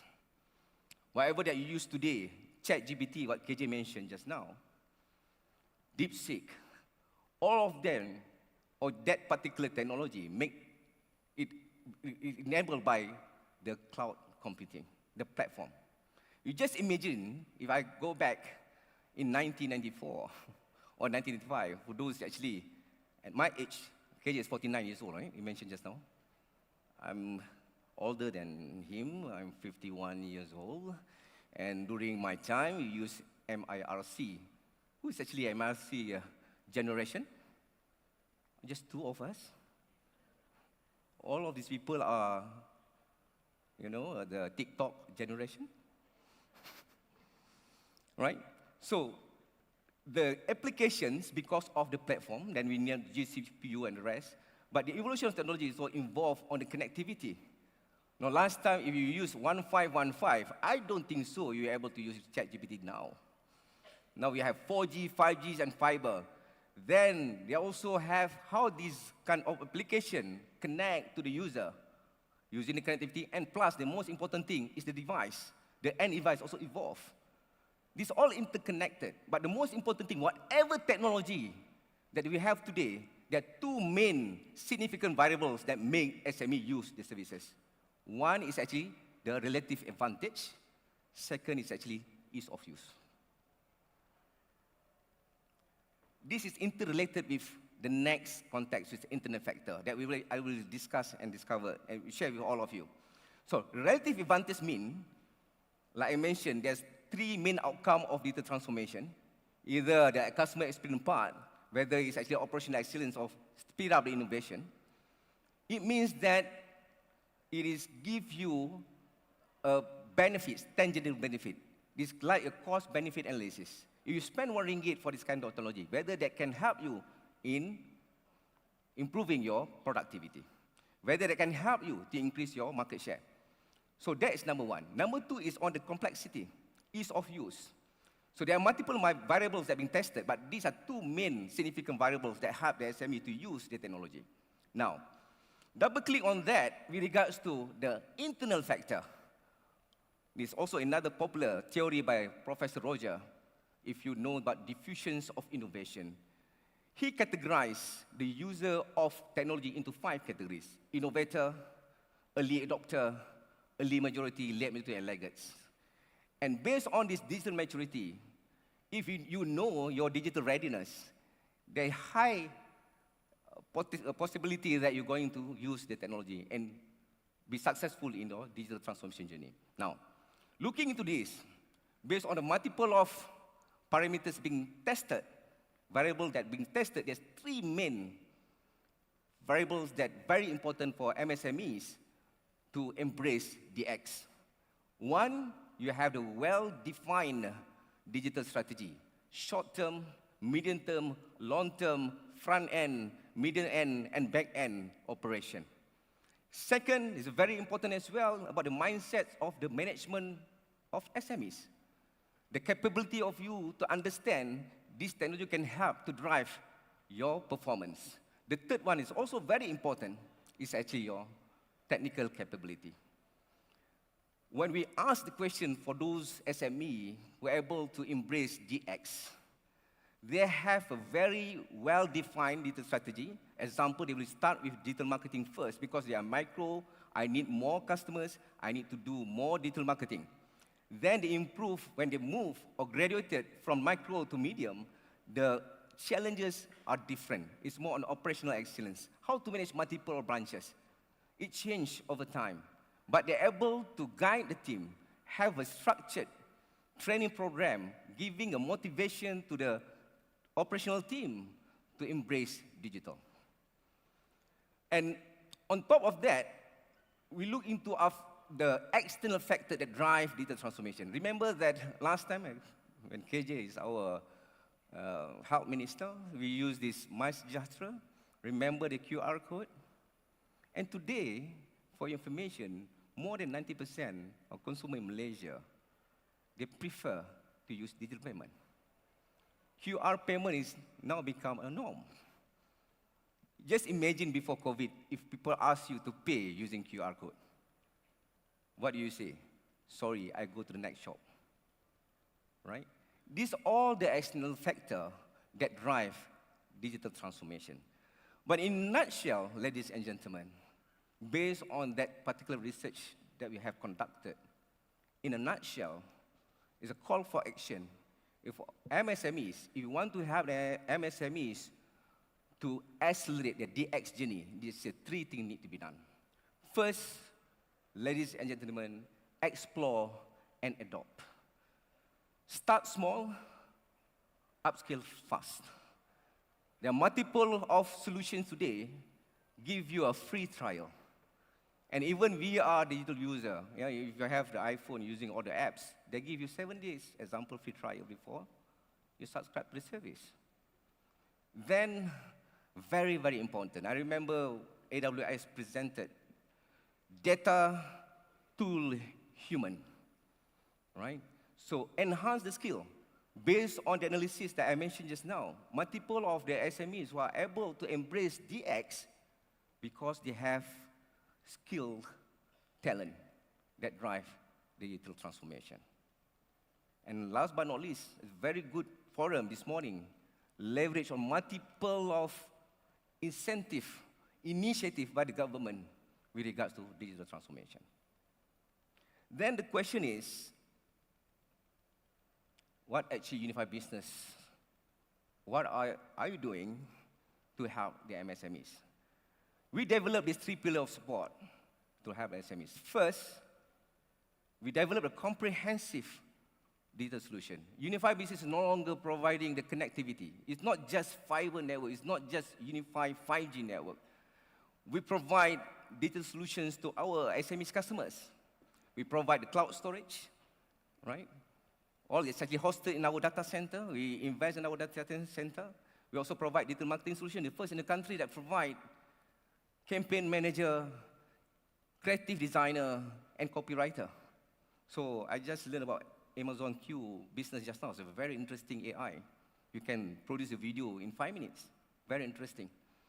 And we also know that you need to learn from these successful entrepreneurs. That's why we have the Unifi Business Club. This is the SME community to share tips and tricks of their success stories. And I bring together here, I'm not alone. So all these, my MSME customers, we have Kambing, Yang Aneh, Azroy.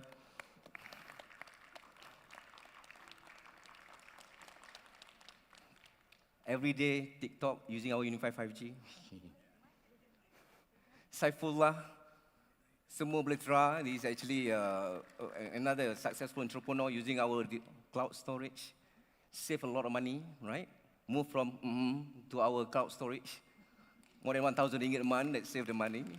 And we have Ada, cosmetic services. We help her on our digital marketing. That's why we bring them here to also promote their product.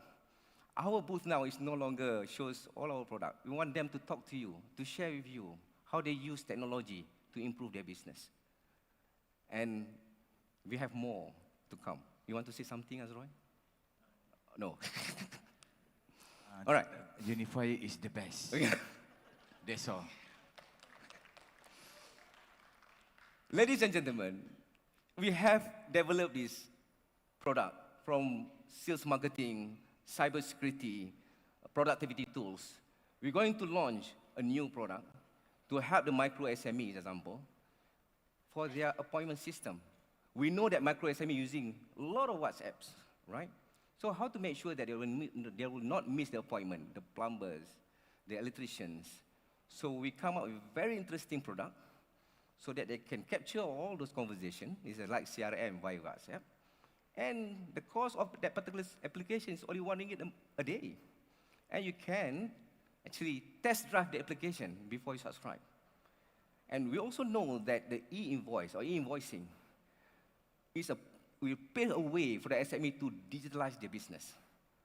We're going to participate and involve heavily in E-Invoicing. I want to share this spotlight, not only with me, because we have all this TikTok generation, right? We have our young talent, Sophia, probably want to share with all the audience what we have for the E-Invoicing. Sophia, give a big hand to Sophia. On the stage, Sophia. Tengok kalau perempuan je tepuk. Thank you, Doctor. Hi, guys. My name is Sophia.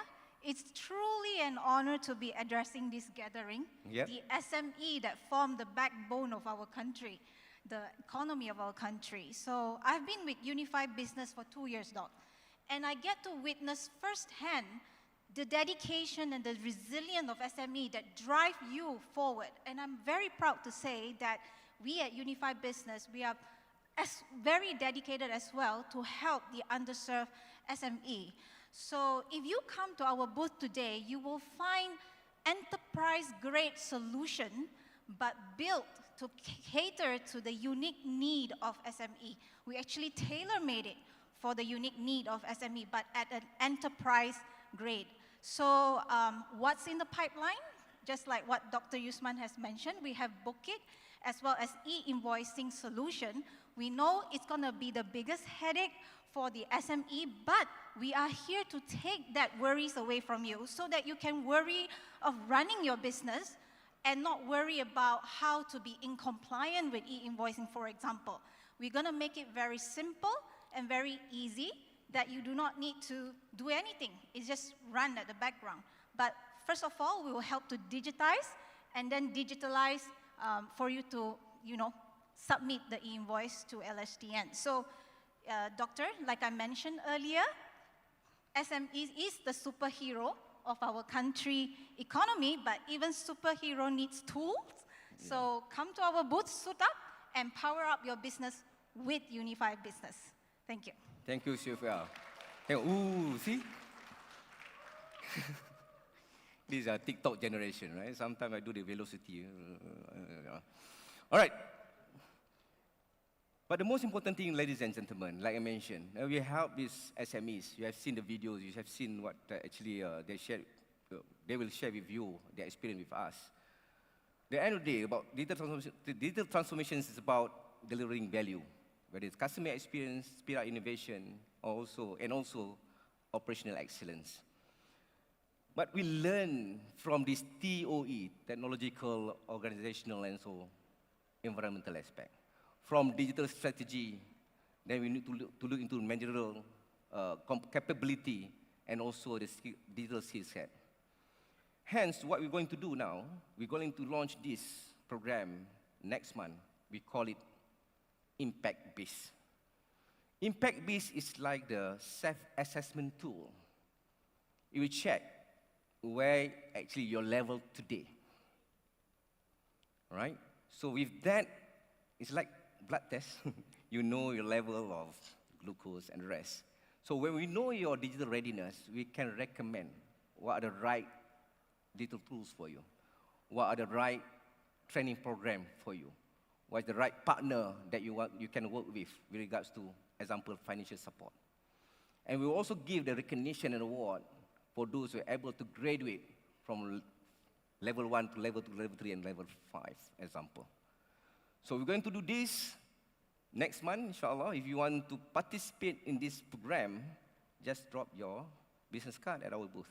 With that, ladies and gentlemen, I hope you enjoy the session today, and let's collaborate to innovate, because your next is now. Thank you. Assalamualaikum warahmatullahi ta'ala. Thank you very much, Dr. Mohamad, Yusman, Ammeran. Please remain on stage as we're going to present a token of appreciation to Dr. Mohamad, Yusman, Ammeran. Thank you so much for these incredible sharing sessions. And now I would like to invite Ms. Shin Mei, the COO of CTOS Data Systems Sdn Bhd, to come on stage to present the token of appreciation to Dr. Mohamad, Yusman, Ammeran for these incredible sharing sessions.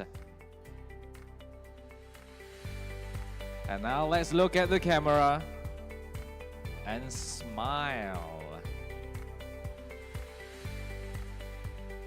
Thank you so much once again to Dr. Mohamad, Yusman, Ammeran, and thank you, Ms. Shin Mei, for the token of appreciation presentation. So ladies and gentlemen, as sustainability becomes a core focus for businesses worldwide, understanding and managing our environmental impact, especially in the era of Scope 3 emissions, is no longer just a compliance measure, but a strategic advantage.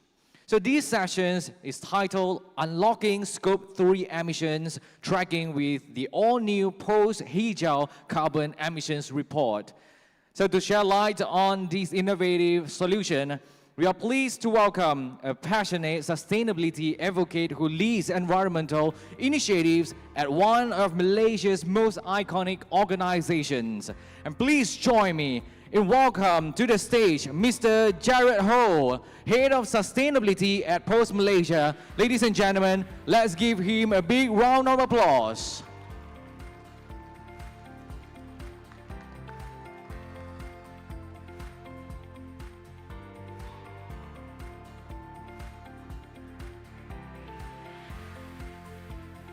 And once again, let's give a big round of applause to Mr. Jarod Ho, the Head of Sustainability at Pos Malaysia.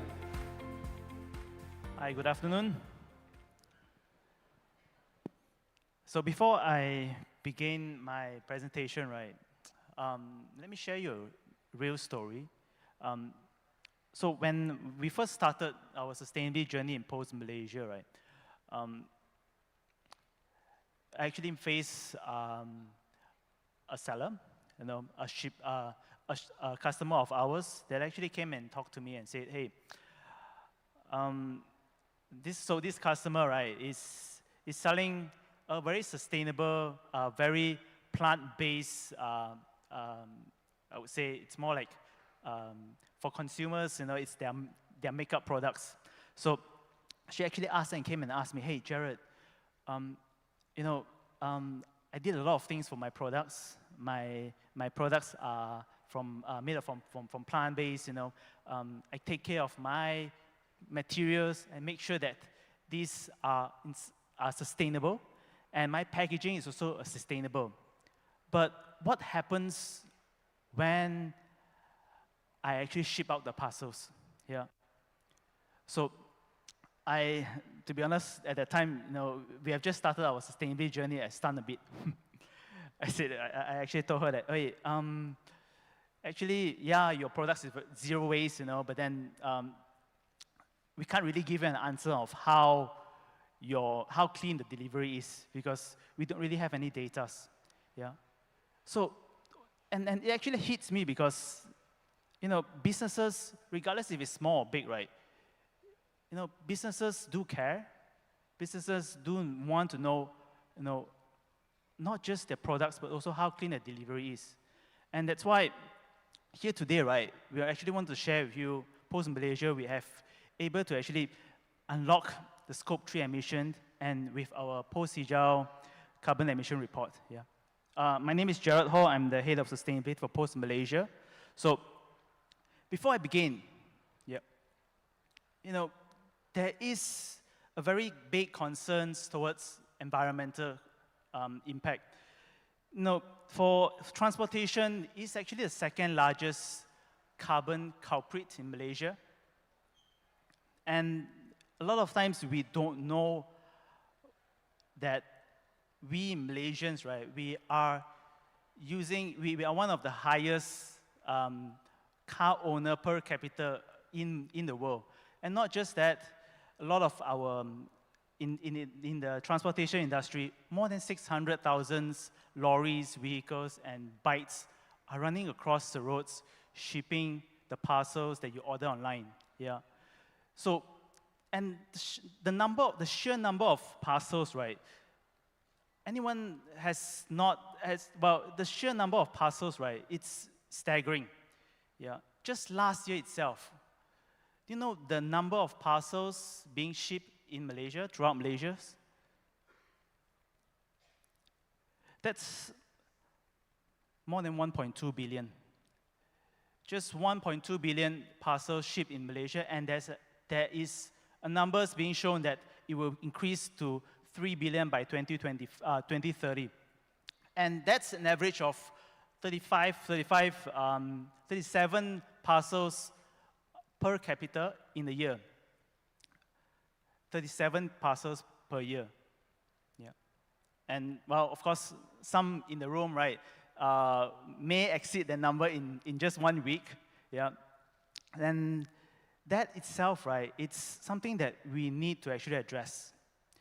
So that's why in Pos Malaysia, in 2023, we actually launched our sustainability roadmap to ensure that our businesses is as green as possible.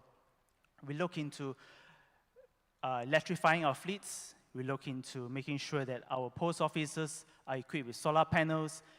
Our parcels are made out of 80% recyclable content. Things like this are the ones that we actually help businesses to achieve their sustainability goals. And we are proud to say that last year, we have started rolling out our EVs, and we have more than 1,400 vehicles on the road, EVs, and that's equivalent to about 10% of our total parcels are being delivered via our EVs to date. And we also have our goals to address climate change, and by 2030, all our EVs, all our vehicles will be of EVs. And this is something that is making sure that Pos Malaysia is incredibly well positioned to support your businesses, to ensure that all these informations can be systematically tracked and making sure that your parcels are being delivered via our clean vehicles. So you might ask, for example, why does it really matter to you? Because sometimes not just your products, which is your scope 1 and scope 2, right? Scope 3 actually is something that you cannot control. You will need to look into delivery partners like us or other companies that were able to actually ship your parcels or your products from one place to another place. And most of the time, all this, right, is generated not within your business compound, but it's outside. And a lot of times, all this, not just deliveries, but also your products that you source, and also the businesses that, areas that you lease, all this actually contributed to carbon emissions. And for us, we are targeting our transportation and distribution, which is the top and the upstream and downstreams.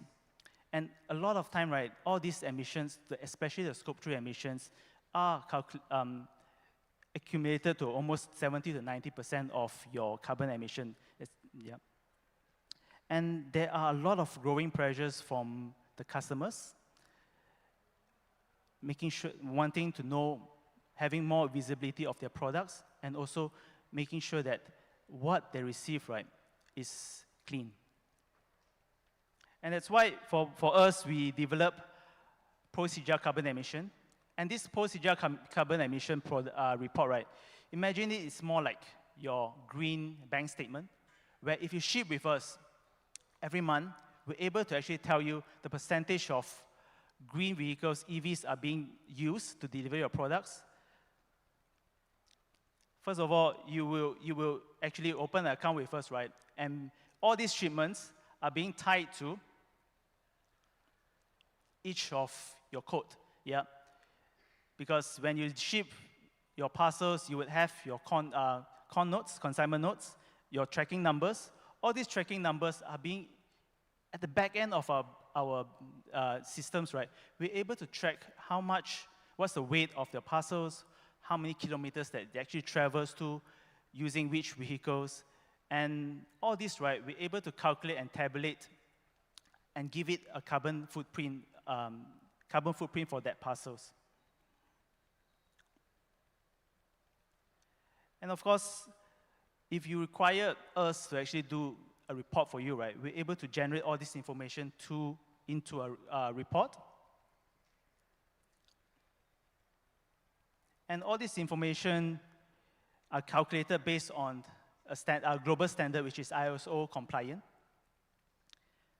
And we're proud to say that this is actually the first of its kind in Malaysia. And how does it work? You may ask. Say, for example, if you ship a number of parcels, and this number of parcels, we're able to, you will know what's the number of parcels that you have shipped, what's the percentage of parcels being shipped by EVs, and the total carbon emission avoided, and also total carbon emission per parcel.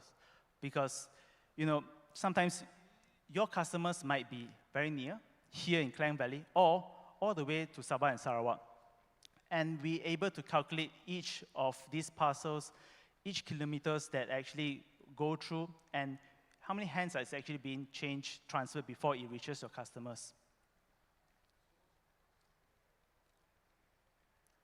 So I will play a video and illustrate how Pos-Hijau actually looks like. More and more organizations in Malaysia are working hard to reduce greenhouse gas emissions as part of their net zero commitment. While many can report Scope 1 and 2 emissions, tracking and reducing Scope 3 emissions is the most challenging, as they are generated outside a company's control. With Scope 3 emissions accounting for 70% to 90% of a business's carbon footprint and increasing pressure for transparency, Malaysian companies need a reliable solution to quantify and report their Scope 3 emissions. Introducing Pos Hijau, an all-new carbon emissions reporting tool from Pos Malaysia that helps businesses like yours to measure and manage your logistics emissions effectively. With Pos Hijau, you can make informed decisions about your outsourced transportation to prioritize emission reduction strategies, comply with Bursa's requirement of disclosing your Scope 3 emissions, strive for a green value chain for your entire operations, and ultimately, advance your organization's decarbonization and sustainability journey. Pos Hijau has been developed in line with Pos Malaysia's commitment to achieving 100% EV fleet by 2030. Here's how it works. Data from every pickup and delivery is tracked and matched to the individual parcel or registered mail that a company sends via Pos Malaysia. To ensure data integrity, the emission per item is further broken down and calculated based on the Global Logistics Emissions Council framework, which is ISO compliant. All this valuable information is then generated into a report for the company.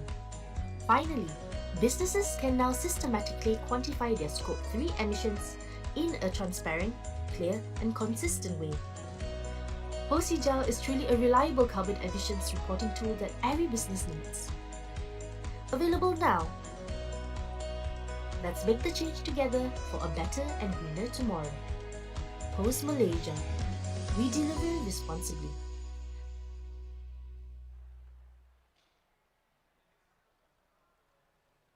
So, for today, right, if any of the businesses would really want to know how this actually works, or you would like to actually get a report, ship with us, we actually generate a report free for you for the next 3 months, just for today itself only. And if you want to know more about how it actually works, right, we have actually a booth out there. You can actually look into how our EVs are. We have our EVs there as well. Or you can actually talk to one of our salesperson. And I would like to end this with, sometimes you might not need it right now, but your customers will ask. Your customer will not just look into how good your product is, but they will also ask how clean your delivery is. So I will end this with, just feel free to actually scan the code and put on your details, and our sales team will actually will get back to you on this. Thank you. Thank you, Mr. Jarod Ho. And please remain on stage as we'll present a token of appreciation for this remarkable speech. And now I would like to invite Ms. Shin Mei, the COO of CTOS Data Systems, Senior Bohad, to come back to the stage again to present the token of appreciation to Mr. Jarod. Ladies and gentlemen, let's give a big round of applause.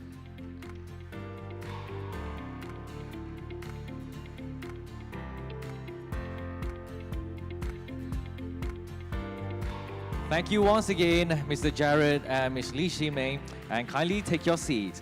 Thank you so much for the incredible sharing sessions. So, ladies and gentlemen, as you see, I'm on the stage, you know something amazing gonna happen.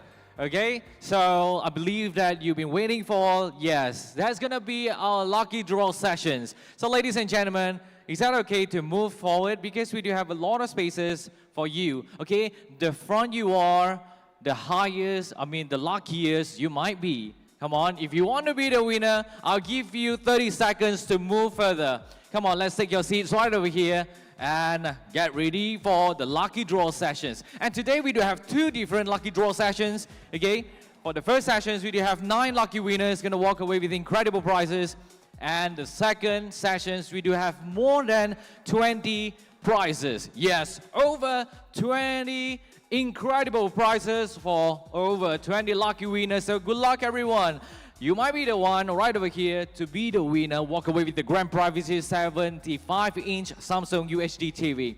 So if your friends or your colleagues is not around, call them to join us in this hall before we proceed with the lucky draw sessions. If the winner is not around, we will disqualify and go for the next winner. Okay, so ladies and gentlemen, are you ready for the lucky draw sessions? Seems like not ready. What about we proceed with the next sharing session? Okay, I'm going to check one more time. Okay, I'm going to check one more time. Perhaps you might not ready. Okay, so ladies and gentlemen, are you ready for the lucky draw sessions? Yes, this is what I'm looking for. So, without further ado, I would like to invite again Shin Mei to the stage for the lucky draw session. Let's give a big round of applause to Shin Mei. All right, so if we are ready, we're going to proceed with our first draw. Is that okay? So if you are ready, we go for a first draw, and the first winner going to walk away with Tefal Premium Cookware, and it's set and it's worth 198 ringgit. Okay, so without further ado, ladies and gentlemen, let's show the wheel on the screen for the lucky draw sessions. Okay, so the lucky draw wheel is still setting up right now. Okay, we do have a little bit of this setting. So no worries, ladies and gentlemen, for those who are still right at the back, come on, let's come further. Let's come forward. Fill up the spaces in front. Come on, fill up the spaces. Please do not be shy, okay? We don't bite, but you have a better vision for yourself. And also, highest luck, right? Okay, so we are now go for this lucky draw sessions.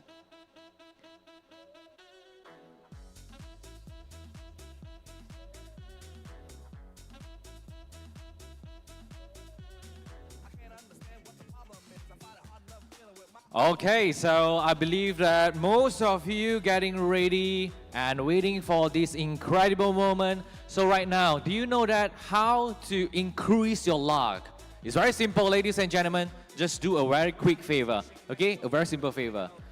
Do you know that when you tell someone good luck, you will receive 7 times lucks for yourself to increase your lucks for today to walk away with this incredible prize. So now, take a moment, use your right hand, tap on your friends on your shoulder, on the left and right, and go ahead and say, good luck. Come on, ready, go! Yes, when you tell people good luck, you're gonna have 7 times lucks. Increase for yourself. All right, so now we're gonna proceed with the first draw. Ladies and gentlemen, wow, you can see this full of names and company names. Let's proceed with the first draw for these sessions. And let's see who's gonna be the first lucky winner. The winner goes to Mohamad Khairul Nizam Zainan Nazri from 2MW. Ada dekat sini ke tak? If you're not around, we can proceed with another winner. Okay, we're calling once Mohamad Khairul Nizam Zainan. Calling once. Calling twice. Is that okay for the next winner? Yes, great. I love your response. Thank you so much. You are the best. Come on, we go for the next draw. Let's spin again. All right, so make sure you are in this hall. So your friend is not around, call them, bring them to join us right now on the stage. Yeah, okay, next winner goes to Hui Lim from Golden Page, Senjam Berhad. Hui, all right, congratulations. Do you bring your name card? Okay, so ladies and gentlemen, please remember to bring along a name card, okay, to show us on the stage for verification purpose. All right, let's give a big round of applause to Hui again.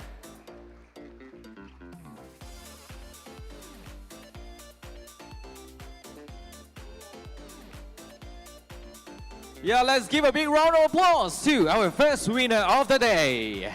Gonna walk away with Tefal Premium Cookware worth 198 ringgit. Next draw, ladies and gentlemen, let's go for the next spin. The winner gonna walk away with Tefal Premium Cookware as well, and worth 198 ringgit. The winner goes to Lauren Lee from Stratag Systems, Senjam Berhad. Are you here? If you're not in this hall, are we gonna count it once again? Calling once, calling twice, and we proceed to the next one. And let's roll again. And make sure your colleagues and your friend is in this hall in order to walk away with this incredible prize. And the next winner goes to Chiang Wei Hong from Learning Alpha My Enterprise. Congratulations! Yes, perhaps you can show me your smartphone with a name card or maybe your company name as well. Any photo? Oh, no worries, come on. You just turn around and tell me the company name again. Turn around, turn around. Okay, right here. What's your company name? Learning Alpha MY. Yes, congratulations! All right, congratulations to our winner. Thank you. And we go for the next draw. And the winner gonna walk away with Tefal Premium Cookware and worth 198 ringgit as well. And let's see who's gonna be the next winner. Darren Liu from Alphanet Solutions, Sdn Bhd. Not around? Is that okay for the next one? Yes, oh, very sporting, huh? Okay, so Darren Liu, we go for the next winner. We go to the next draw. And the winner goes to Venus Naval Pratash from Bloodline & Co. Are you here? Not around? If you're not around, we go for the next draw. Next spin. Let's spin again. All right, let's spin again.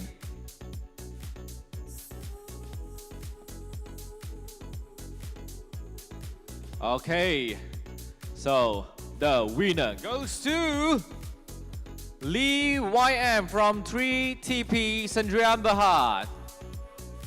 You around? Wow.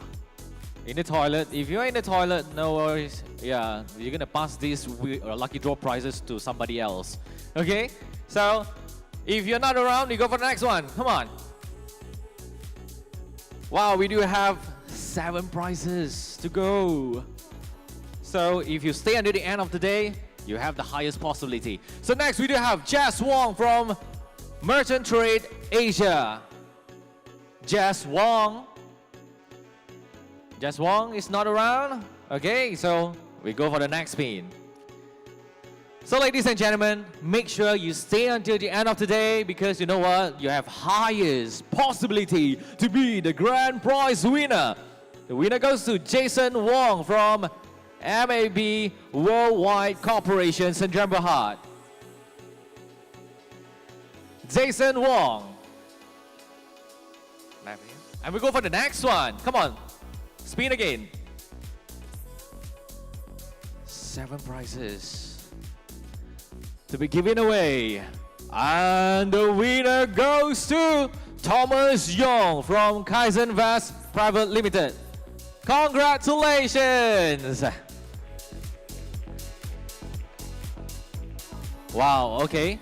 So basically, you know you have the chance to win. Thank you so much. All right, congratulations to our winner. He prepared a screen and ready to be on the stage to receive the prize. So everyone, get ready. Look at the camera. Thank you so much and congratulations. All right, thank you so much. And next, we go for the next prize, which is 5 units of Anchor 3958 earbuds, and it's worth 130 ringgit. So, ladies and gentlemen, let's proceed for the draw. Okay, and the next winner, get ready your business card and to show us. Okay, Liang Yi Yu from SBC Corporation Berhad. Congratulations. Okay, if you do not have your business card with you, physical business card, no worries. Or if you don't have a digital business card, no worries. You can just turn on your email address. Okay, you can show me. Okay, turn on your email, any of your email, and show it to us. And just for a verification purpose. All right, congratulations. Yeah, actually, or you can just show your ticket. Nice move. Thank you. Congratulations to our winner. Thank you. And we go for the next draw. And the next winner gonna walk away with Anchor 3958 earbuds, and it worth 130 ringgit as well. The winner goes to Alicia Lee from from Art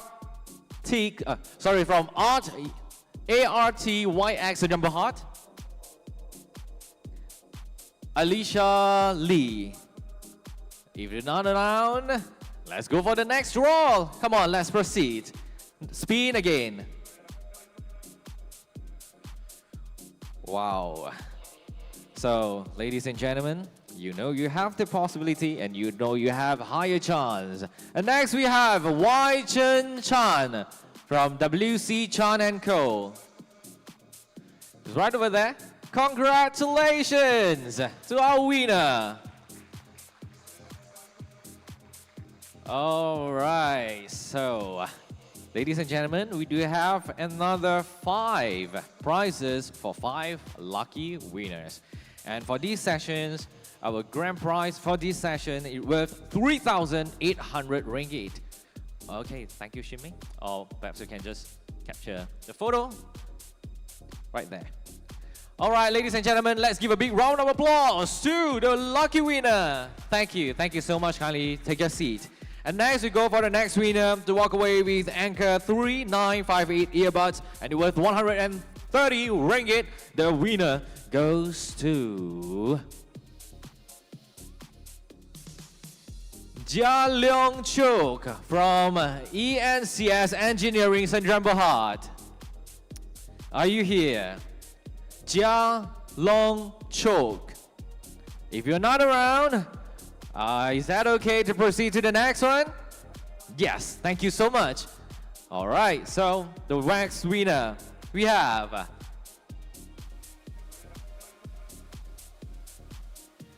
and the next winner goes to Muhammad Khairul Nizam Zainan. Yeah, we have to skip this one, right?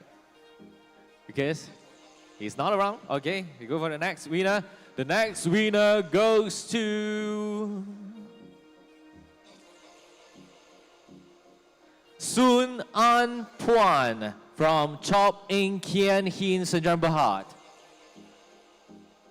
Are you here? We do have a winner. Sun An Tuan. If you're not around, we're going to proceed to the next one. Let's draw again.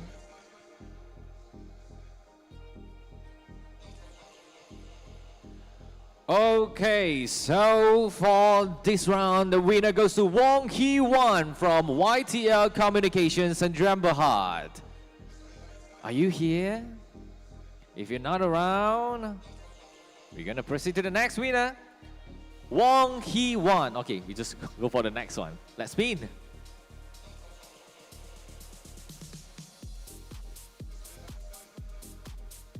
All right, the winner goes to Serena from Phil Boss Retail Services Sdn Bhd. Serena. Is that Serene? Nah. If you're not around, we go for the next one. That's great. Okay, and let's see who's gonna be the one. Come on, ladies and gentlemen, if your friend is not around, ask them to join us in this hall and make sure they won't miss out anything. Ong KB from KB Ong Services. The winner. Are you the one, sir? No, he's not the one. Okay, we proceed to spin again.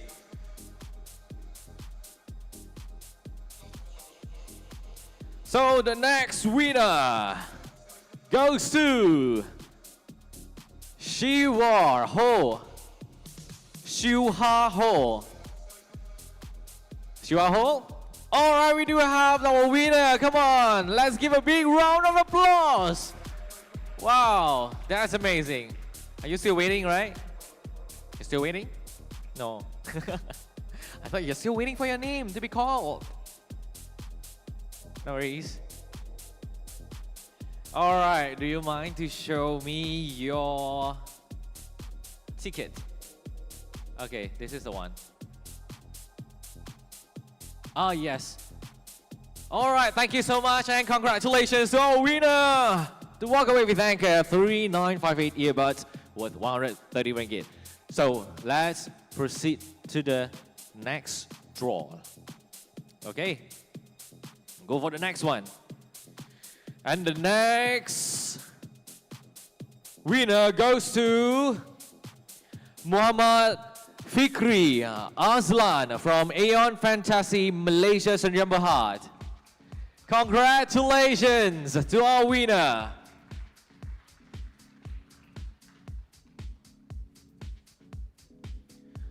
All right, let's take a photo. Thank you so much and congratulations. And we left another 2 prizes. So let's proceed to the next draw.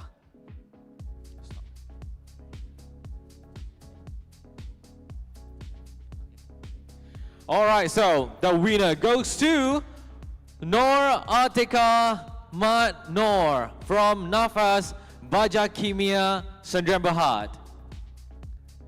No, if you're not around, or we just proceed to the next sessions. Okay.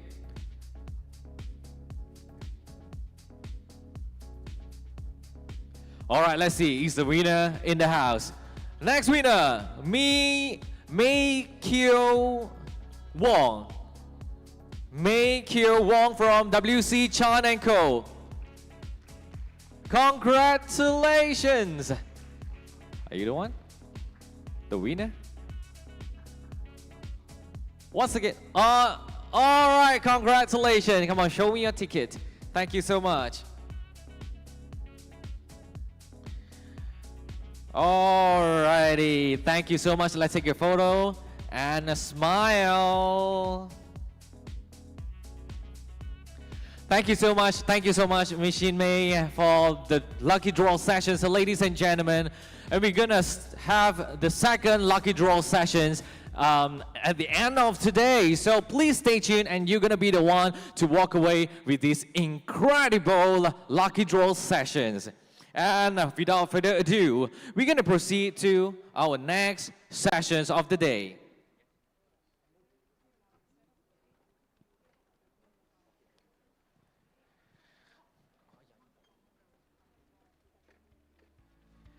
And ladies and gentlemen, while we are setting up our stage for our next panel sessions, we would like to share another lucky draw sessions happen at U Mobile. So ladies and gentlemen, this is a special shout out to all of you. If you want to walk away with the Huawei Band 8 for free, yes, we do have 2 units for the lucky draw.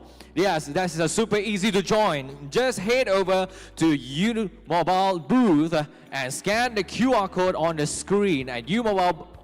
Yes, you can scan it right now on the screen and drop your information and you stand a chance to walk away with Huawei Band 8 during this afternoon, which is at 3:45 p.m. later. So hurry up, scan the QR code on the screen and drop your information, drop your details, and you are in the running to win. Yes, we do have 2 units of Huawei Band 8 and grand prize will be happen today. So 2 units of Huawei Grand 8 will be drawn at U Mobile booth at 3:45 p.m. later. So please do not forget to scan the code right now. Scan it immediately and stand a chance to walk away with this incredible prize.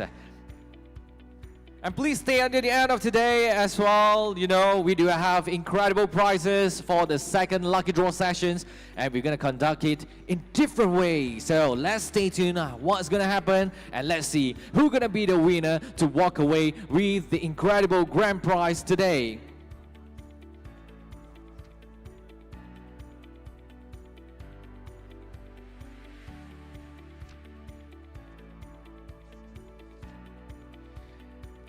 And at the same time, we'd like to take this opportunity to share with you on the promotions such as Cycle and Carriage Bintang at ground floor. If you like to go for a test drive sessions, please do not be shy and enjoy the exclusive offer up to 50,000 ringgit off on selected new Mercedes-Benz car model and 20,000 ringgit worth of rebates for selected certified pre-owned Mercedes-Benz model. So if you want to go for a test drive, come on, ladies and gentlemen, grab this opportunity. Let's proceed to ground floor later and enjoy your test drive sessions.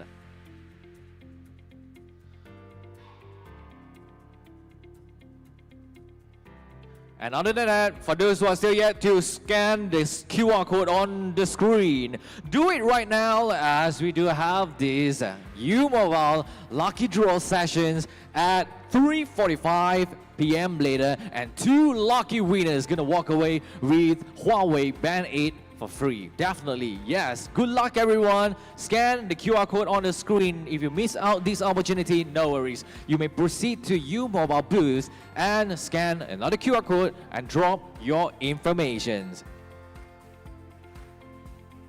So ladies and gentlemen, the excitement continues. We are now heading into our second panel discussion of the day. And trust me, you don't want to miss this one. And the topic we're going to talk about is winning through agility, lessons from success entrepreneurs. So that is the greatest discussion with all of you. So if your friend is not around, come on, let's bring them to join us. Call them or send a text to them. Bring them to join us in this hall and get ready for this exciting panel discussion sessions right over here at CTOS SME Biz Day 2025 KL.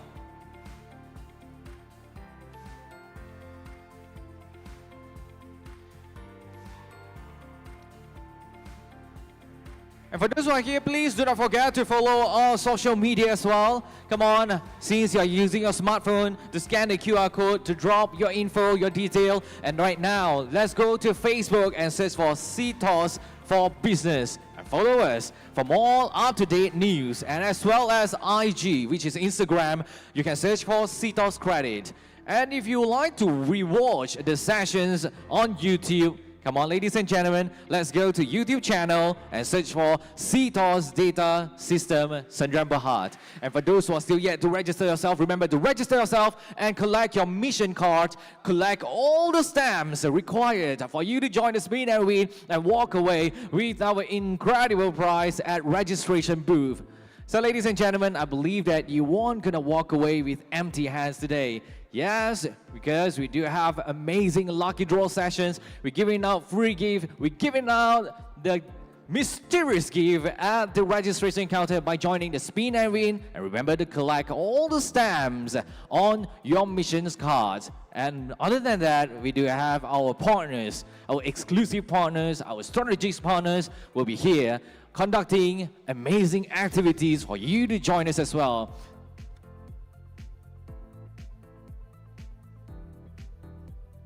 And once again, we'd like to share with you, we do have Cycle & Carriage Bintang at ground floor. So for those who are looking for Mercedes-Benz, who would like to go for a test drive, please do not be shy and hesitate no more. Let's grab this opportunity to reward yourself with this incredible deal at Cycle & Carriage ground floor and go for a test drive sessions and experience it. I believe that you're in love with it and enjoy the exclusive offer of up to 50,000 ringgit off on selected Mercedes-Benz car model. And besides that, we do have a 20,000 ringgit worth of rebate for selected certified pre-owned Mercedes-Benz owner. I would like to share with you our CTOS SME Biz Day 2025 scheduled announcement as well. So during next month, we do have the CTOS SME Biz Day 2025 at Penang Spice Convention Center on 12th of June 2025. So if you have any friends from Penang, please do not forget to send this good news to all of them, ask them to register and join us and explore, innovate and transform. So ladies and gentlemen, the next topic, winning through agility, lessons from a successful entrepreneur. So today, fast-paced and ever-changing business landscape, agility isn't just a buzzword, it's a survival skill. In these sessions, we will be hearing from the powerful lineup of visionary entrepreneurs who have embraced agility to adapt, innovate, and thrive. So ladies and gentlemen, let's give a round of applause to welcome our esteemed panelists, Yang Berbahagia, Dr. Wira Amil Ali Maidin, Managing Director of Maidin, to the stage. And next we have Ms. Penny Chu, the co-founder of Bloomdies, Mr. Melvin Chi, co-founder of CEO of Montego, Mr. Vernon Tian, COO of Juice Coffee, and Ms. Angel founder of Angel Raw Beauty. Let's give a big round of applause. And to guide this dynamic discussion, we are honored to welcome our moderator, Professor Adam Richmond, Group CEO of KNKV Group Sdn Bhd, a seasoned strategist and mentor with deep experience in business transformation and leadership. Ladies and gentlemen, let's give a big round of applause to our panelists and moderators.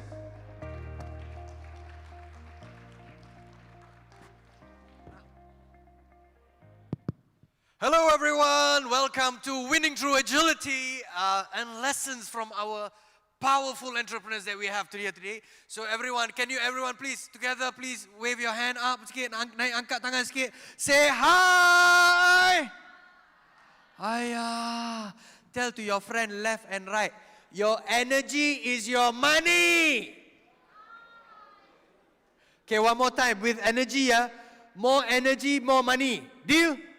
Okay, all right, one more time. Can you please say hi to all our entrepreneurs today? It's okay, it's okay. It's just the beginning of the program, huh?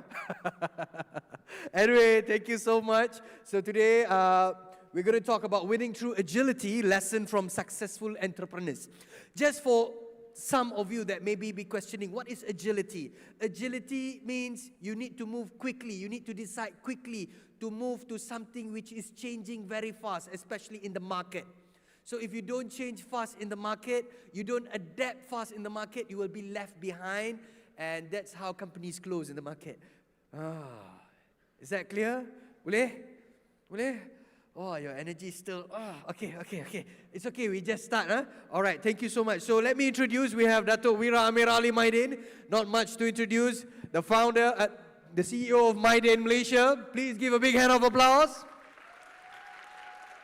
We have Miss Penny Chu, the co-founder of Bloom This. Who don't know Bloom This? Very successful and so humble. Huh?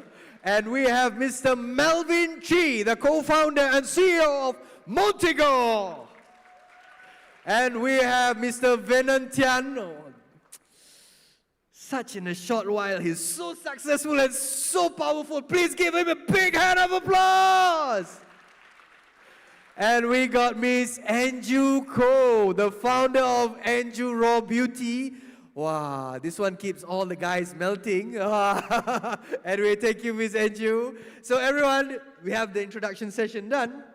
So I'd just like to ask, the question here now is about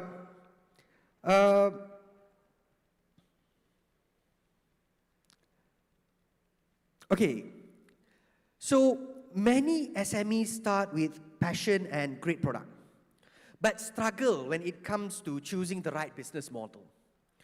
So in your journey, Mr. Vernon, how did you identify the best model for growth? Whether it's direct to consumer, franchising, brick and mortar, or online first, and how often do you reassess and pivot your model to keep up with the market? Okay, thanks. Again, very humble to be together with this group of panelists, right? I think you guys don't have energy because there's no coffee. So remember to go get your Zeus coffee nearby. Yeah. The ads aside, yeah, in terms of choosing the right business model and all, again, honestly, we never actually had the answer. Yeah, we started off selling coffee online, and again, most people, you know, there's a Chinese term, right, that people always say is that throwing cold water on you. And that was the exact same thing that happened to Zeus when we first started, where the entire model was built upon pickup and delivery. Yeah, again, people didn't really understand what we wanted to achieve. Why did we choose that business model was really out of passion. Of course, again, passion may sound fluffy, but because our background itself, we were a bit more tech savvy. So we wanted to really try to see whether if we can actually sell coffee online. Yeah, people were not really happy with that, but we still went on to try it out. Yeah, but we were very focused, we were very clear in terms of what we wanted to achieve, and we kept evolving. Let's not talk about 5 years plan, yeah, or let's not talk about even year-on-year plan. It was very much on a month-on-month basis, how do I survive? Yeah, we started off the first store from a very small, humble 200 over square feet kiosk. From there, we were actually burning money because we were subsidizing people on teaching people on how to buy coffee online. Yeah, 2 months later, we asked ourselves, let's try foot traffic locations. Then we went into shopping mall. Yeah, so you can see from a office building kiosk to a shopping mall, then COVID hit. But what proved during that time was really where everyone started to buy things online and all sorts, and we were naturally online already. Then we still told ourselves, we don't know which kind of locations will work. Yeah, third outlet was IY Puchong, fourth was Taman Desa. Yeah, it's on a shop lot neighborhood kind of model. Then we found that what we were tracking very, very closely, let's not talk about tech and everything, right, was actually the unit economics. Yeah, and we found that our most profitable stores were actually the shop lot stores. As much as more people will think that it's not sexy, but it was good enough for us. So that's where we started to grow and pick that model and started to scale from there. Yeah, year on year, there has always been different directions. Yeah, 2021, we ended with 60 stores. Then later on, we ended with 180 stores. If you ask me this question, did we want to go out from Malaysia in 2022? We said no. We just wanted to be a national champion and focus on the country. Then came 2023, because we did one round of fundraising from a Filipino, and that naturally just took us and said, let's go in the Philippines. Did we have strategy paper or your analysis on whatever? No, we didn't have the answers. But again, what we were very clear is that if we are all committed, we'll be very, very focused and just push for it. Yeah.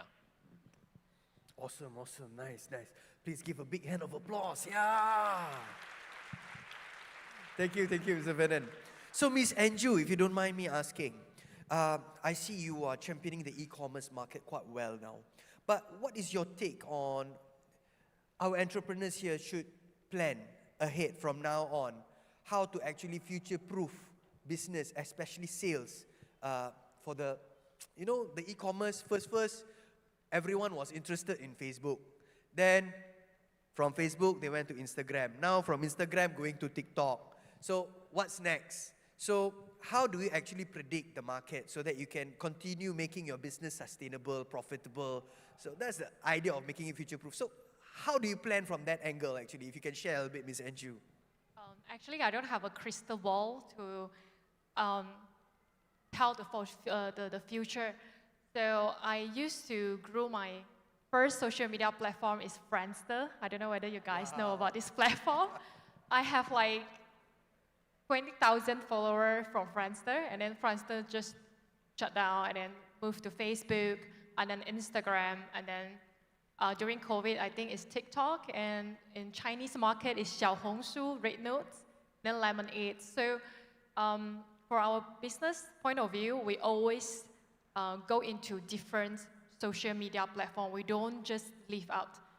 We will penetrate into different social media platforms by adapt to their language. You will find that in TikTok and Xiaohongshu, the brand voice is different. Xiaohongshu people will be more like a real-life testimonials. So when you go into there, you have to speak according to the language. So your article will go viral. So in order to attract followers, attract all these consumers to listen to you, the most important thing is you have to build your own IP. So you will see that Tesla founder is who? Elon Musk. So people would just follow Elon Musk. Even like today, he maybe invested in property, no longer rockets or whatnot. People will still drew into him because of the IP. So same to me, I grew my own YouTube channel first.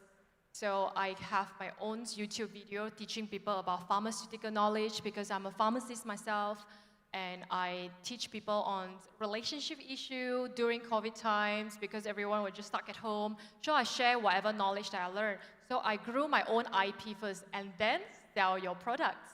So you can see a lot of people, they're doing live on TikTok, on Facebook, they're selling things. they not only focus on one SKU, they're probably selling toilet paper, selling skincare, and then tomorrow selling corn oils and things like that. Why people will come to this platform? Because of this IP. People nowadays don't just buy products. They buy trust, they buy value, they buy storytelling. You have to be very good in telling story. So just like Mr. Renan talk about the juice coffee, she shared about like very precious journey on how he starts coffee journey, which is very interesting. And people like to listen to all these stories. So make your stories enchanting. This is my way of doing that. You know, I say, "What do young fellow know? I old man like, you know, come on lah. You know, this young man knows more than me, like, you know. His coffee is one of the best coffees. Yeah, addictive. Got to admit that. What are you adding? I was worried. This fella never asked the question. What are you adding, young man? Are you putting something? Because my staff, you know, there are 3 coffee outlets in Maidian Subang. Okay, 1, 2, and 3. Why most people go to Zeus? That I want to know. Ada kas-kas ke? Ah. Joking. Sorry, go ahead. Interesting. Focus. So though, actually, one more thing though, just one more question though. How you actually, I think, business Maidian, correct me if I'm wrong, started together with your father since you were young. So if you can share the experience, how actually Maidian created its first million. That little bit experience here, maybe you can share. I don't know whether have we created the first million or not in the first place. Because I'm in debt, man. You know, highly geared up. So I really don't know. You know what I think? Seriously, in business, don't plan too much. Don't think so much. You know, okay? You focus. And I was actually trying to say, then I lost my track, you see, saying that you talk to people, you ask opinion, you listen. But end of the day, the decision that you make, you must come from your heart. You must, the heart that you have, it will actually bring you to the right place. Unless you say, oh, I followed my heart, I married the wrong woman. That's another story, you know? But probably not. Maybe you didn't listen to your heart and you look at the beauty and say, that's the girl I want. Maybe that was the mistake, you know? So I think everything is like that. You follow your heart, you know? Don't worry about the first million. Because the first million that you earn is gone. It's gone. Because seriously, you make money, you lose money. You make $1 million, I've lost 100 million. During COVID, I think we lost 200 million. It's horrible. And COVID, I think, was the worst for any business people, seriously. Because you really burn money without income, you know. That was bad. But those are still around after COVID, you did it. You will survive. You will survive. And seriously, those who pick up the phone to say, I can't pay you this week, but I will pay you next week, they will survive. Always pick up your calls, even if you can't pay. Wow. You know, I think that's the most important lesson you ever learned, taught by my father. You know, don't run away from your obligation. I mean, even if you can't, obviously for cash flow reason, you know, I mean, come on, you know, anything can happen. But pick up that phone. You are the boss, be responsible. Don't run away. If you don't do that, word gets around, it will hit you again, you know, because you can be successful today, fall down tomorrow. Again, don't be like Trump, huh? Okay, but successful today, you fall down, successful today, you come up again. You know, it happens in business many times. But you've been picking up your calls. Your suppliers will support you. The people will support you. Your friends will support you. Your wife, no choice, lah. She has to support you. Thank you. While saying this, Dato' Amir is crying. Keep us. Alhamdulillah. But actually, it's good for the eyes. Good for the eyes. It cleans your eyes. Betul. So you can see more clearer. Your vision becomes better. Wow, powerful. Korek power. Anyway, so thank you so much. So basically, we all must understand the fact that the reason why successful businesses become successful is just one answer: resilience, ketahanan. How much can you stand all the pain? Correct me if I'm wrong, though, yeah? So, all right, now I've got another question for Miss Penny Chu, the most humble, soft, kind-like lady, but Bloom, this is like so opposite of a character, so vigorous, so powerful, a big brand now. Congratulations. Please give a big hand of applause to this entrepreneur. So, if you don't mind me asking, is sales advice. What was the most cost-effective tactic you used early on to get customers? And how can small business owners replicate that to grow their sales today? So I think at a different stage of the business, your strategy and your tactic, it has to be different. So if you asked about the startup stage, all right, so from the beginning, we don't really have a lot of resources or funds, to get to the market. And what we do is that we actually really leverage on the word of mouth. Yeah. So how to leverage on the word of mouth is to first start with the quality of your product, right?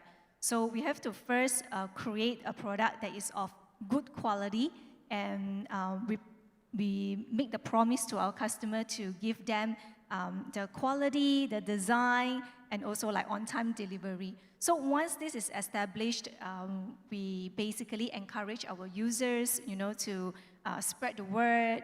We give them some sort of incentive as well, right? To maybe put up some good recommendations or share it through their social media. Yeah. So back then, when we first started 10 years ago, the platform that we leveraged on was Instagram, right? Yes, yeah. But our business has always been in the e-commerce sector. And so we built our brand through Instagram, and then direct our customer through our website for checkout. Yeah. So I think during the startup stage, right, we really have to find organic ways, all right, to build the business, right? And at the startup stage also, this is where the stage where we cannot be picky, all right, or to choose our customers, right? So whatever the order came in or the request came in, I remember that we will try our best to fulfill it to our customers, right? And also to listen to what the market really wants at that time, right? So I still remember very well, 10 years ago, I was listening to a talk by Dr. Amir, right? And he said something that I remember until today, right? What he said this, right? You gotta give people the sambal belacan, right? In short, it means that you gotta give the market what they really want, right? When we first started, we only introduced a flower subscription where our customers can only get their flowers once a week, right? But what the market really wants is that they want fast. They want something that is convenient. They want something that they can just order and get it immediately.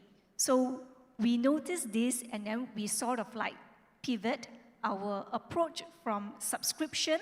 We still do subscription, but main chunk of our business right now is on-demand, same-day delivery. Yeah. So, and this is the proposition that we give to the market, right? Through our philosophy of 3 C's, right? The first is the convenience, the confidence, and also creative. Yeah. So I think at the beginning of a stage, we really have to find what is the problem that you want to solve, and whether the problem is big enough or not, and find your product market fit, which is the sambal belacan that the market wants, and keep to your brand promise and deliver the brand value that you have communicated to the customer. Nice, interesting. Sambal belacan though, eh? Among all, why sambal belacan? No, actually the story is like this.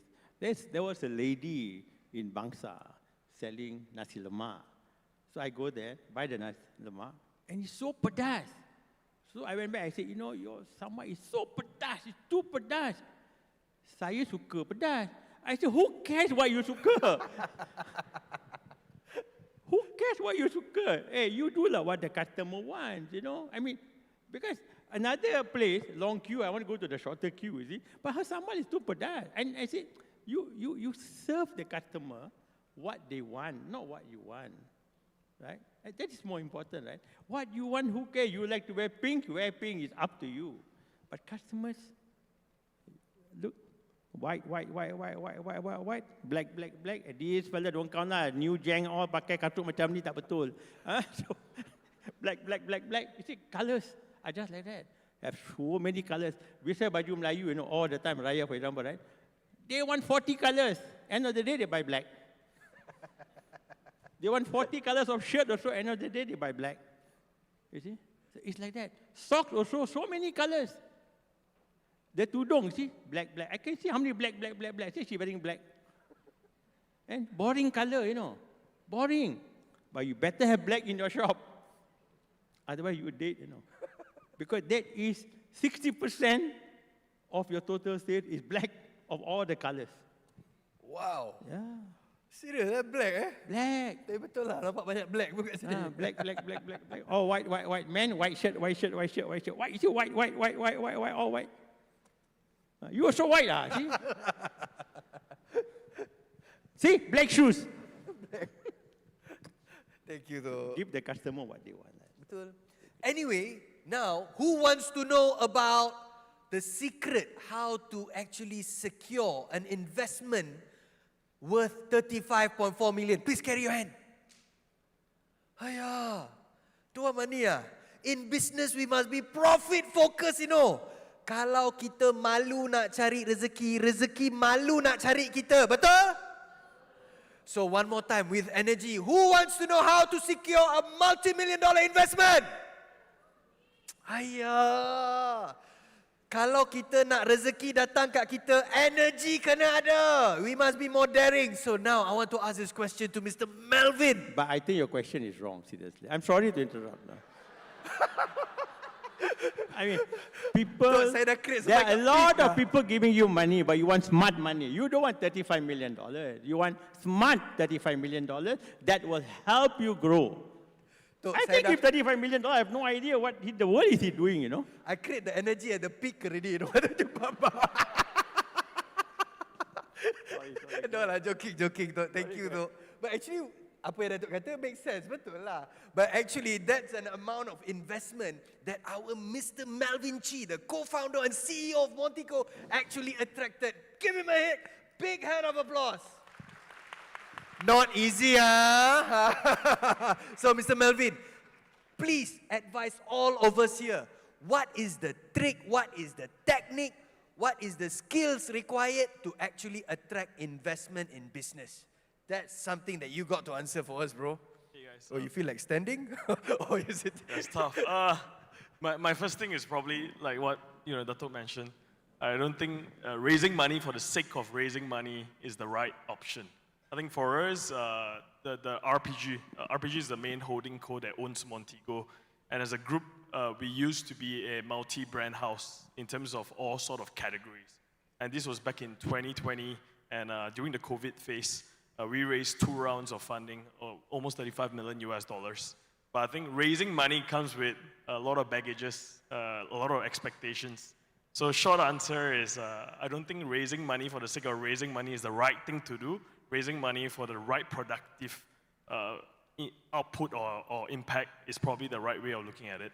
I think for us, a little bit of our journey, early day of RPG Commerce was a multi-brand house. The whole model was built to roll up consumer brands. If you guys are familiar with the entire Trasho model of the US, where you buy and aggregate a bunch of consumer brands into the house, that was the entire model. That's why we raised $35 million to go and acquire a bunch of businesses. But thankfully, that didn't happen. And that didn't happen because of COVID, post-COVID. Back in 2021, everything just came under the water. This was in the consumer space. And we pulled the plug to not acquire any business, but we were sitting with a pile of cash. And I think, and that's why Montego was birthed out of it. In the early days of our RPG, we have brands like 1000 Miles, Bottoms Lab. Some of you guys might be familiar here. And essentially, those brands were shut off today. And we pivoted from a fashion group to a Montego or house of brands today in the home and living kids category. So I think for us, raising money, I would say it was not something that was very familiar, but I think we had a very concrete business plan. We have a very clear projection. At the peak, before we fundraised, the business was doing at least $30-40 million in revenue before we went and fundraised. And that made fundraising a lot easier for me personally because there was traction, there was growth, there was very clear vision where we were heading towards to. But post-fundraising, everything was torn across and rebuilt from zero again, essentially. So I think to answer the question, I think a lot of guys want to raise. I think there's a lot of facilities out there today, not just from your banks, from venture capital, from PE firms. I would say do realize and know that what sort of instrument will work better for you. And there's no, I wouldn't say that there's one size fits all and say, every money is equal money, right? Different money comes with different responsibilities and baggages. So I would say that's how I would end it. All right. So, but if you don't mind, Mr. Melvin, I'd just like to ask you, what is the, they say this advice always in business. If you create one brand, you focus only on one brand, only focus until it's successful, like Apple. Apple me Apple je. This is what people say. So, how you came up with multiple successful brands? How did you manage the focus? How did you manage to grow all this so successfully? Just that advice so that we all get the idea to be like you. Wow. Please, please. Thanks. I think the tough thing is always about focus, right? I wish that we were only doing one brand. Everyone in the team would just focus on one thing. And those were the learnings that I had probably in the recent year as an entrepreneur. I used to do 10 different things at the same time. And I guess, young, driven, you want to do 5 things. And you think that doing 5 things keep you busy is what's going to make it, right? But ultimately, I think coming back to the core of business, it's all about focus most of the time. And today, even we built a multi-brand model. It's very focused in the team that we built. So Montego has a team on its own, and Oyo by Montego, which is a new brand that we launched about less than a year ago, has a whole team on its own. And Cosmic Cookware is a different team on its own again. So I guess the whole goal here is all about focus and knowing and understanding the consumers and being on the ground with the consumers. Thank you, Mr. Melvin. Thank you so much. So basically, guys, if let's say you are looking to actually do sales, if you are looking to actually attract investors, what is the most important thing for entrepreneurs? Number 1 is due diligence. Do you agree? Yeah, one more time. Huh? Do you agree? Joking. So basically, that's why CTOS is there for you. Before you approach a customer for certain sales, when you do due diligence and you check the credit report, you can understand what kind of budget that could fit. You can actually do that reading. And that's very important for you to do that due diligence. That's for sales. But what about investment? You need to assess the risk all clearly. And that's why CTOS is there for you. Will be launched on 10 May, right on 12 a.m. It's a free-to-air nationwide channel. It's in all platforms. And this TV channel, it has reached its heights today. One of the reasons is because we eliminated a lot of vendors through our due diligence process, and that's all. Thank you to CTOS. Wow, please give a big hand of applause to CTOS. So basically, thumbs up. All right, basically I'm moderating the most, nervous punya session dengan the fierce eye lagi. Thank you. So basically, let's go for a question and answer session. So I want to ask, before I ask, I open for to all the audience here. Is there anyone that wants to ask any question or not? Please carry your hand. This is the time you must ask a question. You've got legends out here. Remember, kalau kita malu cari rezeki, rezeki malu cari kita. Do you agree? Yeah. guys. Oh, your energy is still like that lah, tu. Boleh tu eh. But how you gather the claps ah? Dahsyat betul lah. So basically, is there anyone that want to ask any questions? We have all the panelists today. All right, there, our brother, please. Mic, please, to our brother there, at the end there. Coming, sir.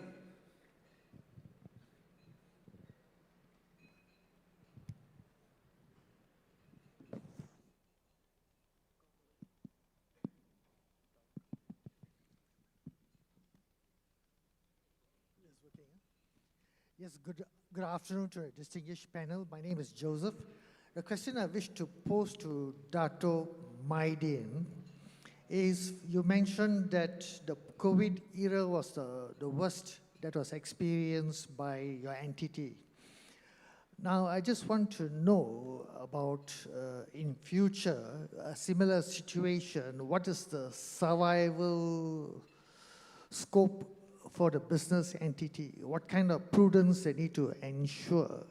I believe most business entities, they were very prudent in saving for the bad times, you see. But they couldn't assess the period of bad times, you know, whether it's 2 years, 3 years, 4 years. You know, COVID was about 2 years. So what is your view with regard to whether we need to be prudent in saving to sustain ourselves during the foreseeable COVID in the future? Thank you.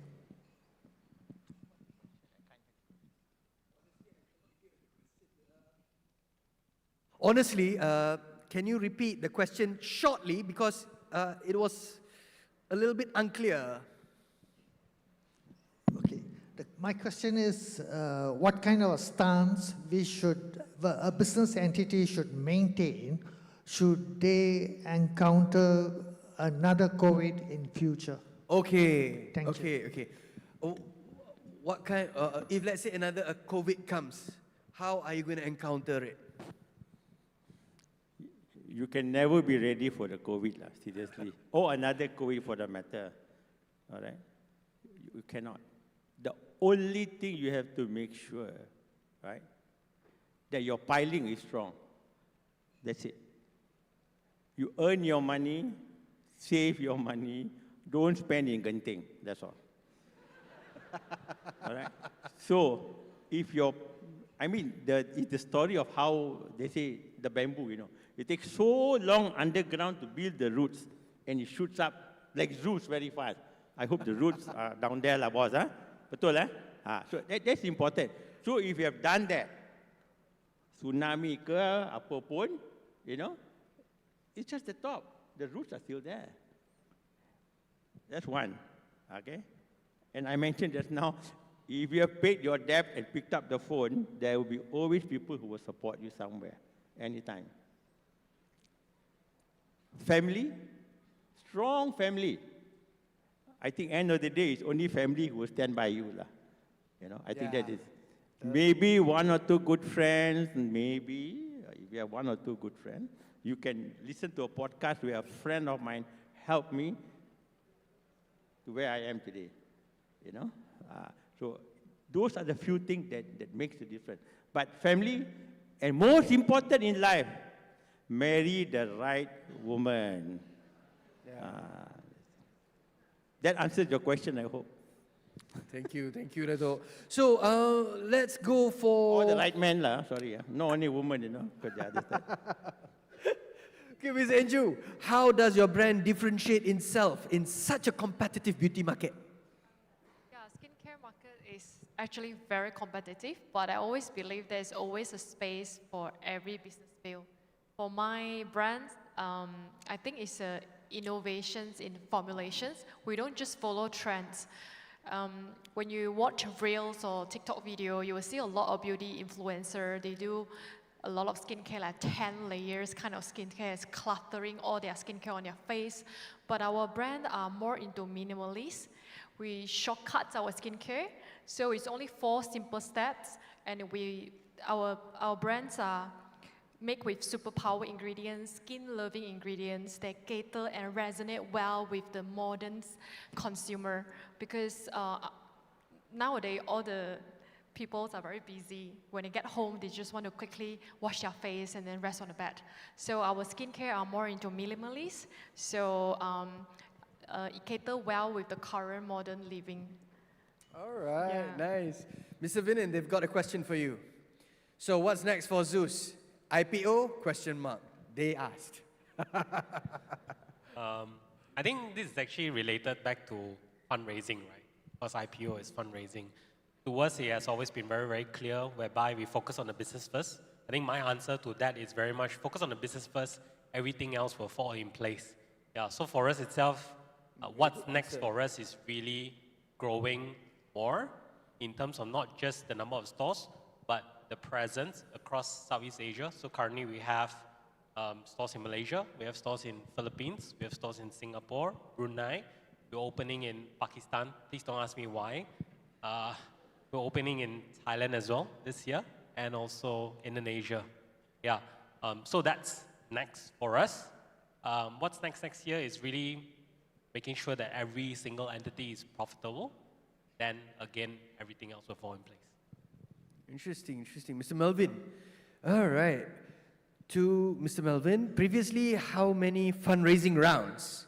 How much you raised for first round? Who do you model in fundraising?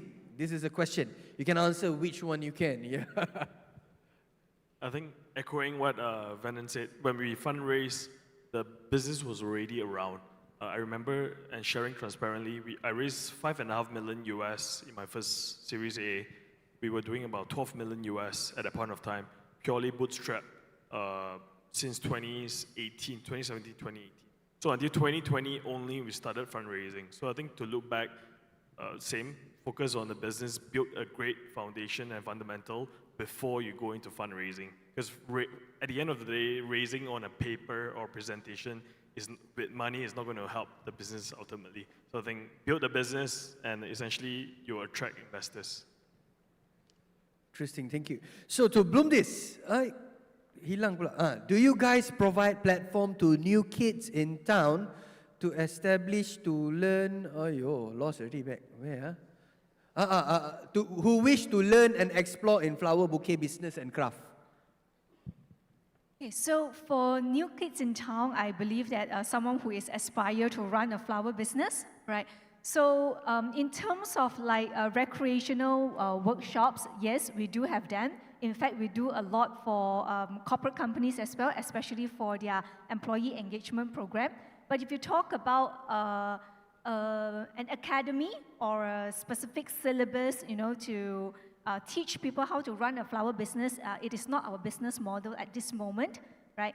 But if anyone were to want to learn about the skill and the process of flower arrangement, yes, they are welcome to sign up our flower workshop. Wow, nice. Thank you. Anyway, thank you, everyone. All right. Maybe we can go for one more question. Is that okay? Can. One more, please. Come on.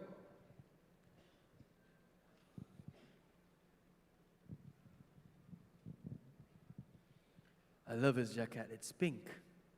Kak Maidin ada jual tu. Directing to Maidin, Mr. Amir. I just want to admirable that Maidin have made strong initiative in terms of new energy transition, especially on the solar, the green.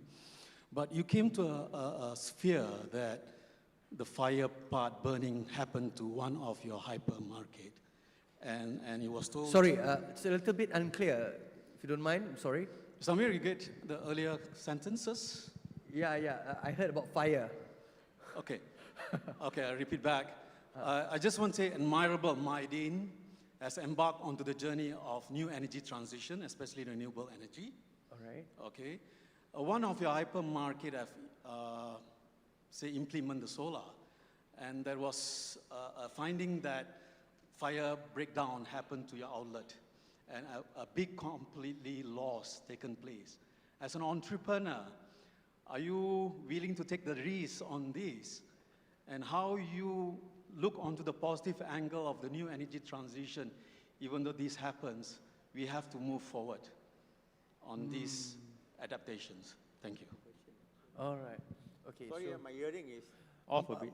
It's not the hearing. Especially through mic. I'm also cannot hear. I go down and listen his question first. Yeah, what was it just now? Sorry again. Selective hearing. Yeah, what You're talking about fire? It's about transition, is it? Mydin has moved to a new energy transition, especially renewable energy. Oh, Mr. Amir, got it? Yeah, yeah. Okay. But what happened is that, especially on the solar one of your hypermarket, but recently, many years ago, a few years ago, that it was completely situation fire burning takes place on the hypermarket. Oh. And the root cause was stated, the solar part, play a bigger role. Therefore, as an entrepreneur, are you willing to take the risk onto looking onto the adaptation of new energy transitions? Okay. Or are you going to move forward? Tok ada buat bisnes solar ke Tok? You did renewable energy business. Have you done a renewable energy business, which is something in solar? Yeah, and the solar is like quite a risk. You have implemented, Mr. Amir, in your outlet. Yeah. They have implemented, and one of the outlet got fired due to that. One of your outlet got fired. So you know the question. let me first say, of course we do renewable energy, okay, because we put solar on many of our outlets. Right move, wrong move. That fire in Manjoy, which tells us that insurance company don't pay you what you lose. Lesson number 1, never trust the insurance fella. Okay. I was also going to say, I mean, these online people, don't trust your TikToks and Lazadas either, okay, because they are horrible people out there, you know. But the important thing here is that after that fire in Manjoy, which had, seriously, I had so many fires, all right? The first fire, you know, when you are really small, when you're really small, my first Kota Baru, where the whole outlet was destroyed, that affected me. You go down, you see the thing burn, you sit down, and you cry. That's all you do. The best thing you can do in life, go to one place and cry. Seriously, you cry your heart out. That's it. Then you move on. Because there's nothing much you can do. The insurance fellow is not going to pay you the money anyway, whatever you're insured for. Then you move on. And after having so many fires, seriously, there's a fire. Hey, how bad is it? Only the roof. Okay, namai. But seriously, the heart is there. The next morning I'm there. Half joking, but the next, I mean, every shop is like your own children, seriously. So that's why I think my wife asked, you know, I'm number what? I said, shops, children, then wife. But anyway, I mean, I think seriously as business people, you just have to move on. I mean, we have got floods, we got fires, we got disasters. As long as we have done good things in life, I think whoever you believe in, and end of the day, up there someone is, Doa is always there for you. Yeah. Just be good. I think be good, you know. I think it's very important. Don't be wicked, you know. I mean, some people are really bad out there, you know. I'm just terrible, you know. I think if you are a good person, you do good things. I mean, money is not everything, especially when you reach my age. When I was younger, I thought differently, but you know, at my age. So I think those are important things in life. Understood. Thank you. Thank you so much, though. So the answer is, don't worry about risk, pray and just go through. So we have come to the end of the session. So everyone, please follow me on my Facebook, on my Instagram, on my TikTok. It's Prof. Adam Richman. Yeah, no need to follow Dato' Amir because everyone is already following him. Follow TikTok lah. Follow TikTok. And also, please follow my company, KNKV Group. Can everyone say KNKV? Ayo, okay.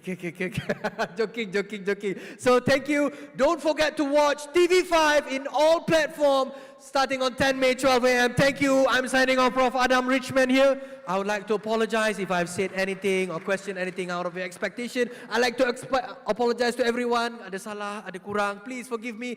And I'd like to thank you, CTOS and everybody. So that's all from us. Boleh Datuk, eh? So I'll pass it over to the MC. Thank you so much. Let's give a big round of applause and kindly remain on stage. And now I would like to invite Ms. Lee Shin Mei, COO of CTOS Data Systems in Berhad, to present a token of appreciation to our honored panelists and moderator.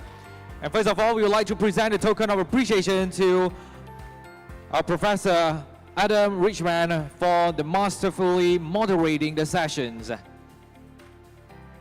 Let's take a photo. And thank you. And next, we would like to present a token of appreciation to Datuk Wira Amil Ali Maidin. Thank you so much for the insightful sharing sessions. And next, we would like to present a token of appreciation to Miss Penny Chu. Let's give you a big round of applause. And next, we would like to present a token of appreciation to Mr. Melvin Chi.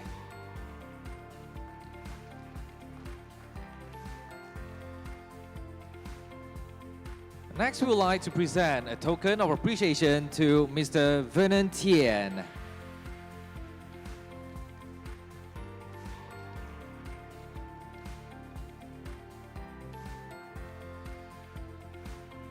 Last but not least, we would like to present a token of appreciation to Ms. Angel Khoo.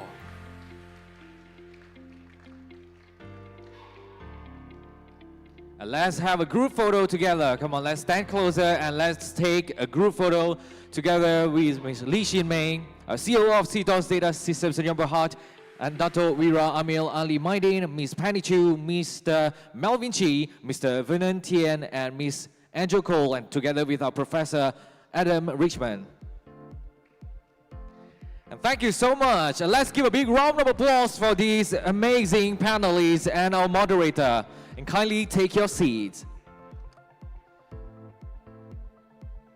So ladies and gentlemen, we do have our crew to walk around and collect your name card. You know what? Yes, ladies and gentlemen, get ready your name card right now. That is for the grand lucky draw session. So we do not want to be fair with each and every one of you. So make sure you are in this house or you are in this hall for the next lucky draw sessions and drop your name card in the bucket, and you're gonna stand a chance to walk away with the grand prize today, and it is a 75-inch Samsung UHD TV and other amazing and incredible prizes.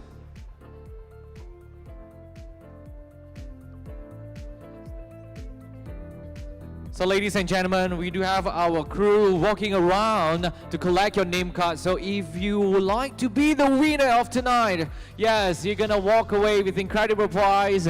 Let's go ahead and drop your name card. If you do not have name card with you, or perhaps you can just drop any identity or any information card that you are able to verify as your personal item and be the winner. So ladies and gentlemen, once again, drop your name card and get ready your name card for the sessions.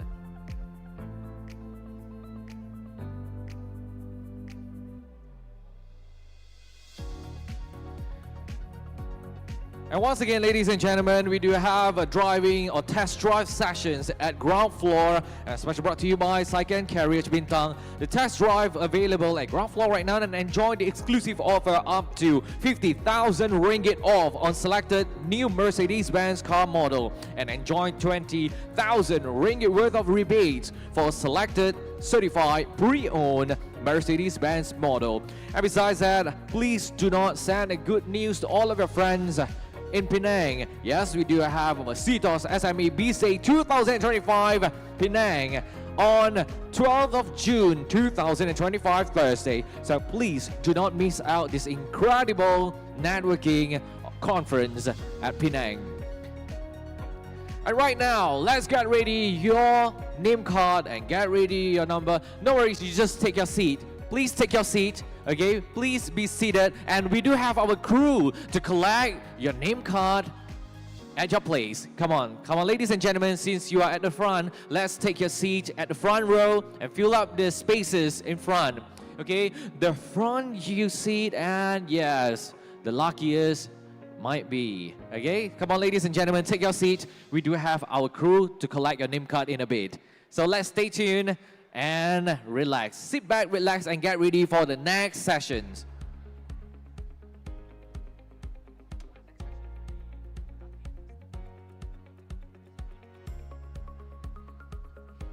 All right, so ladies and gentlemen, the inspiration continues as we move into our next speaker sessions. And these sessions, we're going to talk about from connectivity to capability, supporting the nation's digitalization.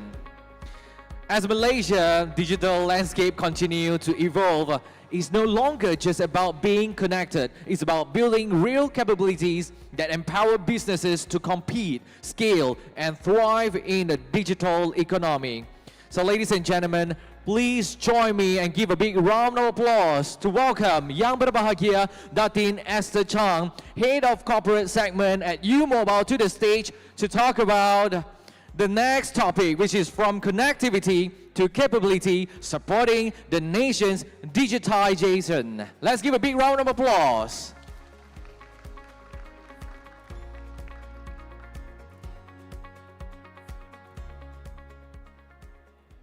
Good evening. Good evening, CTOS SME Day. My name is Esther. Thank you very, very much to the organizers for bringing us all together today. Every entrepreneur in the room, every SME owner in the room, every future unicorn within us today.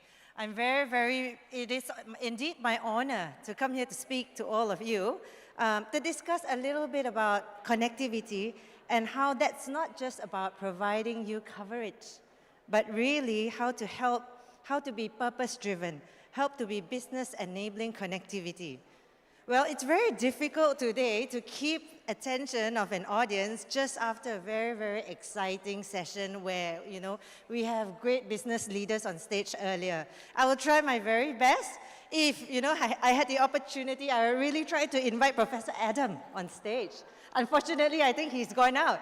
It will be very, very helpful to have someone as entertaining and as interesting as him. But never mind, nevertheless, let's talk a little bit about connectivity, about telecommunications company, and how we work together with the industry to build your businesses today. What I will try to do is to keep this more as a, to provide knowledge, to help you gain an understanding of telecommunications, infrastructure, and how this fuels growth and development in the nation. It is more of a storytelling. I hope you'll find it interesting, not so much of a sales pitch, but let's get to it, right? Okay, so some of you know us as, the telco with many orange-colored advertisements. And the guys who have actually rolled out crazy unlimited data plans, the first time anyone has ever gotten unlimited data on their phones, to stream, to look at whatever content you wish to download, everything that you could ask for. But, U Mobile, we've really come a long way. We started as a very, very humble telco. Back in 2018, when we started, we've gone through all the different models. We were the telco who did not start by owning any spectrum, right? In the telco world, spectrum means I have a right to radiate a certain frequency to provide all of you connectivity on your telephone, right? But how did we do it? When we first started, we leased some spectrum from a spectrum owner. We worked with Celcom. On domestic roaming to increase our coverage so that we cover more sites and provide more connectivity to Malaysians. And then in 2014, we've actually worked with Maxis to get on a RAN sharing, we call it, in the telco guys' world. It's quite boring. But basically what we did was we worked with them to share sites. All these because at the very beginning, being, the very humblest and fourth telco in the world, in Malaysia, we've started by, addressing and putting everybody's assets together to form a basic network. But things changed by 2016. U Mobile has officially received our telco spectrum, we received the rights to build our own 4G network. From 2016 onwards, things have changed. 9 years passed. Today, you know, we are the 7th winner of Frost Sullivan's Mobile Services Company of the Year. Very, very well known in every aspect, especially in terms of consumers. As of 28 March this year, we have been awarded the rights to roll out a 5G network for Malaysia. As some of you may be aware, there was only one 5G network in the last 2 years. We are very proud to say that as of March 28 this year, we have been awarded the second license. So do expect in the next 12 to 16 months, 12 to 18 months, you'll be seeing another provider of 5G, right? Today, you know, everything is history from 2016. We have 10,000 network sites, close to 9 million subscribers. We are no longer the telco with no own infrastructure network. Our coverage covers most of Malaysia, with up to 90% coverage of Malaysia today. So most of you may have seen this. We were the first to launch unlimited plans. We were the first to launch such huge data plans, including 2,000 GB plans for 15 ringgit. And what we do also today is to offer a lot of unlimited business broadband, wireless without wires, right? So if you look at it, you know, it's not just about numbers, not just about awards, but we were the first in many areas.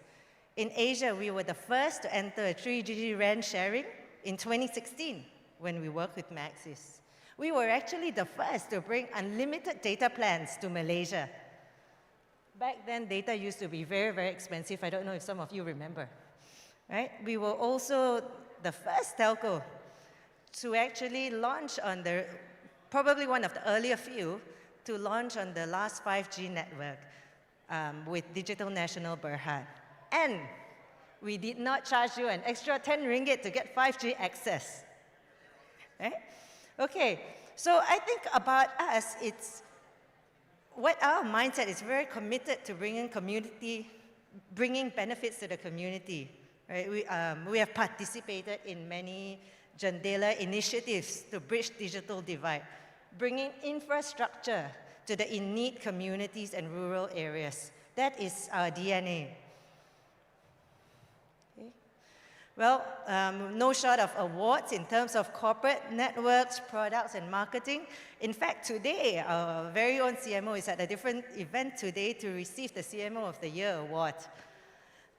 So no short of awards and recognition. Now, 28th of March has been a remarkable and historical event for us.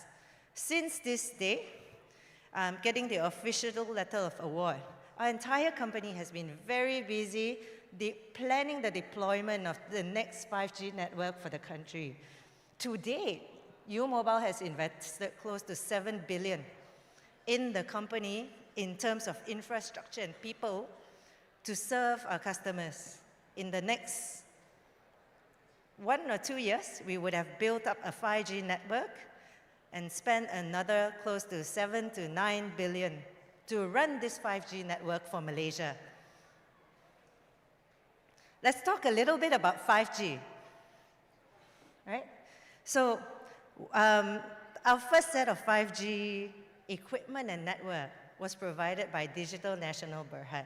As Prime Minister Anwar says, a country should have 2 networks, one from the east, one from the west, and one from the east. We are proud to announce that we are working with Huawei and ZTE to deploy our 5G network. As with all telecommunications companies, we share extensively. That doesn't mean we don't own our network. We own different portions of the network, but there are infrastructure, or what we call passive infrastructure. They are basically like renting a piece of land, renting a tower space to put our active equipment. So what we do, those are the passive equipment that are usually shared among all telcos, so that when you walk into every part of the street, you actually do not see 5 different telco towers. You see one tower. But there may be, 3 or 4 sets of active equipment on the tower, owned and managed by different operators. We share a house. Within that house, there are rooms. Each of us take one room, for example, okay? So how does digital infrastructure powers business? Now, if you look at it, infrastructure is very similar to essentials of a business, of a house, of a community. Water, electricity, utilities, infrastructure of digital communities is essential to the livelihood of homes, businesses, and it drives growth. It fuels the economy.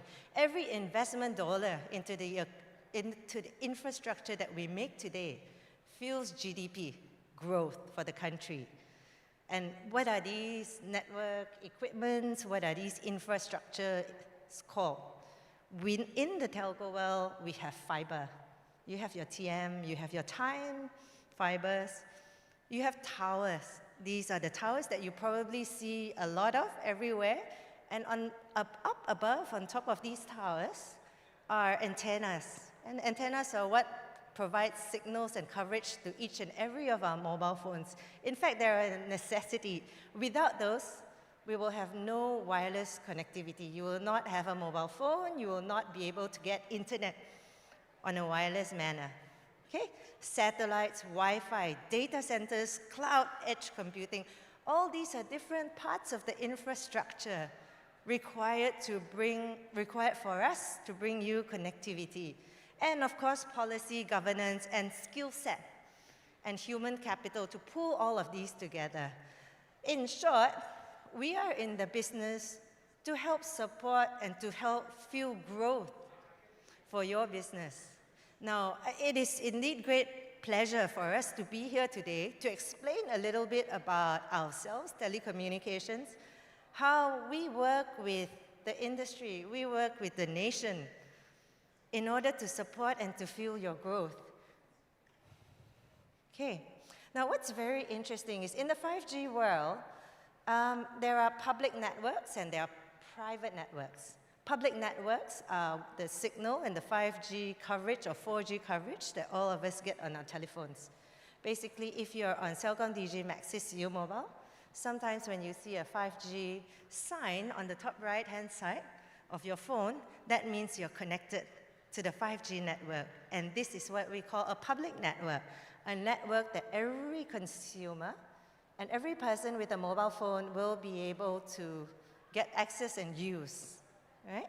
Now, in the last 1 to 2 years, Digital Nasional Berhad built a network that built a 5G network that covers 80% of populated areas. Our commitment is to meet at least the same and beyond within the next 12 months. So what you can expect as consumers is you have a choice to be on the first network, the first 5G network if you are with Celcom DG Maxis, or the second network of the same or hopefully better quality or coverage will be provided by U Mobile. And of course, naturally, as all telecommunications company MNOs, we share infrastructure. At some point, we may host other telco customers on our network. So chances are, if you give us about 2 or 3 years, some of us will be on the first network, and some of us will be in the second network. And the government had wanted this because we didn't want a single point of failure whereby if one network was down, all of us will not get 5G. In this case, there is no single point of failure. There is 2 separate 5G networks that is available in the country. Now, a lot of people say that 5G is not just for consumers. 5G speed is extremely fast, a whole lot greater bandwidth, lower latency. Now, what does lower latency mean? It means if I send a signal over the air, it will come back in less than, probably less than 10 or 15 milliseconds. It means if you run or deploy an application over the network that requires very fast response, probably a private network or probably 5G could be your answer. Now, let's look at private network. We spoke about public network as all of us access, use via our SIM cards in our mobile phones. Private networks are slightly different because certain equipments are invested specifically for a company. It means you have your own tower, maybe. You have your own radio, you have your own antennas, and you may have your own core, what we call a private core, which means it's specific for a company to use, that even if us as consumers go to that place where a private network is, none of you will be able to access that network, but only the company who owns or subscribes to that private network is able to access it with specially provisioned SIM cards. It means that network is for you. You can buy a network. It doesn't have to be a nationwide network. It can be that network just for your campus, just for your organizations. Now, why would we do that, right? You do that because it is a lot highly secured. You choose what you do within the network, what kind of traffic you would like to allow. You choose your own and you customize your own, what we call uplink, downlink speeds, bandwidth, and the way you manage your security. Well, some of you would think, oh, that probably will cost a lot because you're kind of running your own mini telco, right? So the other way to do it is to say, hey, look, now that U-Mobile has a network of, probably 8,000 sites, there may be some entities who say, oh, guess what? I would like to subscribe to this 5,000 or 500 sites in ZOHO. I want to run some highly secured networks, but instead of deploying just a set of equipment for me, I would just like to buy a slice of your network. That means there are no new equipment being added, but simply whatever that we have invested in terms of the sites within that area, we logically configure a partition and call it a private network just for you, right?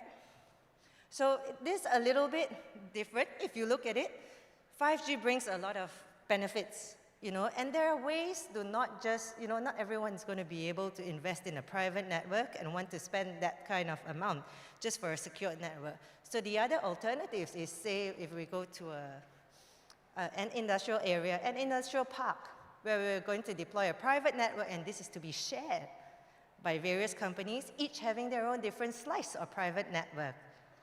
So these are the different and various types and manners to roll out 5G networks.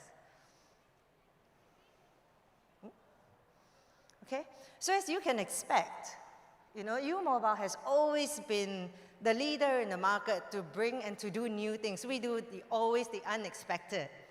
We were the first to roll out, to enter into 3G RAN share. We were the first to offer unlimited data plans to Malaysia. And now, some other parties do. We were the first in the last 1 or 2 years to roll out and introduce free data roaming. So that is our DNA. We came from humble beginnings. We have a DNA of doing the unexpected with the intention to drive and to fuel growth for SMEs. So we truly understand how SMEs begun and where we come in to and be able to work with you and support you in your digitization journey. What we will do, what else we will do with 5G, I guess that is, really something for us to think and innovate, to see how we can work closely with you to make 5G and network and connectivity affordable, relevant, and something that makes business sense for all SMEs. Some of you may not know U-Mobile much in terms of the enterprise services that we offer. I'm probably not going to discuss with you in detail about E-Invoicing or any other SMEs in a box services, but as with all telcos, these are general services that you can expect from us. We are pretty much like your technology or IT partner who's able to provide services like managed Wi-Fi, managed SD-WAN, or managed connectivity for your entire offices. So we are in the same businesses as all other telcos, but I probably won't spend time on a lot of all this. We can spend some time and have a chat. My team is outside, but it is really a very interesting crowd to speak to because of the way we have begun, because of the way U-Mobile has begun our business. We started small, we started with nothing. We started by leveraging on all of the other telcos' assets and commercially leveraging and having commercial agreements to work smartly with all available and shared resources to become who we are today. I guess that's really the end of our slide. What we are saying is we have a very comprehensive approach. We're open. We are really the next gen 5G network. Do expect a lot of great stuff in the next 12 to 16 months.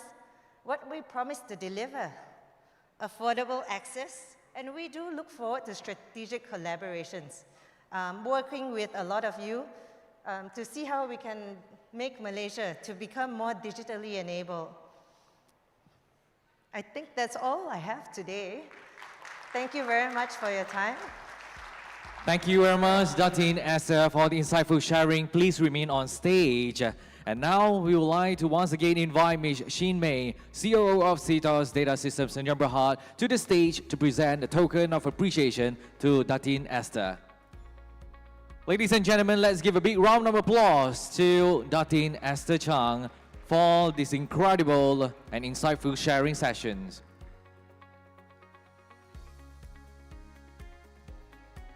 Thank you so much, and please take your seat. Thank you so much for that empowering and practical sessions on how businesses can grow with digital capabilities.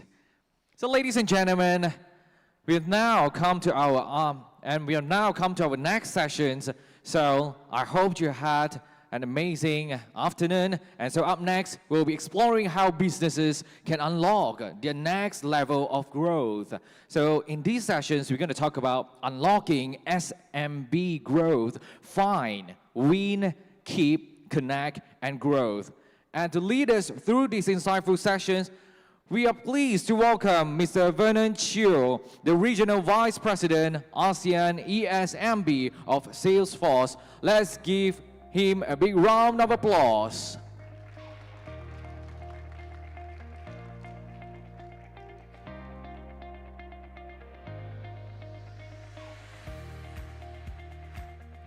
Sorry. Hi, very good afternoon to everyone. I hope you guys are still feeling the energy. It's almost the end of the day. Okay, anyway, I'm super excited here to share with you guys how Salesforce as the #1 AI CRM can help you guys together with humans, together with agents to drive customer success.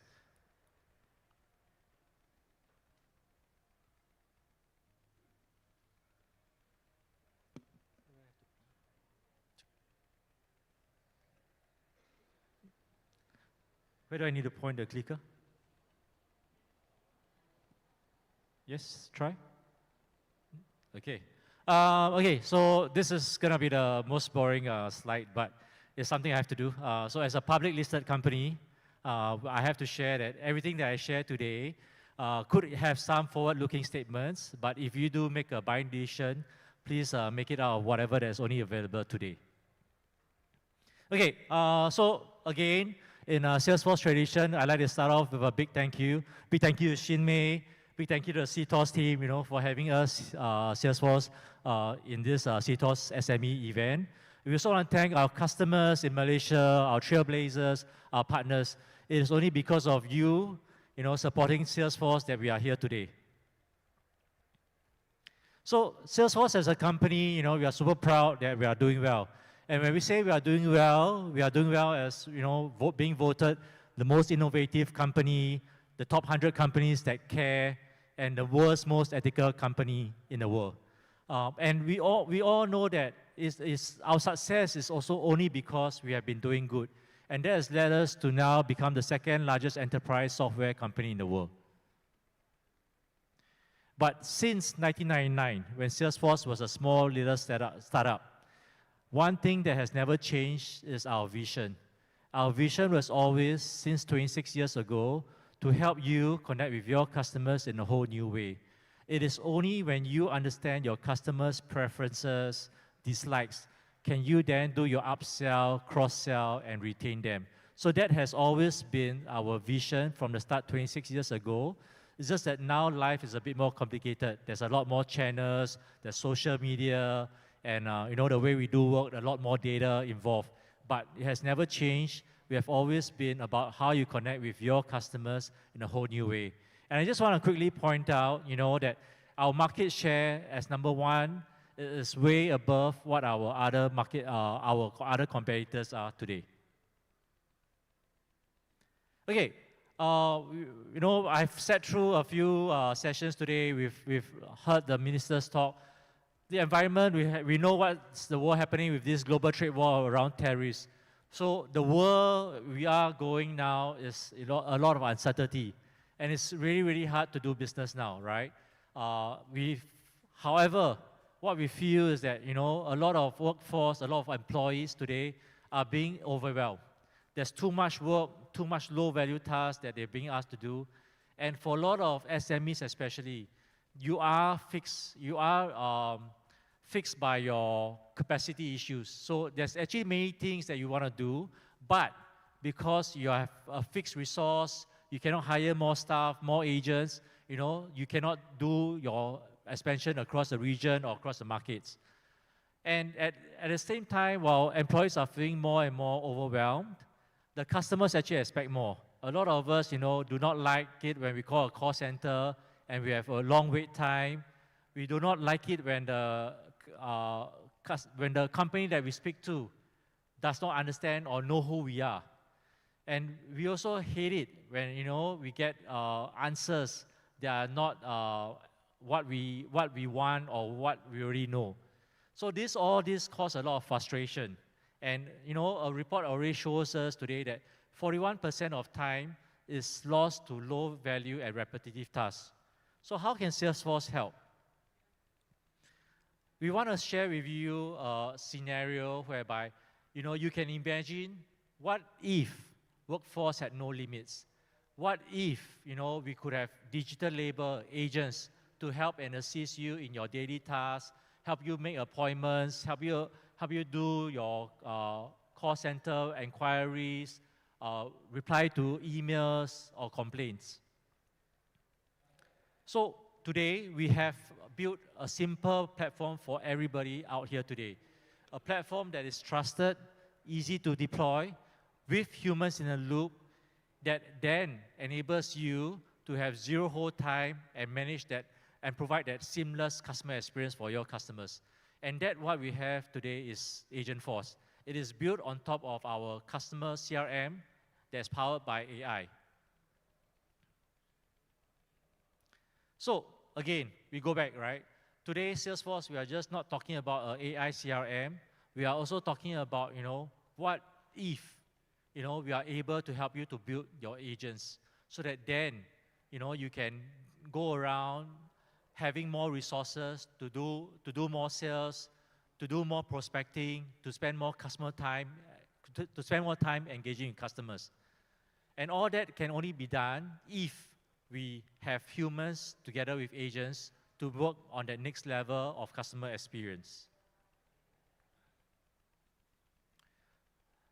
Everything that we do today in Salesforce, before we actually launch to the market or we sell something to you guys, we always make sure that we use it on our own first.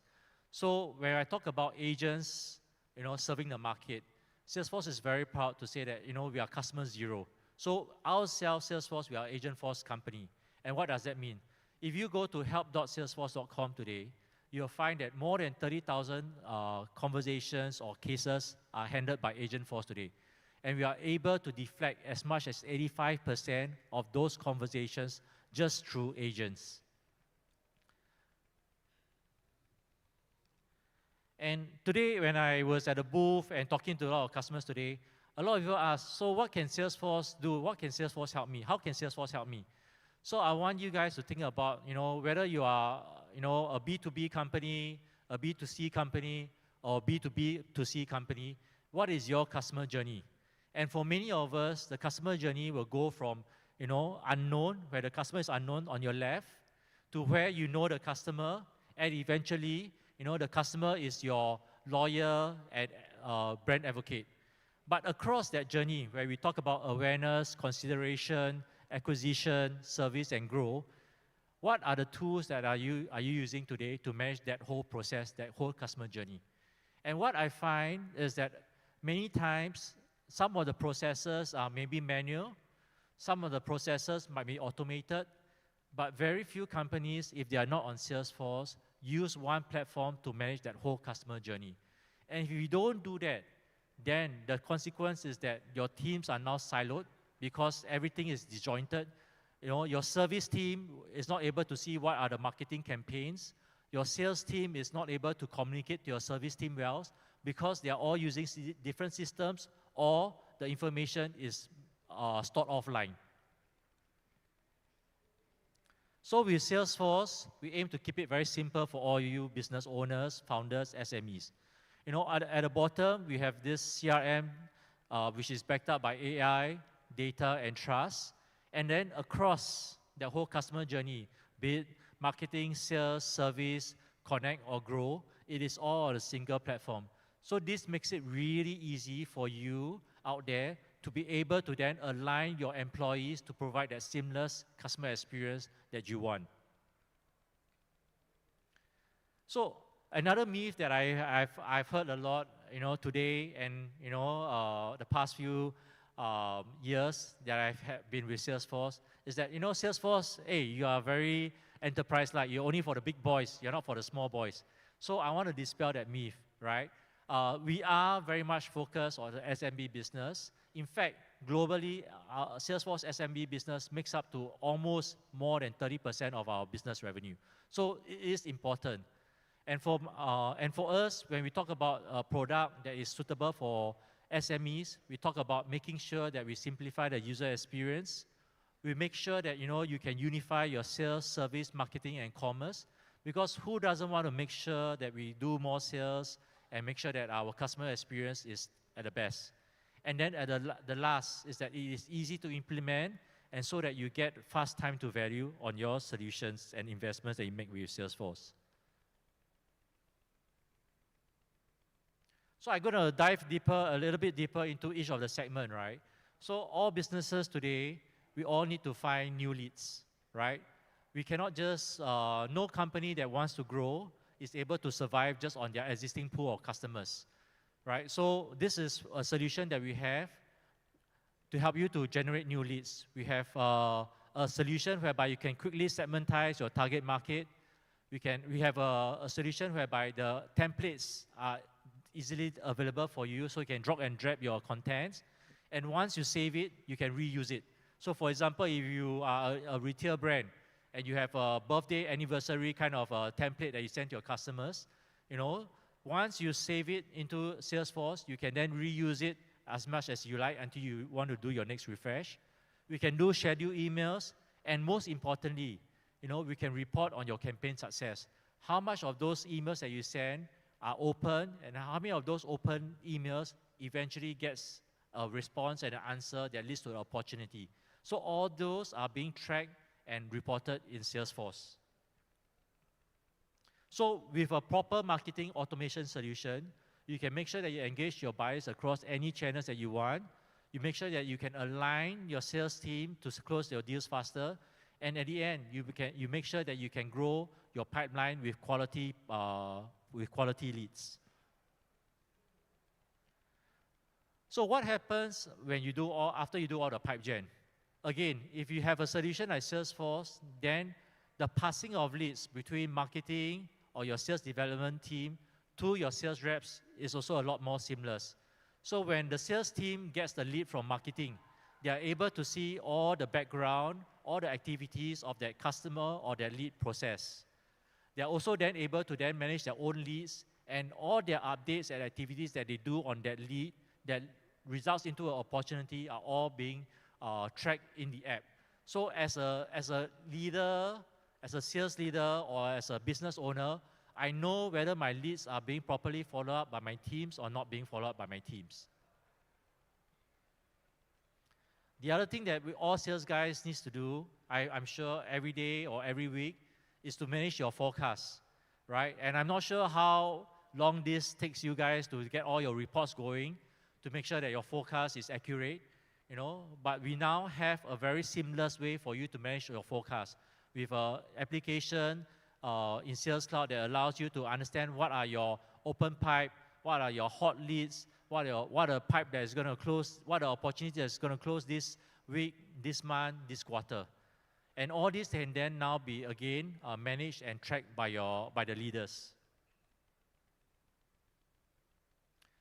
So in summary, if you are looking to have a tool for your sales team so that they can manage your business better, you can go with Sales Cloud so that then you get a complete view of your business, of your customer, what have they purchased before, are they a repeated customer, is this a new logo, so on and so forth.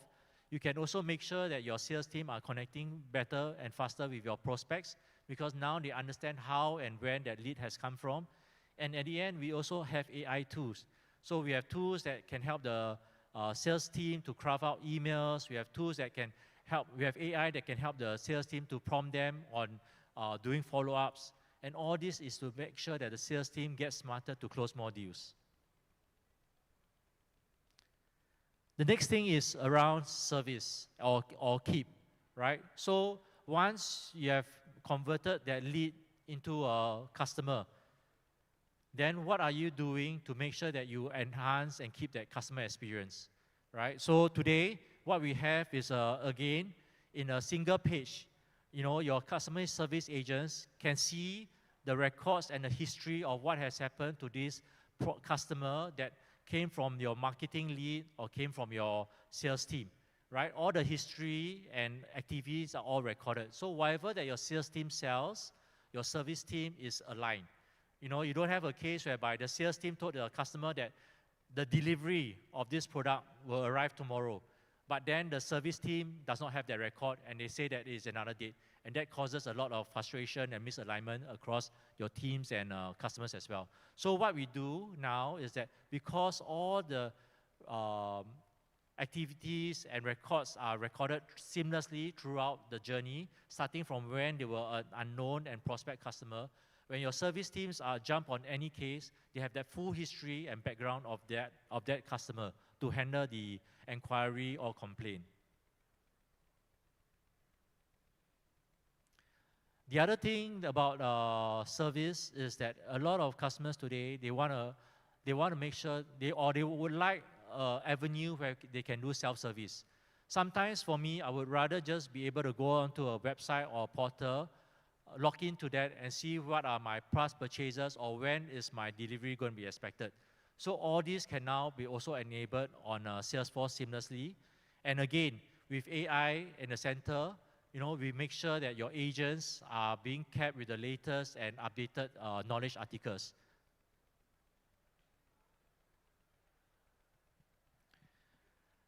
Across sales, marketing, and service, it is also equally important to know that the service teams and the teams across your different departments stay connected and can collaborate. So we have Slack, where humans and agents can drive work success with the most comprehensive operating system for work. So this is really a system whereby, you know, all the collaboration, all the workflows, all the approvals can take place, and this is over on top of the Salesforce platform that you do.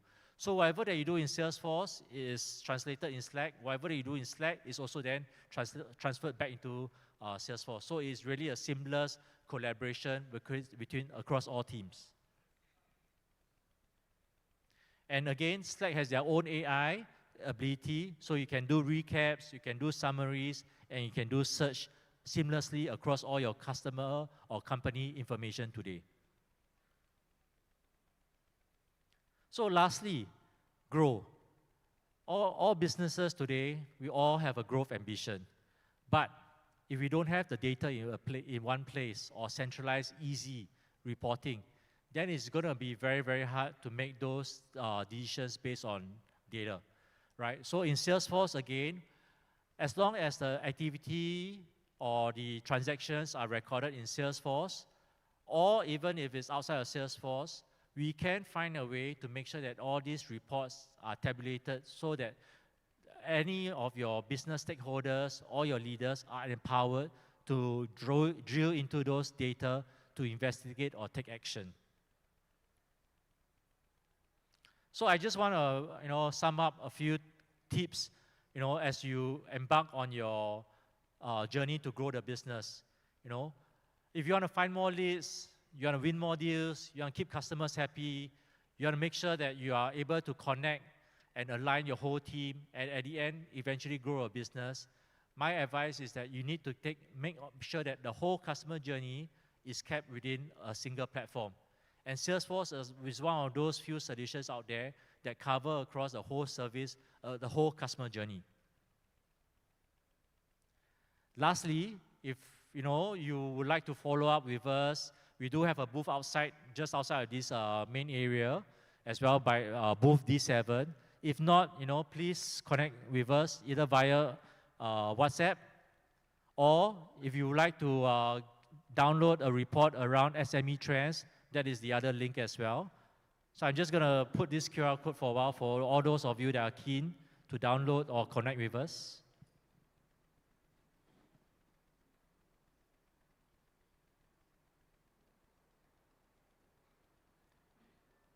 Okay, a big thank you for your time and attention. Thank you very much, Mr. Vernon, Cheo. And please remain on stage as we present a token of appreciation for these incredible sessions. So right now, I would like to invite once again Ms. Shin Mei to the stage to present a token of appreciation to Mr. Vernon for the amazing sharing sessions. Ladies and gentlemen, let's give a big round of applause.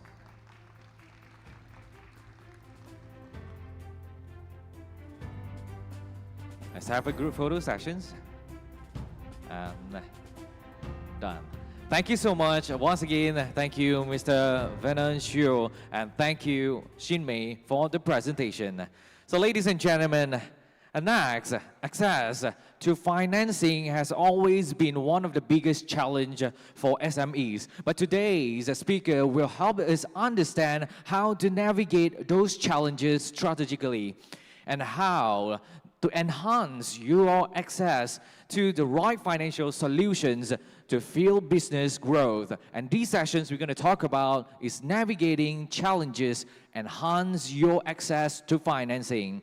So we are honored to have with us Ms. Teresa Tan, the Director of Product Management SME Banking at CIMB Malaysia. Let's give her a big round of applause.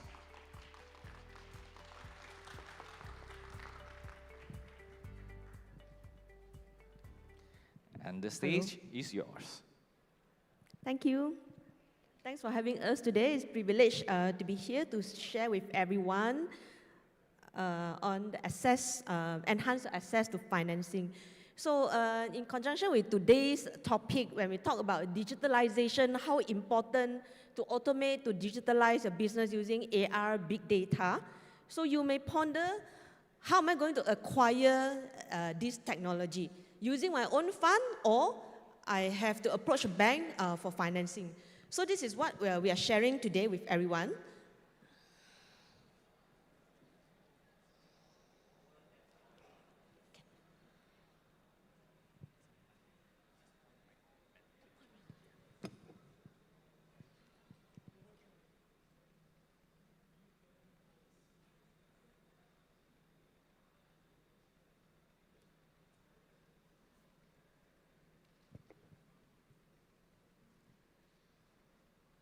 All right, so before we go into detail, this is some data, probably you have heard about that, but we would like to share it again.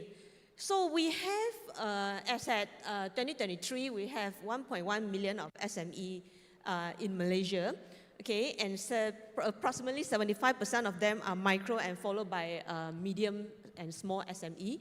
And this 1.1 million amazing SMEs actually contributed to 39% of our GDP growth and 12% of our Malaysia export. Okay, they are so important, right, to our GDP and also to the job employment market. Okay, but I would like to share this data. If you can look at the fine line below, this data, this is a survey done by SME Corp back in 2017, which is the pre-COVID era. The challenges faced by SME for those who going for export market, okay? So majority of them actually face inadequate information, competitor from our neighboring country, Vietnam, Indonesia, Thailand, they are coming strong. Okay, and next is those focused on the domestic market. They do have their challenges as well. Okay, partly is a majority is caused by the escalating cost in doing business. How about my receivable, and then the implementation of GST, and also our ringgit fluctuation. So remember, this is back in 2017 data. So what is happening now today? What are the challenges faced by SME? Looks very similar, okay?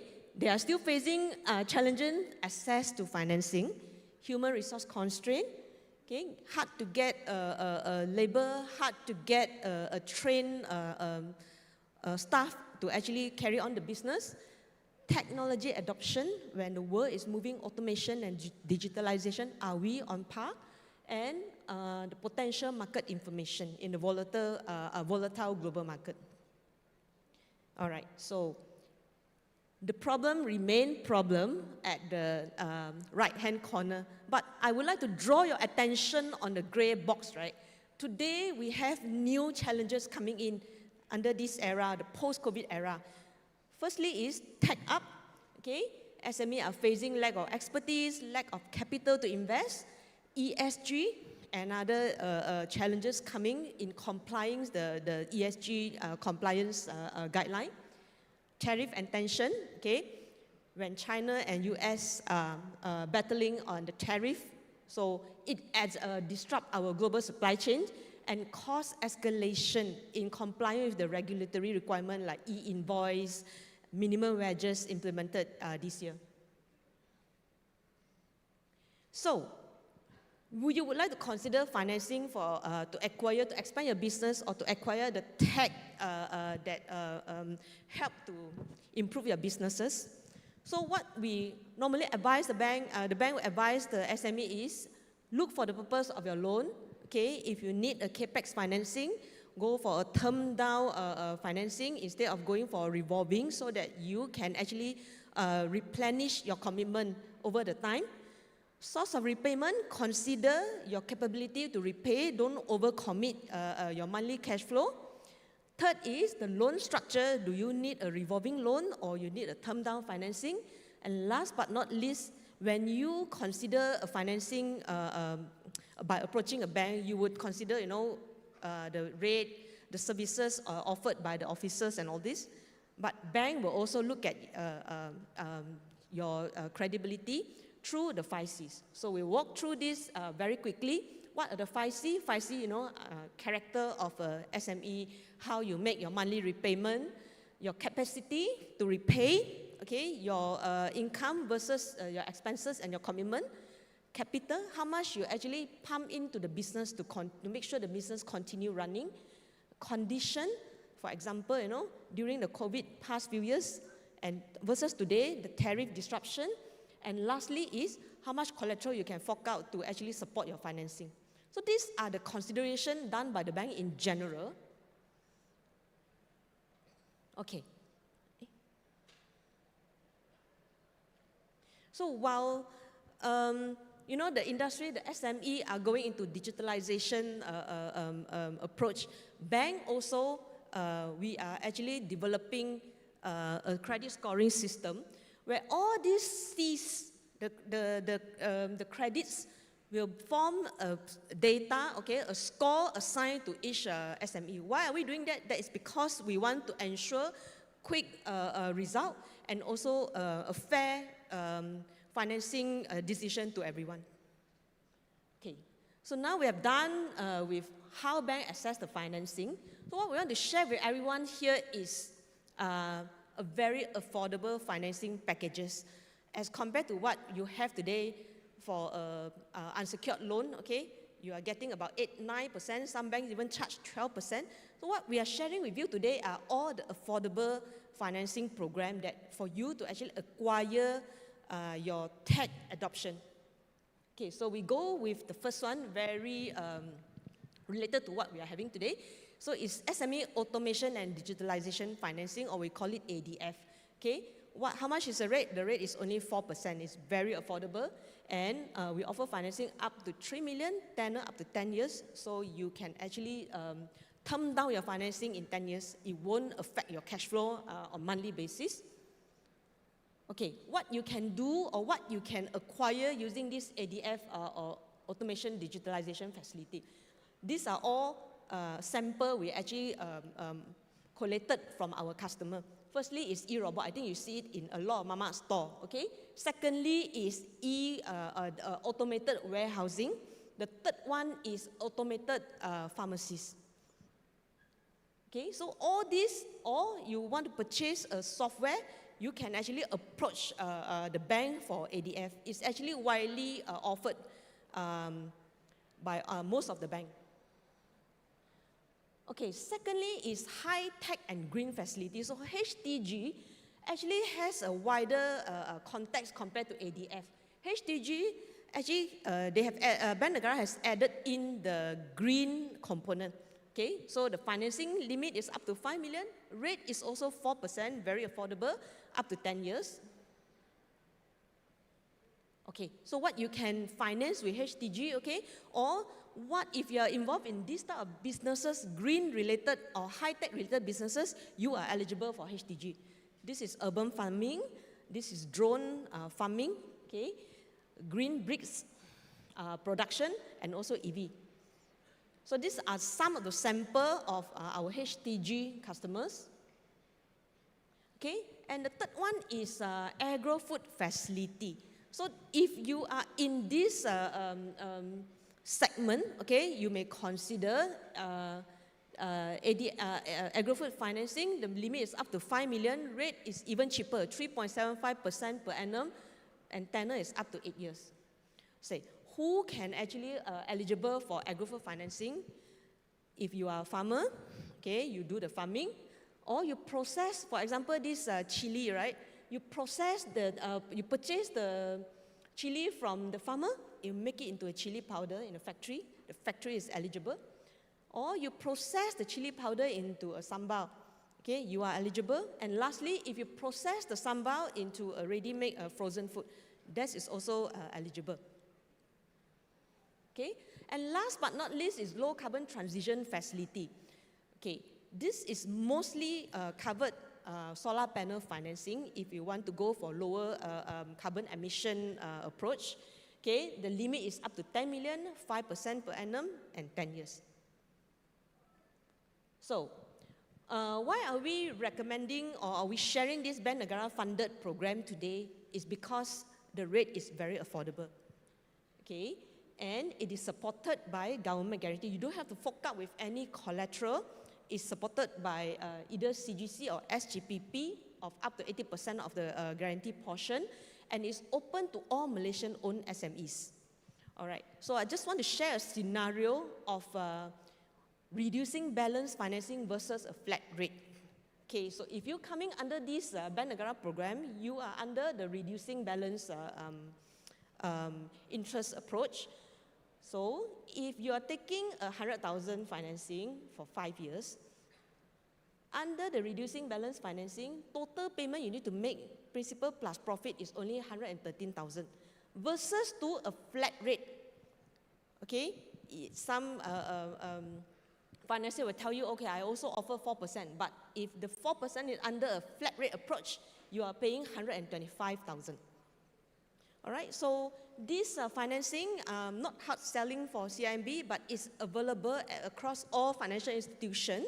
So if you're interested, you can actually visit our booth outside. We have our relationship manager there, or you can approach your existing banker or your financier.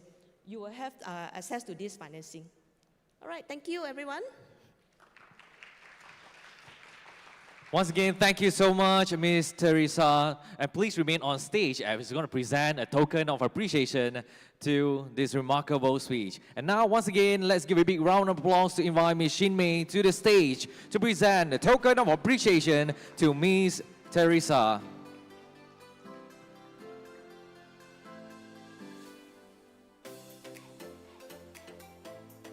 Let's look at the camera. Thank you so much. Once again, let's give a big round of applause to Ms. Teresa and Ms. Shinmei. Kindly take your seats. And your insights on navigating financing challenges and unlocking better access to funding have definitely given our SME communities some actionable strategies and fresh perspectives. So ladies and gentlemen, and we are powered through the afternoon with yet another exciting sessions, and this time we shift our focus to digital transformations and how businesses of all sizes can harness smart, integrated solutions to operate more efficiently and grow faster. So these sessions, we're going to talk about innovation through integration, ZOHO's software suite for seamless business management. So we are proud to welcome a speaker who has helped countless organizations across the Asia-Pacific region discover the power of simplicity through technologies. So ladies and gentlemen, let's give a big round of applause. Join me in welcoming Mr. Khoo Chia Ching, the Regional Marketing Manager, APAC of ZOHO, to the stage. Thank you. Thank you, CTOS, for the invite being here. So I'm Khoo. Nice to meet all of you. I've been in ZOHO for the past 7+ years. And like what's being shared, I work with many companies and we have implemented many solutions for them. So this is my simple agenda about ZOHO and showcase our innovation through integration. And we'd like to share a customer success story and also to share with the audience how you can scale your business with ZOHO. So a little bit about ZOHO Corp. So we have been around in this industry for more than 27 years. And when I first joined the company, we had like 5,000 staff. Till date, we have expanded to 18K staff globally in another 26 offices. We have a local office in Wisma Consplant, and my team is here. Can I have a raise of hands? Yeah, my team is here. Currently, we serve more than 120 million global users, and some of them are respected unicorns in Malaysia. So this is our journey when we first started the company. So early profits from the software that have been developed back in 2005 were reinvested into the company to grow. And with that, we have seen the improvement and the growth of our applications year after year. So ZOHO is not a single product company. We offer, very broad categories of software to suit different departments, such as the sales and marketing department, customer service, email and collaboration, business intelligence, human resource, finance, etc. For applications that you cannot find off the shelf, you can always build them with our low-code platform, ZOHO Creator. So these are some of the apps for, as a fellow marketer to reach out to, acquire leads and to nurture contacts to customers.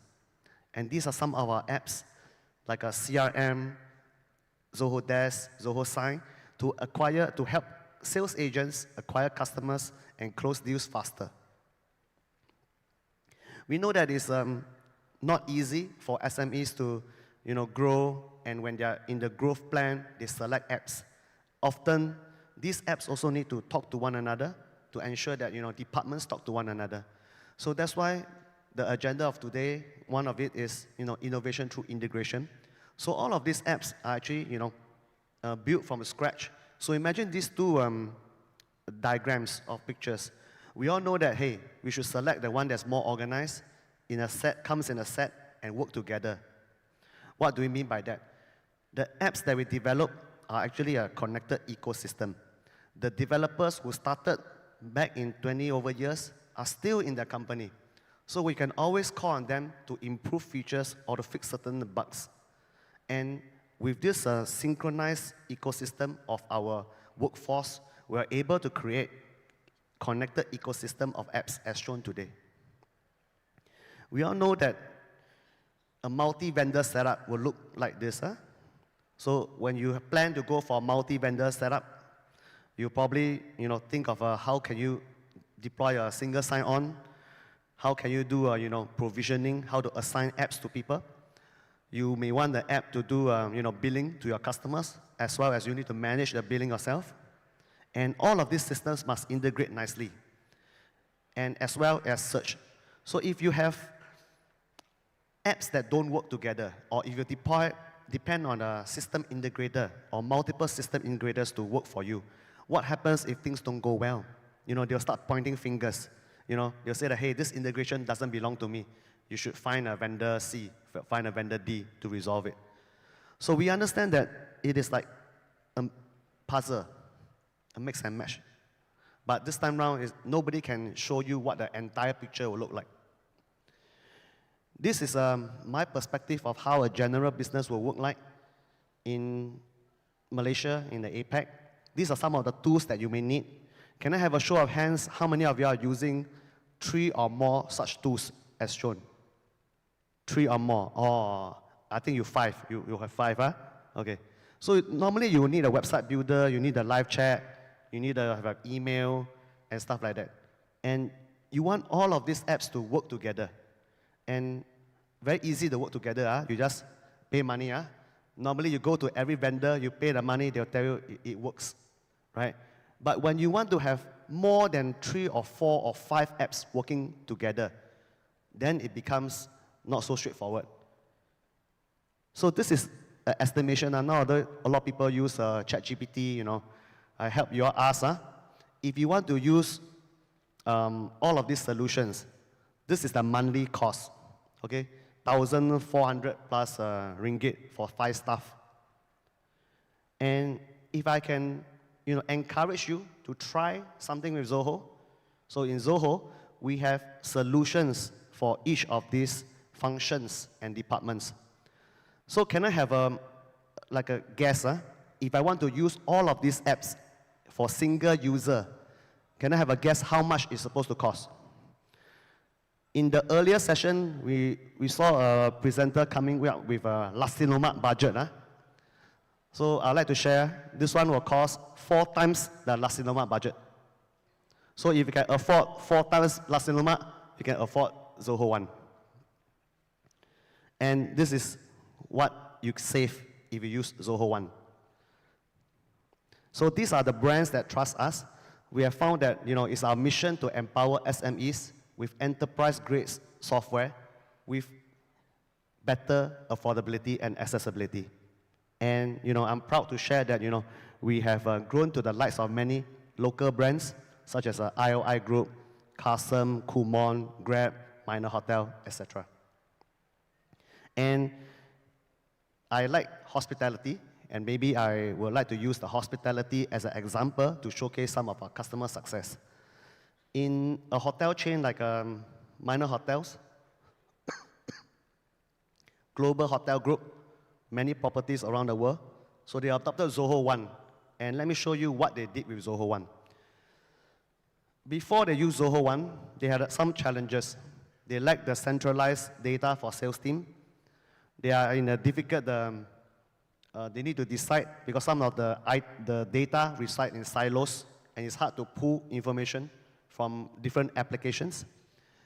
You are also required to communicate with multi-stakeholders in your own team across different regions. And ZOHO allows them to do all of this with one application. So with this one application, you get to turn on communication apps, collaboration apps in ZOHO Workplace, which is also like a suite that resides in ZOHO One.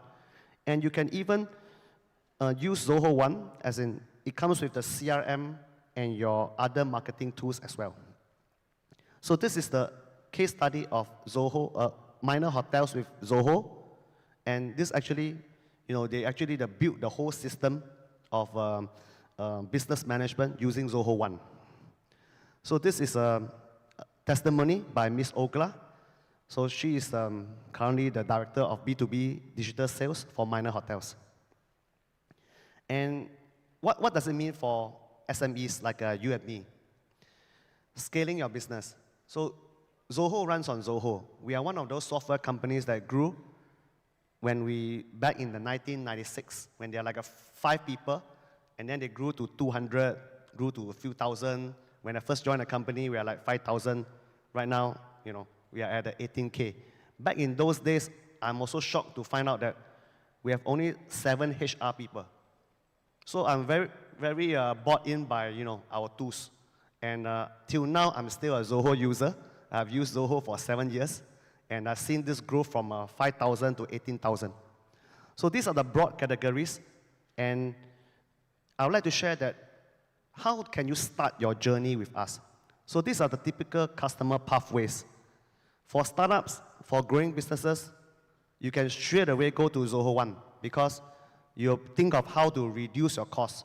You want to migrate out from your current CRM. You want to migrate out from your current HR solutions all together. Remember, all together. When you migrate out of these apps all together, you find a lot of savings. And these are some of the pathways for mid and larger enterprises. 50 plus entry points. They start by revolutionizing one department, going into suites, going into the bigger product, and then finally, when they have a lot of trust with the brand, a lot of trust in the products, they go into ZOHO 1 entirely. And we will talk about scaling. How can we scale without, cutting off some of the backlogs? In this economy of, a lot of uncertainty, everybody want to keep their costs low, right? Even rental costs, manpower costs. And we know that when you are carrying the burden of an old monolithic software for many, many years, this is the time to cut. Like what was shared earlier, SaaS products allow you to, leapfrog and grow fast. So if you cannot even grow out of your 10 employee size, you cannot scale to 20, you will not be able to, scale faster than your competitor. And any foreign, competitor is going to come in and they're going to take your lunch, take your dinner, snatch your customers. So imagine you're trying to scale from 10 employees to 20 employees, right? And with 1 year, you want to go to, 50 employees. Would a saving of 87K be good to you? How many of you have 87K? You want to have this saving? That's when you have saved 50 staff. But if you cannot even make the first choice, the first 10 headcount you cannot save already, you cannot reinvest this budget into your marketing. You cannot reinvest this budget into your HR, and then you will not be able to scale. So we see software costs as an operating cost for SMEs to, have the focus, have a look at which other solutions are actually, costing a lot, and you want to cut some of them, reduce your costs, and you may be surprised. ZOHO is not just affordable, it's very power-packed with AI also.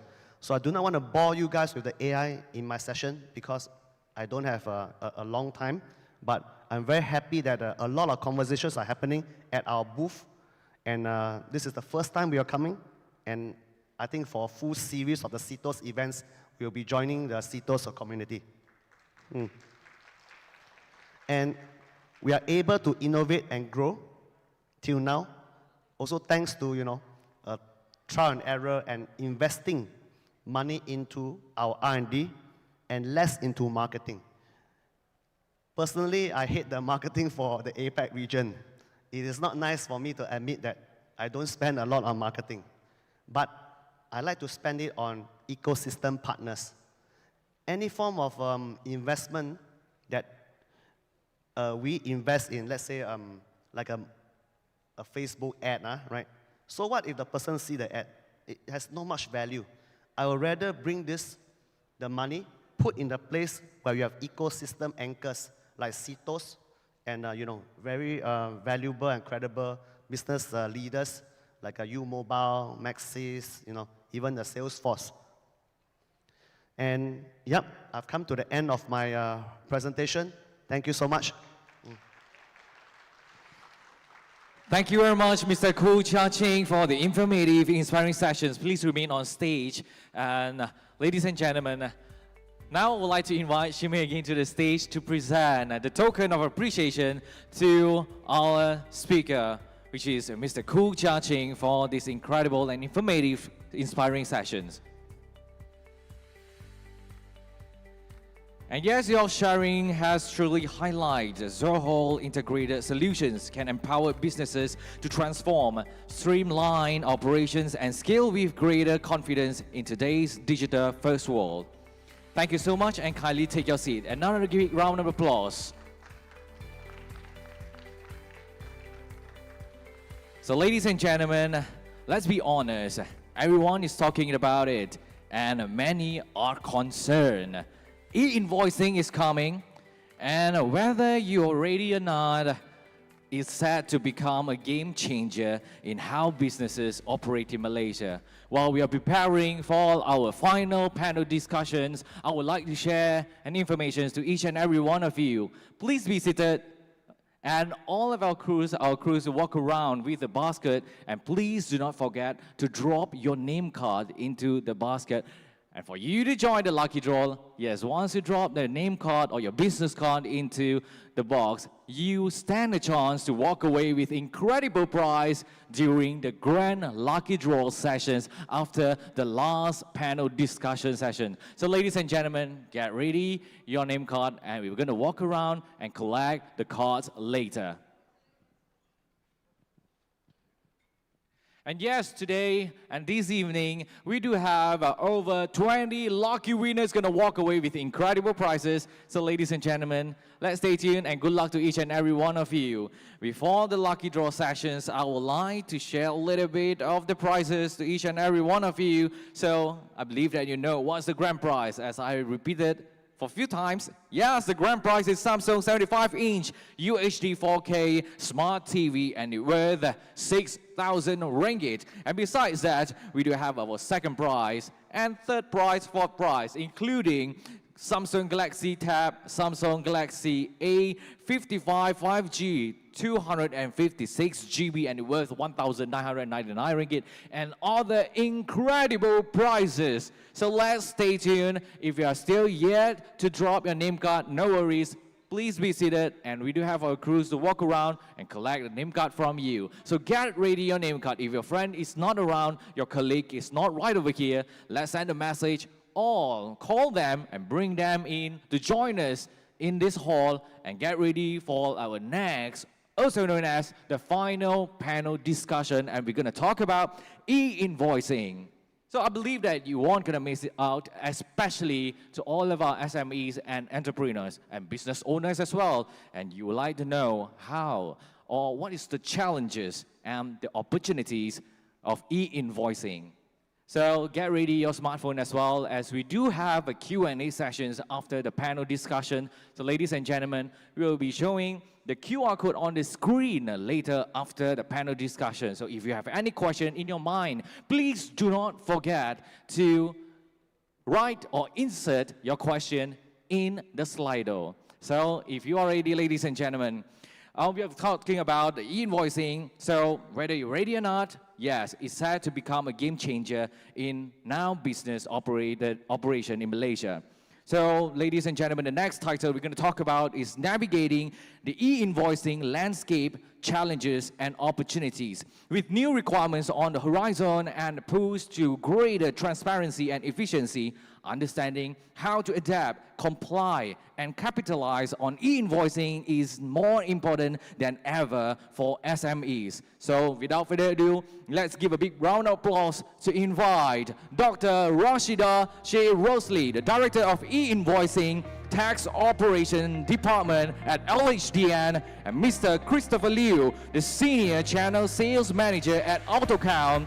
And moderating this important conversation is none other than Ms. Lee Shin Meng, Chief Operating Officer of CTOS Data Systems Sdn Bhd, and bringing a strategic lens to the discussion. And let's give a big round of applause. Thank you. Thank you, Samuel. Good evening, everyone. If you have friends that's still outside at the booth, you can actually ask them to come in, as we really embark on a very important and strategic topic that we have actually specially arranged for our entrepreneur and SME.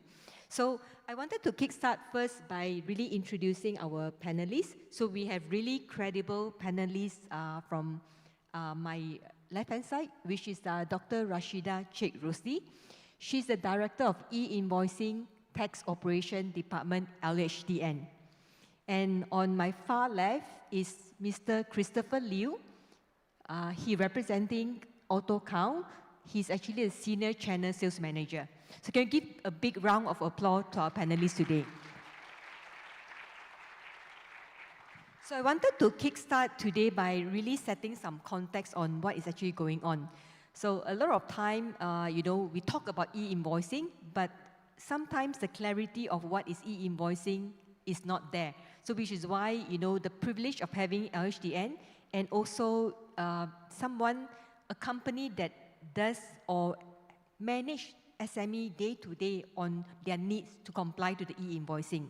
So Malaysia is transitioning into a mandatory e-invoicing regime, spearheaded by Inland Revenue Board, LHDN, with phased implementation beginning in 2024.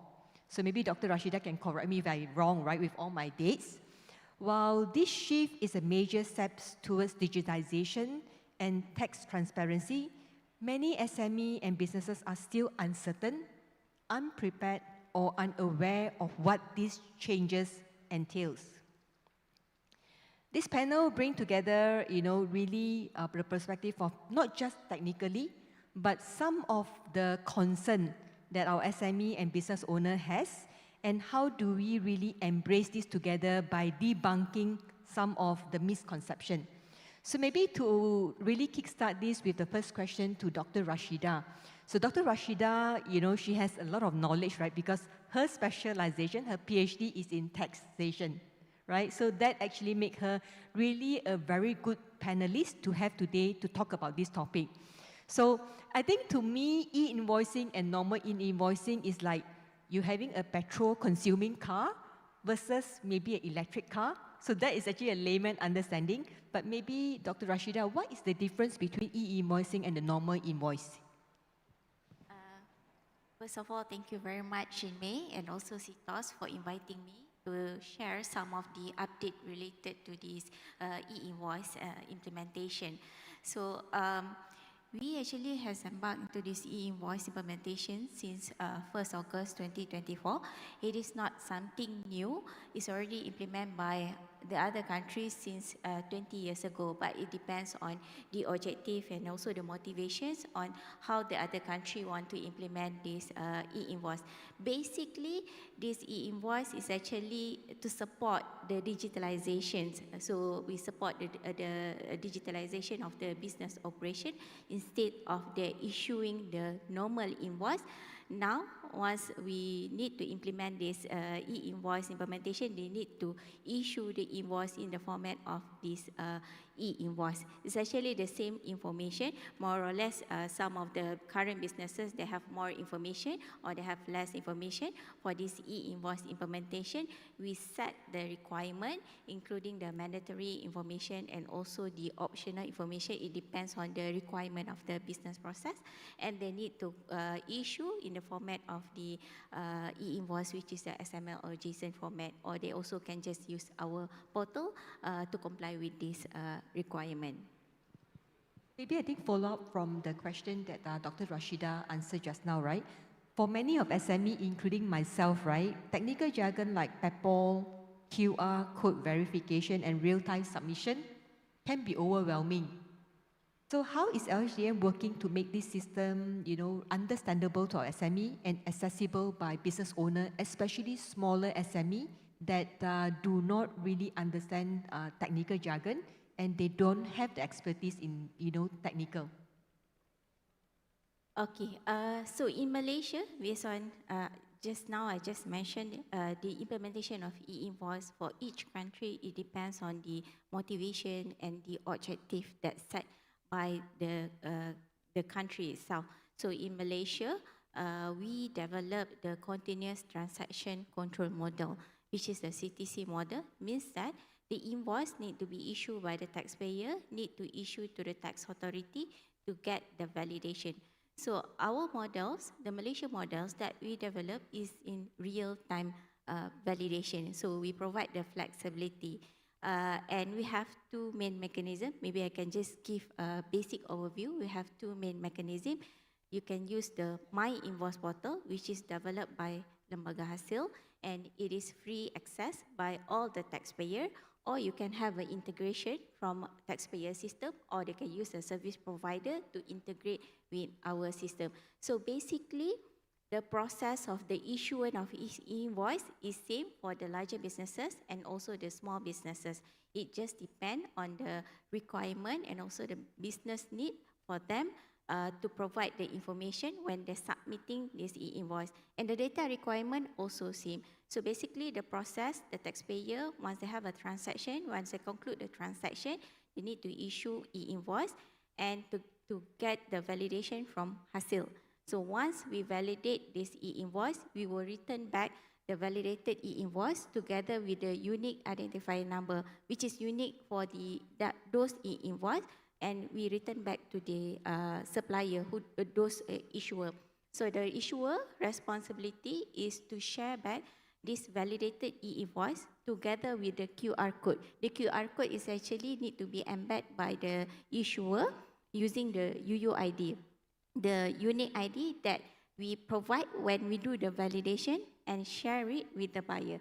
So as a buyer, they can just scan the QR code and they get the validated invoice through our portal, and we will provide the notification to the taxpayer, both supplier and also the buyer itself.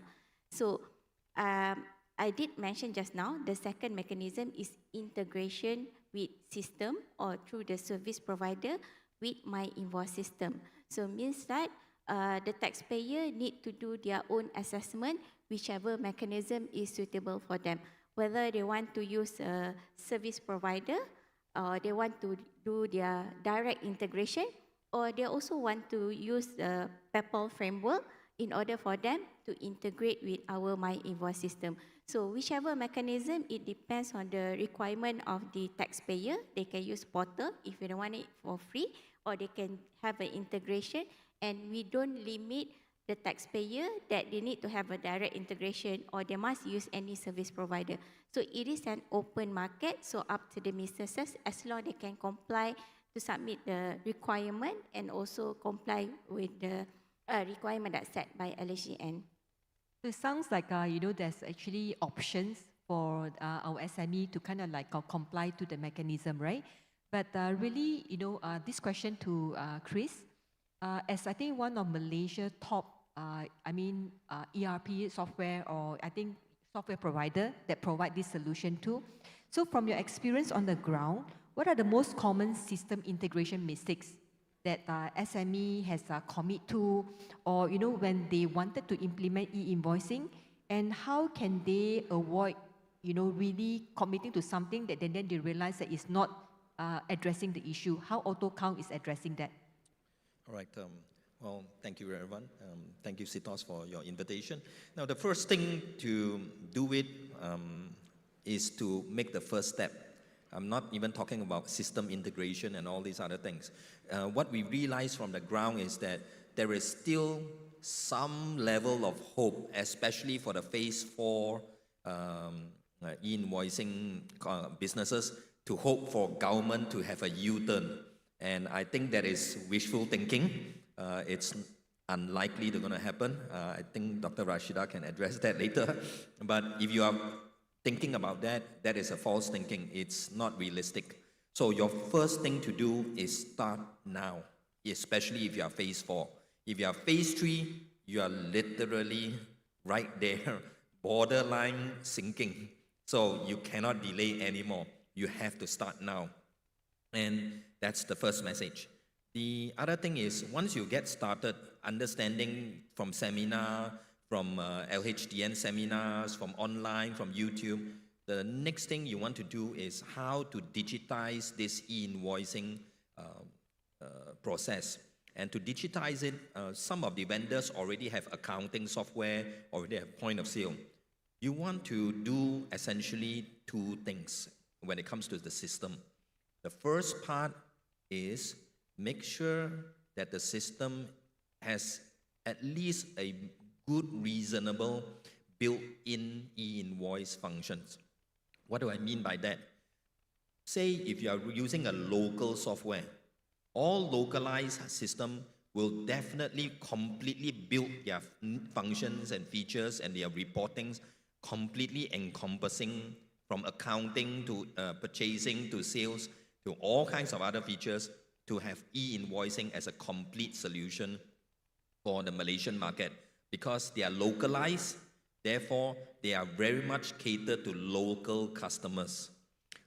So I feel that that is very important because, for example, for whatever reason, if a SME, mostly this happens in big companies where they might have a system like a very high-end ERP system that is not made locally.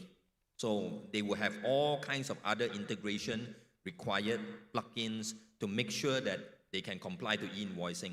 But for SME, you may not have the time, resources, or the necessary cost investment you want to integrate all these other plugins and things. So it's important for you to choose a local system that already builds the entire list of functions there. So that's number one, at least for SME. And the other thing we notice for many SME that they struggle is that they try to over-complex this matter. You got to think in terms of China is a big country, India is a big country. These are the two most populous countries in the world. And they already have e-invoicing a few years ago. In fact, quite a while ago. So business continues to run. After a while, you will get used to the process. And at least from AutoCount point of view, a lot of SME think it's going to be very costly. It is not. If you are already using an existing accounting software, especially a local made, just upgrade it. And the other thing is, at least for AutoCount, we have a mobile POS solution that is sold at 49 ringgit a month for all those small hawkers and small merchants so that they can comply to e-invoicing using just their mobile phone alone. So all this is available to all the small SME and including the micro business. So they don't have to fear so much in terms of integration. Now, at the back end, we will take care of all the consolidated e-invoice for you. And if you like, you can join both LHDN e-invoice seminar that is happening nationwide. And also for AutoCount, we also have, if you go to our website, you will see that there is regular both webinar as well as seminar e-invoice that to educate small business and medium business how to they take care of the e-invoicing part. Some of them are actually free of charge. So. Yeah, thanks, Chris. I think I wanted to capture what Chris mentioned just now about the phases. And then, Chris, you mentioned if you are already in the phase 4 category, you better embark in the journey right now. I think, Dr. Rashida, there's a lot of confusion because I think as LHJ implement the whole process, right, there's also extension. So the extension also kind of like created some confusion to our SME because they will actually have a guess, oh, maybe there will be another extension if their party who continue to drive and champion that this should be delayed because it's causing challenges for SME, right? So as SME that's actually here today, what are those phases and will there be any extension or anything that LHDM will do, right, to actually help our SME really embark into the direction of e-invoicing? I think a lot of companies actually aware that there will be initiative e-invoice implement in Malaysia because the government actually communicate to the taxpayer through the budget 2023 and also to the budget 2024. In fact, LHN also published the guidelines since 21st July 2023. That one is our first general guideline, and we come out with the specific guideline and also FAQs to give a guidance for the taxpayer in terms of the taxpayers to do their preparation, how they're going to start and do the assessment of their business process. And maybe I can share, as of today, we already received 9 months implementation, we already received about 273 million e-invoice that being submitted by the taxpayer, which is including the third phase.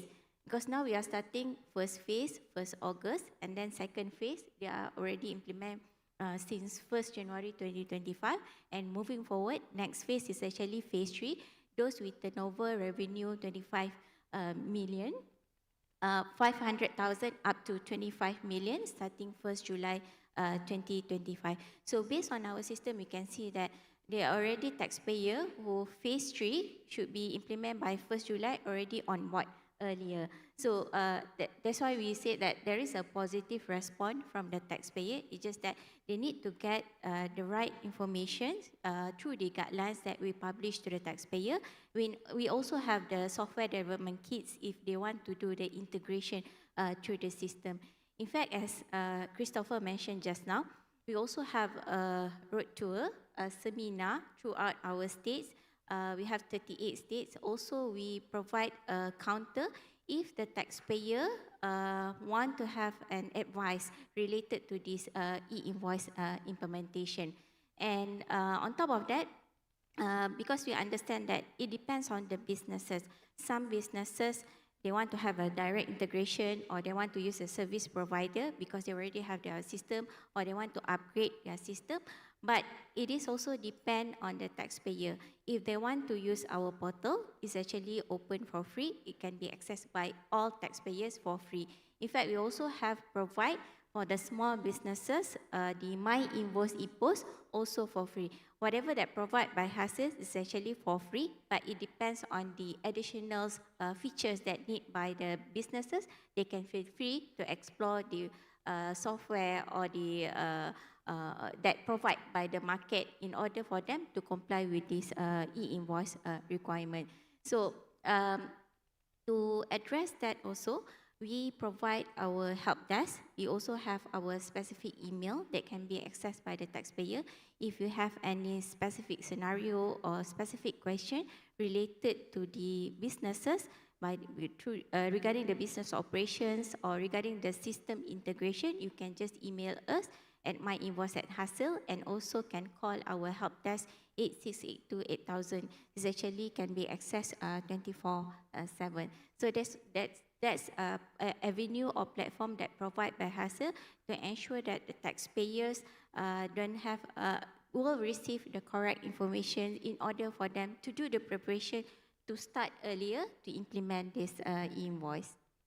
Thank you, Dr. Rashida. I think maybe I should ask this question earlier.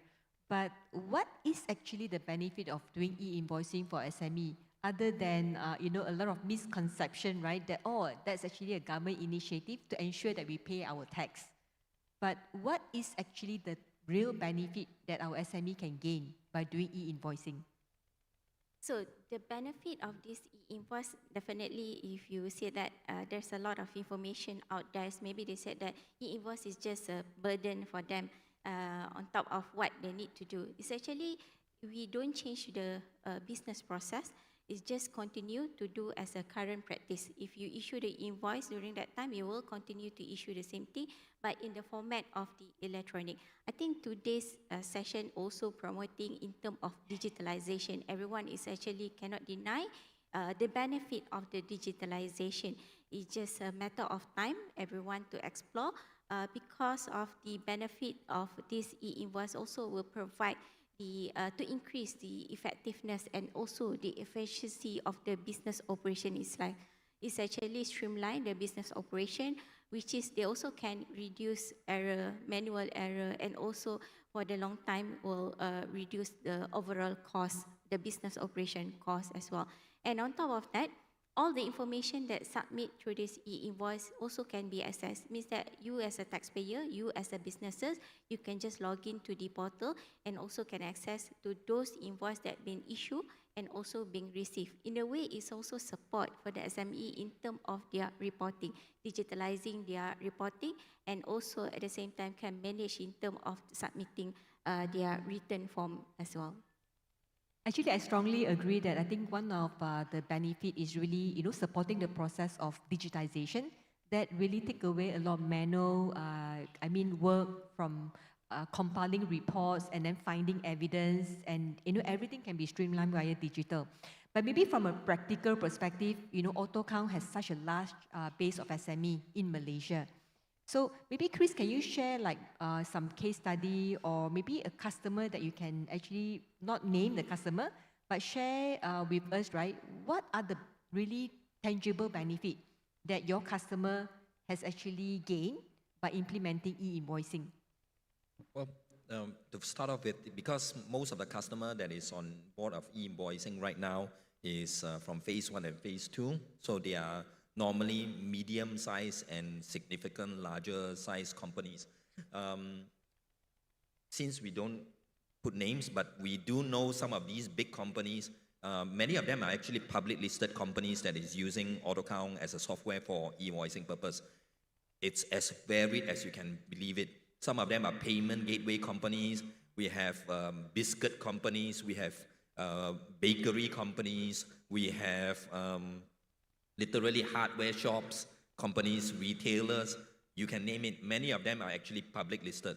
And from our own statistics, because whenever people use a submit e-invoice, they will go through AutoCount, and we have a middle layer to handle the e-invoice.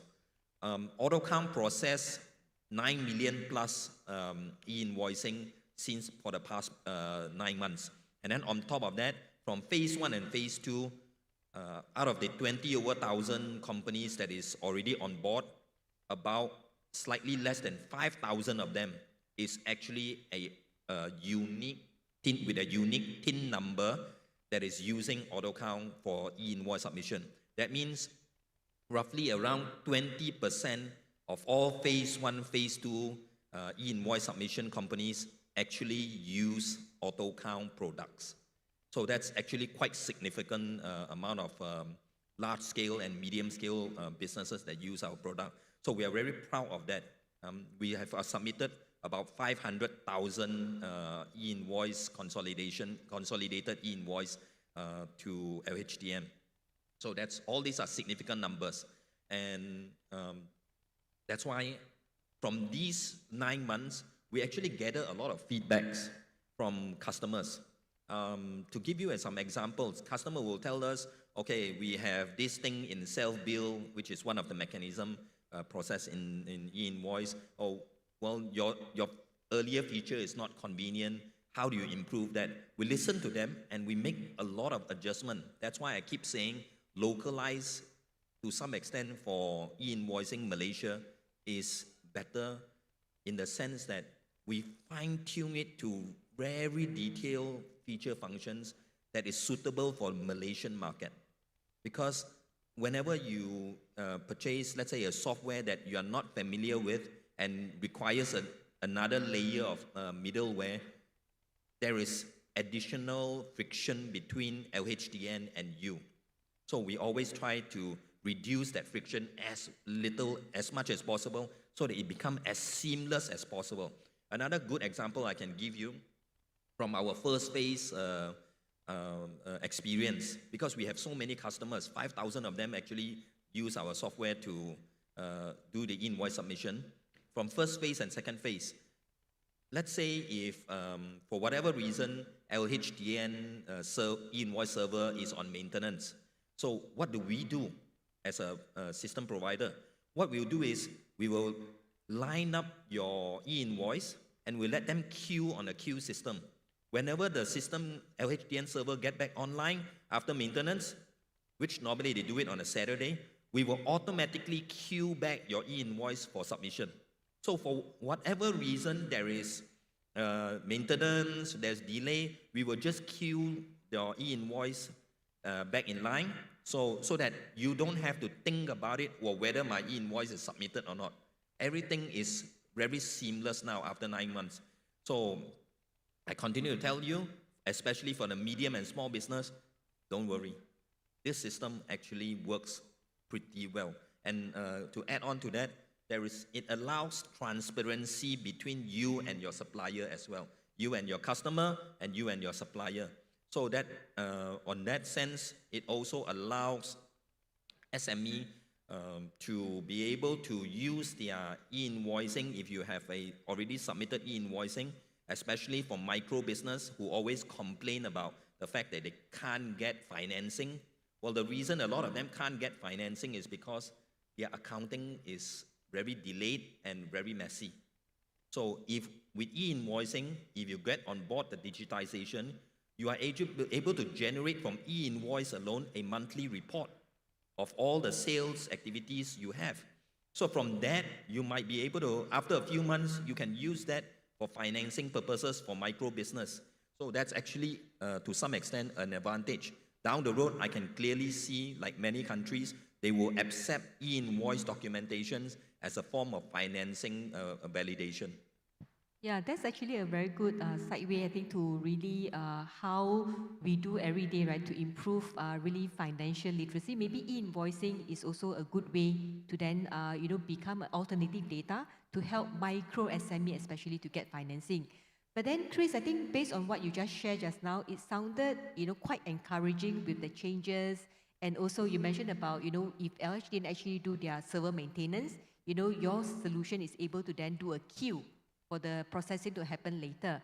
But if, let's say, in the audience today, right, especially small businesses owner that has not started the journey to embark in e-invoicing, so what are the steps that they should take, like today, if after hearing from Dr. Rashida and yourself, to really start and assess, what they need to do next in the next probably 30 days? Maybe I start with Dr. Rashida, then Chris.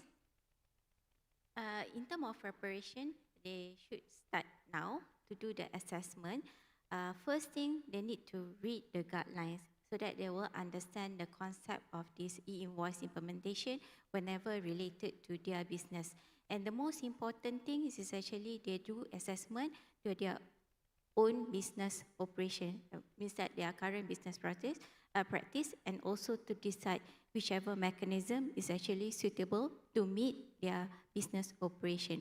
So they need to do their impact assessment and also the analysis to ensure that they will cover everything based on the requirement that we provide to the guideline. Because like Christopher also mentioned just now, under the section 82C, there is a mandatory requirement for the taxpayer to implement this e-invoice, whether they need to issue e-invoice, whether their business operation need to issue for each transaction, or they can issue the consolidated e-invoice if they're not listed into the specific guidelines that we provide under section 3.7.2, or they need to issue for the self-bill e-invoice whenever they have a transaction, like for example with the foreign supplier, means that they purchase from the overseas, because the foreign supplier is not subject to this e-invoice implementation in Malaysia. There is a requirement for them to issue the self-bill e-invoice. So that's why they need to do the assessment in terms of their business process to understand the guideline,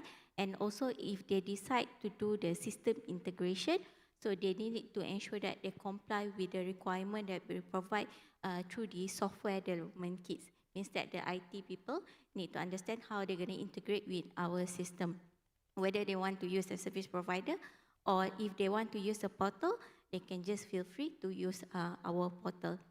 And if there is a challenges, especially related to the business operations, or they need to have a clearance in terms of the business operation or in terms of the integration, please feel free to get the feedback from Hasil. They can just address the issue or submit the scenarios through our help desk, so that we can assist and also to provide the feedback so that they can comply based on the mandatory timeline that we provide to the taxpayers. Thank you. How about you, Chris? Well, believe it or not, accounting software and point of sale system like ours actually go to the ground a lot. And I believe many of these business owners like yourself maybe belong to some association. We actually partner with a lot of corporate associations as well as business associations to do e-invoicing seminars to educate specifically to their industry. For example, I'll give you a very quick example. Just 2 weeks ago, we have a webinar with the Locksmith Association of Malaysia. So they have about 400 or 500 members, I think. So they were able to learn about, okay, how does e-invoicing affect the locksmith business? It's such a specific niche industry, right? But we partner with them, and then we do the webinar, and people begin to understand, oh, if I have a rental business plus my locksmith business, if I run a clock business plus a locksmith business, if I'm a cobbler and also a locksmith, how do we handle this e-invoicing and all these other details. So if you are part of a trade association and you are interested to partners with us or LHDN, I think LHDN also do that, we can always do, in our case, we can always do some free seminar for you, especially with this webinar. And 2 weeks later, I think, we are going to have a seminar with the vegetable sellers in Sungai Way.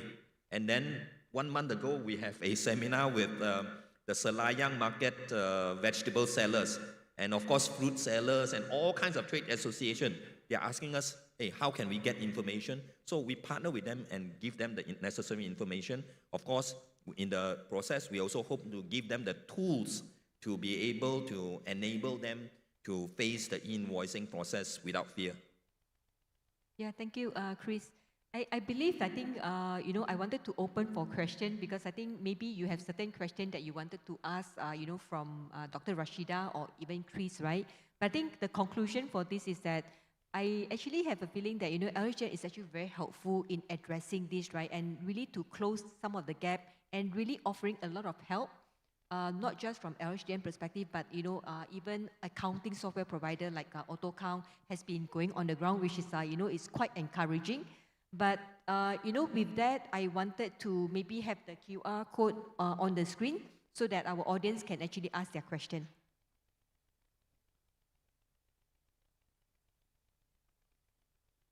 You can actually scan the code here, or if you feel that, you wanted to ask verbally, our team can actually pass you the mic for you to ask your question. Yeah, there's a question there. Samuel.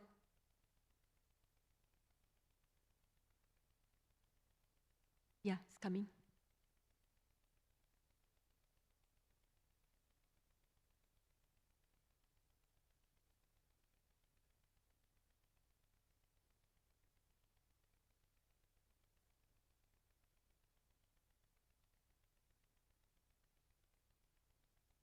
Yeah, cannot hear you.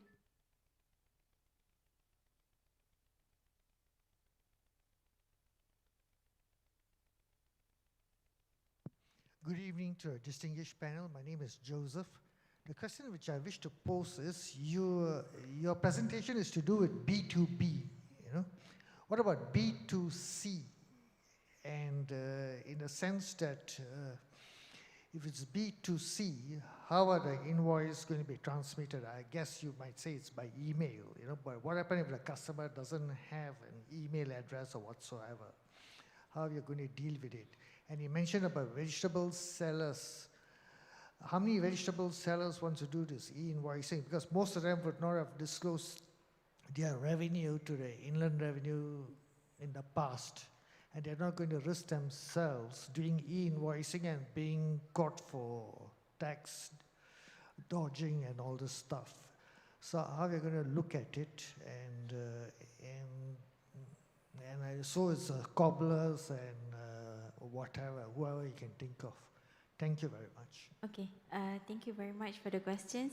Actually, I didn't hear you clearly, but I can try to address the questions.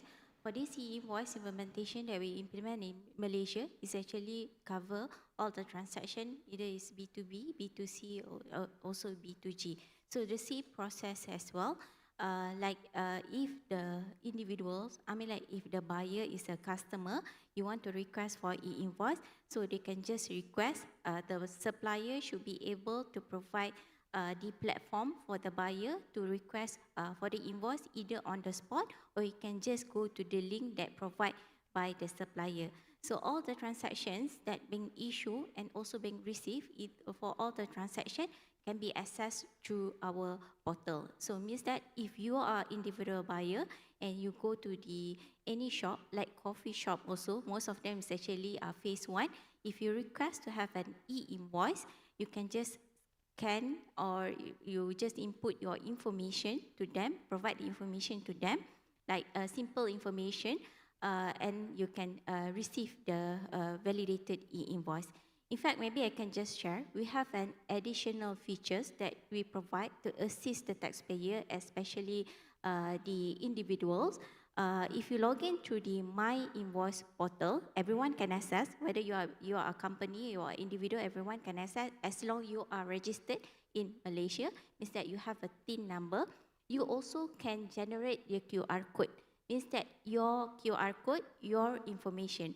So if the supplier is ready, they can just scan the QR code through your My Invoice portal, or you can just keep your QR code in the gallery so that you don't need to provide your information like name, address, and so on. So you can just share the QR code, they can capture the information, and they can issue for each transaction. If there is no request from the buyer, the supplier responsibility, they can issue a consolidated invoice like Christopher mentioned just now. The consolidated invoice is actually to gather all the transaction within that month and issue for the next following month, first until the 7th of the following month. Mr. Joseph, thank you for asking that question. Because we deal with so many small and micro business and right at the market level. Now, the people you mentioned, some of these, currently what they will do is, most of them will use pen and paper, all right? The old reliable receipt book. That obviously is not going to be, while to some extent you have a proof of sales and all these things, it's not a very reliable long-term solution. So in our booth, we have a thing called Palm Post, which is designed specifically for that purpose. As I mentioned earlier, it's only 49 ringgit a month. So a lot of these vegetable sellers, they're beginning to understand that e-invoicing is going to affect them. What they will do is they can actually purchase a simple solution like ours, and then, in fact, we do it in so convenient. You can go to visit our booth and see the demonstration real time. That they just need to scan a QR code from, let's say, Touch and Go, Boost, or some other banks, and we will be able to automatically generate that receipt with a proper e-invoice QR code for them, automatically. Why we want to do that? Because we very clearly, right from the beginning, we understand, especially for micro business, if I'm a chicken rice seller, my hand is chopping chicken, correct or not? How am I going to click on so many buttons to generate an e-invoice for you just because you want to claim e-invoice? You understand the problem, right? So that's why we come up with the fully automated e-invoice solution for them. They scan the Boost QR code, and they will automatically be able to generate that e-invoice for them. It's really that simple. It sounds like magic, but it's actually 49 ringgit magic. So visit our booth, we'll be able to demonstrate to you. But again, if you cross the threshold of 150,000, your business crossed the revenue 150,000, to comply would be the wise thing. Because we read in some articles in the newspaper say some people, there is a survey saying some people don't intend to comply. That is a surefire way to actually have problems down the road that you do not want. So might as well you start the journey. It is not that complex. As for emails, you mentioned earlier, a lot of these small business, they may not be the most sophisticated users, but all of them, almost, from our survey, all of them have at least submit their taxation once a year through a bookkeeper, not necessarily an accountant, but through a bookkeeper, because a lot of these are sole proprietors. Guess what? Your bookkeeper can set up the email for you to set up the e-invoice portal for you. And they might charge you a few hundred ringgit, but that is definitely affordable. So once you have that e-invoice portal set up, everything else becomes easy, because you can now buy a Palm Post or buy accounting software, buy a point of sale, use the system from LHDN that is provided free of charge. You can now have all this possibility to access a digitized mechanism to help you to fulfill the e-invoice requirement. So I guess one of the advice I would give all these small micro businesses, talk to your bookkeeper. Don't talk to them once a year. Talk to them now. That would be my advice. I think maybe I can just add on one thing. For this e-invoice, there will be a requirement for the tax identification number. The TIN number is actually the number that you submit your filing return form. But we also provide a concession if the transaction with the individual buyer and the buyer want to have an invoice, they can just provide the IC number instead of to provide together with the TIN number. And on top of that, because the government address the challenges from the businesses because they need to provide the TIN number, we also have changed the law. Because previously the TIN number is under Section 138 under the Secrecy Act, and we cannot share the information. Because of that, we changed the law under the Section 66A, where it's no longer a classified material. So every one of you is actually can do the search TIN through our MyTax or through My Invoice portal and do the API call, so that they need to have the identity number, the IC number, or the business registration number to referee the TIN number. This is things that will help the taxpayer in terms of them for the purpose of the issuance of this e-invoice as well. Yeah, I think, Dr. Rashida, this is actually one question, is that is the onus fall on customer to ensure suppliers comply with e-invoicing in view of self-billed is only applied to non-company and foreign supplier? Okay. Okay, first thing first, the responsibility for the issuance of this e-invoice is actually on the supplier. So if they have a transaction with the taxpayer, which is exempted, means that their turnover revenue below 150,000, it is not required for those companies to implement this e-invoice yet. And for the self-bill e-invoice, we actually provide through our guideline, only the transaction that we provide to the guidelines can issue as a self-bill e-invoice. So if they have a transaction with the foreign supplier, purchase from the overseas, so the businesses who have a purchase with this foreign supplier need to issue as a self-bill e-invoice.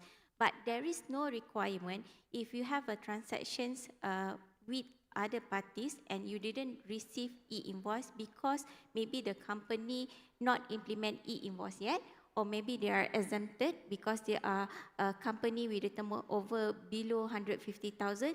So there is no requirement for you to issue the self-bill e-invoice. So don't simply issue the self-bill e-invoice unnecessary. Only for those we listed through the guidelines can issue as a self-bill e-invoice. So, Chris, I go to you later. I let Dr. Rashida finish first, right? So, if we only receive regular invoice, but not an official e-invoice from the vendor, can the expense sales be claimed as a company expenses? Yes, because the requirement for the implementation or the issuance of e-invoice is subject to the supplier. It goes back to the mandatory timeline. So if they are phase 1, they already implement, so they need to issue for the transaction with the taxpayer. So it is the responsibility of the supplier or issuer in the certain circumstances as a self-bill e-invoice need to issue this e-invoice.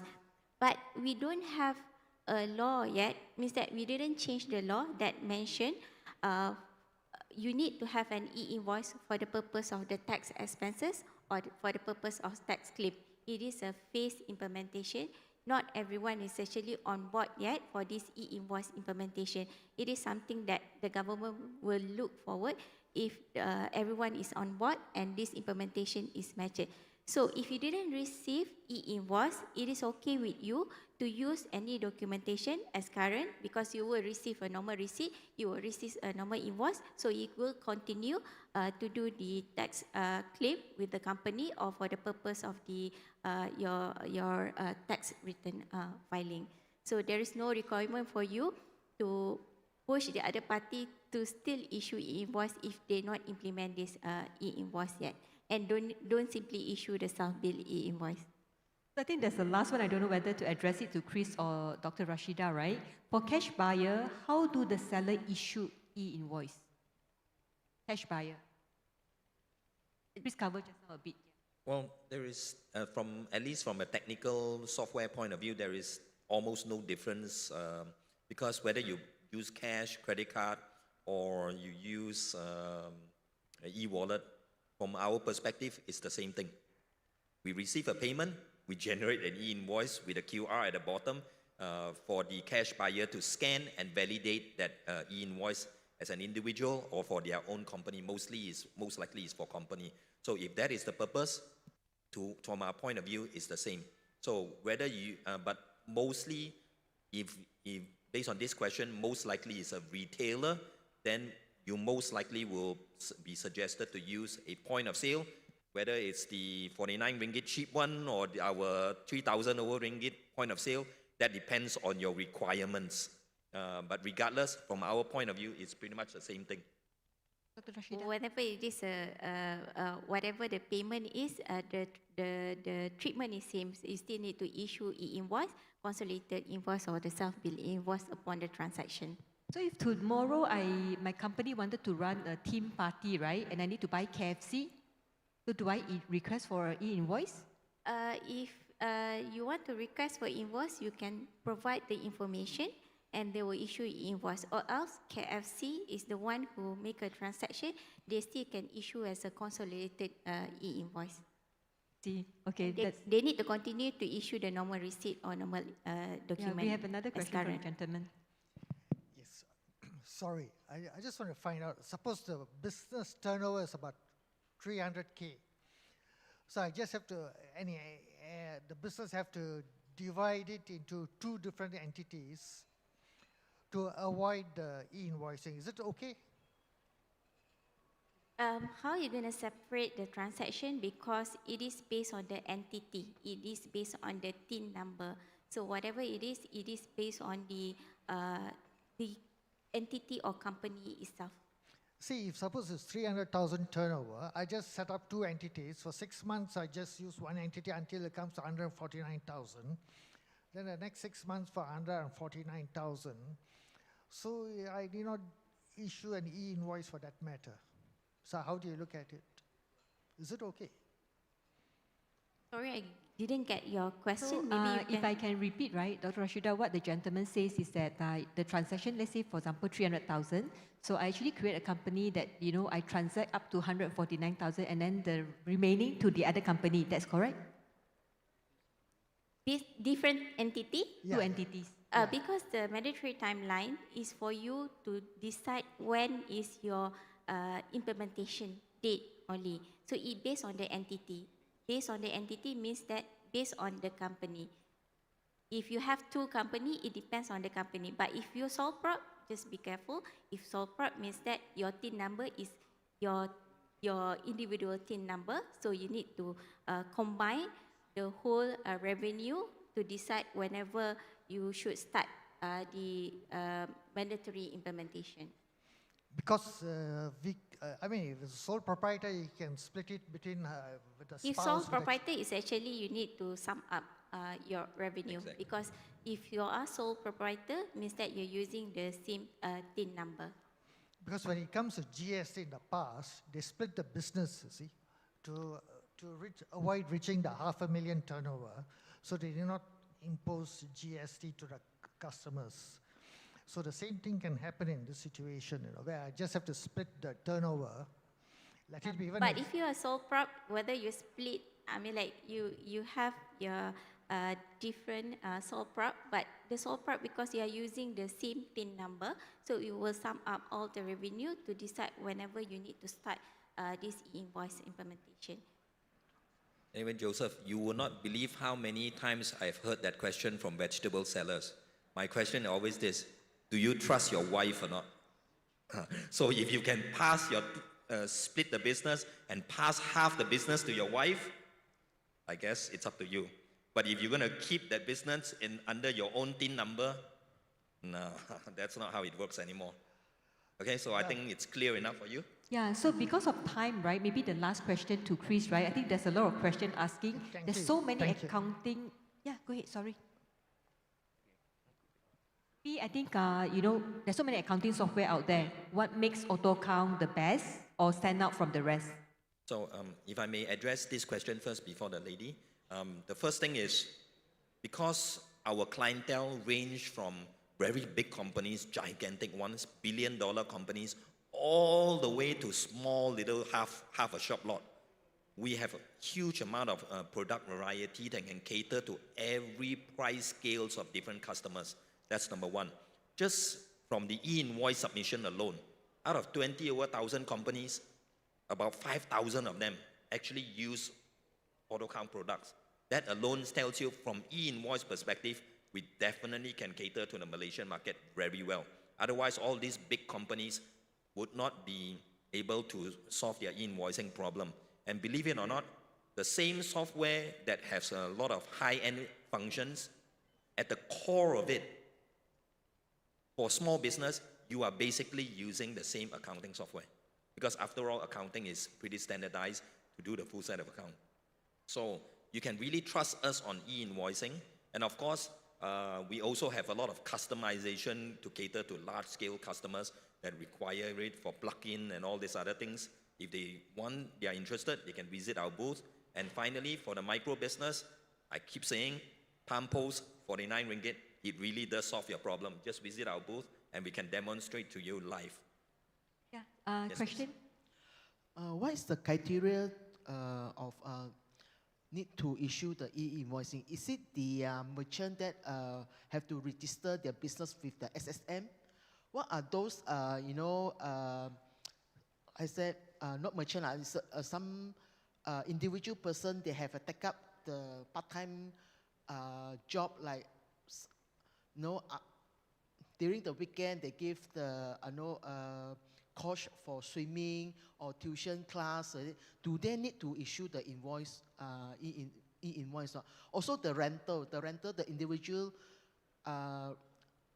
house owner, those rent out the property to the company, do they need to issue the e-invoice or not? Okay, so maybe I take this questions. Just to share, if the individual who reach 18 years and above, they will automatically have a TIN number. So whether you realize you have a TIN number or not, you already have a TIN number. So if, like for example, your first question, if you have a part-time job, is actually if it is a contract for, means that it is no relationship as an employment, then there is a requirement to implement e-invoice if your total revenue or income reach more than 150,000 per year. So that one, you need to implement this e-invoice. Or less, still, there is an exemption. For the employment income, currently, there is an exemptions for the issuance of this e-invoice. But for the rental income, there is a requirement. But if the one who rent out their property and they are individual not doing business, the other party, if they are business, if they are company, they need to issue a self-bill invoice. But if the rental income is between individual not doing business and individual not doing business, they only have one property, so that one is currently exempted because the individual not doing business are exempted from issuing invoice. So, Dr. Rashida, this question that coming twice, right? About API integration, is it still necessary given that LHDN portal provide a template for e-invoice?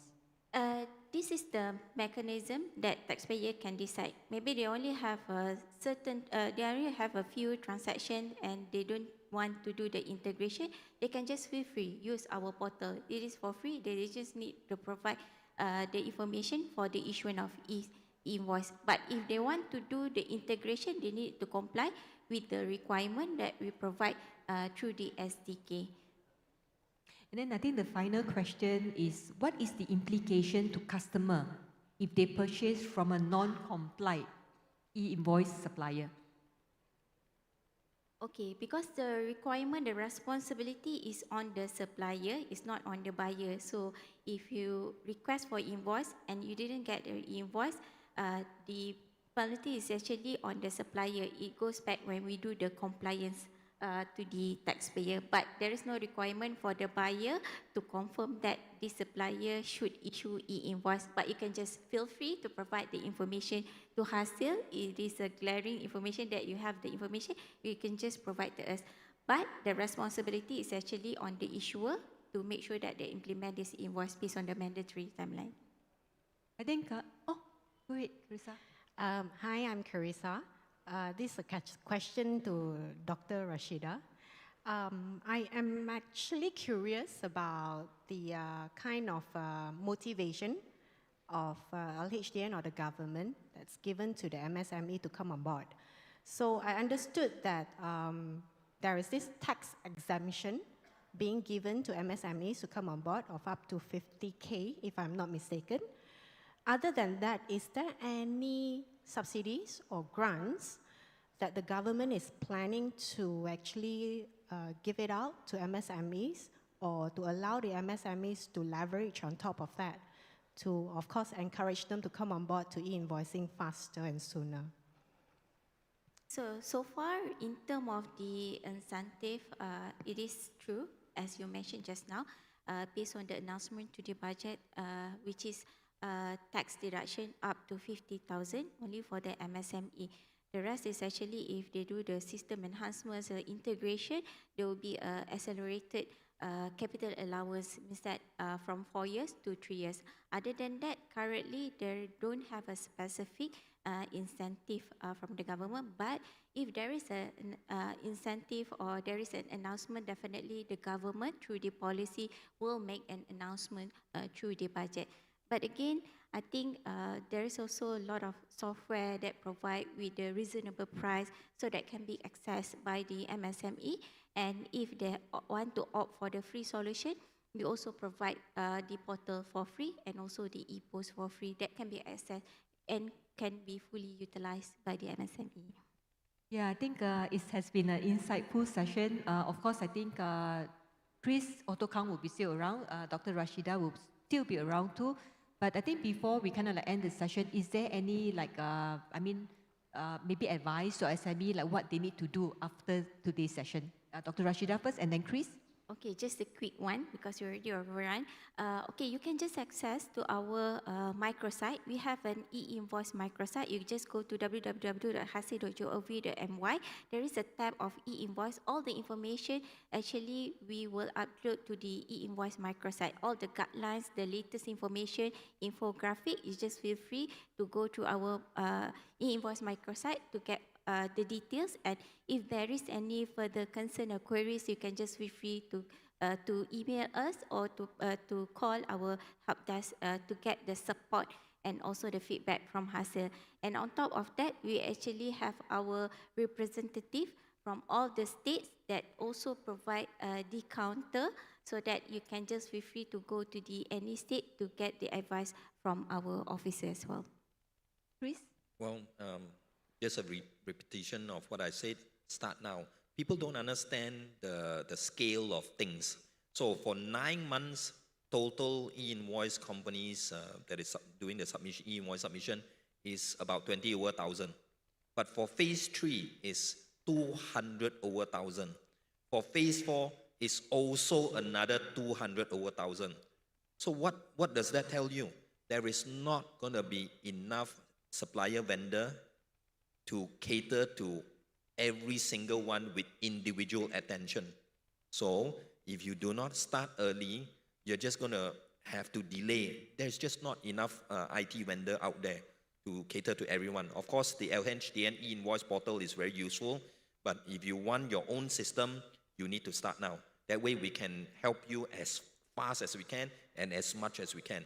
We are also recruiting bookkeepers to assist them, assist us on implementation e-invoice, especially in My Invoice portal and some of the other tools available. So if you are interested, you can join us free of charge, and you can resell our system so that we can help tackle the 400 over 1,000 SME business in Malaysia that is going to be on board in phase 3 and phase 4. Thank you, Chris, and thank you so much, Dr. Rashida. So with this, we end our e-invoicing, I think the hot topic for today. And thank you so much for staying back. And over to you, Samuel. Thank you very much to our esteemed panelists. Ladies and gentlemen, let's give a big round of applause to Dr. Rashida, Chia Rosalie, and Mr. Christopher Liu, together with Ms. Shin Mei as well. And right now, we would like to invite Shin Mei to present a token of appreciation to our panelists. Thank you so much for providing such informative and engaging panel sessions. And a special thanks to Ms. Lee Shin Mei again for the skillful leading such a timely and informative discussion. And let's have a group photo. And these sessions have certainly provided clarity, answer important questions, and most importantly, equip us with the knowledge and embrace the E-Invoice shift with greater confidence. Ladies and gentlemen, let's give a big round of applause again to our esteemed panelist and moderator. Kindly take your seats.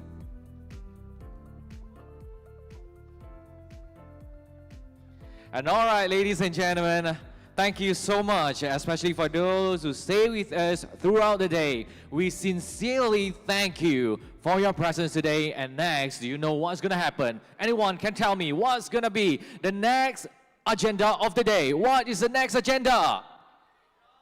Yes, you've been waiting for, am I right? Yes, okay. So you know how to have more luck, okay? How to increase your luck by telling the people on your left and right, good luck, you will receive 7 times more lucks. Come on, ladies and gentlemen, give you this opportunity. 3, 2, 1, let's do it. Yes, please do not be shy. Go ahead and tell your friends and the people next to you, good luck. And you have this opportunity to walk away with this incredible prize today.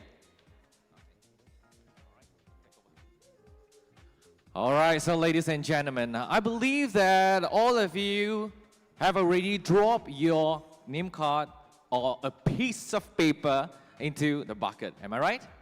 Yes. Does anyone still yet to drop it? Okay. Time's up. So if you drop your cards right over here, you have this opportunity to walk away with this incredible prize. So without further ado, before that. All of you, are you ready for the grand lucky draw?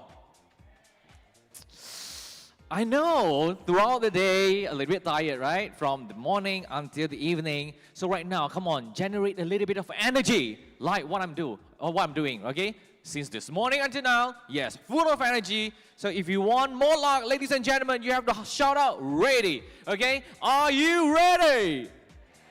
Yes, that's right. This is what I'm looking for. And yes, without further ado, once again, I would like Shin Mei, our CEO of CTOS Data Systems and Jamaluddin to the stage to draw the winner for tonight. Come on, let's give a big round of applause to Shin Mei, the person who come up to the stage the most time of the day.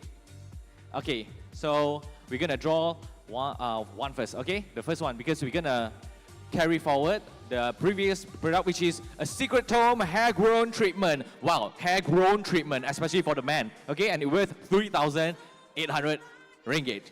Okay, so anyone, Secret Tome hair treatment, and this is if you're having a hair loss or struggling with thin hair, this is a great treatment for you. Yes, that's right. So I want to revitalize your scalp and promote natural hair growth, and this is the one for you. And the winner goes to Yvonne Pei, Senior Account Executive from Bina Warehouse. Congratulations. I believe that you do not have these worried, but no worries, you can give it to someone else, the loved one. Who knows, right? Thank you so much and congratulations to Yvonne. All right. You're gonna hold this. Please do not forget to redeem your prize on this counter, okay, at the redemption counter. Thank you so much. Thank you, Yvonne. All right, we'll go for the next one. The next one is a U-Business 5G Office Business Broadband plus 5G router for 12 months, and it's worth 1,700 ringgit by U Mobile. So the winner goes to Su Chin Pin from AIA Digital. Congratulations! Okay, please come up to the stage and grab your gift, Mr. Su Chin Pin. Thank you so much and congratulations! Let's give a big round of applause.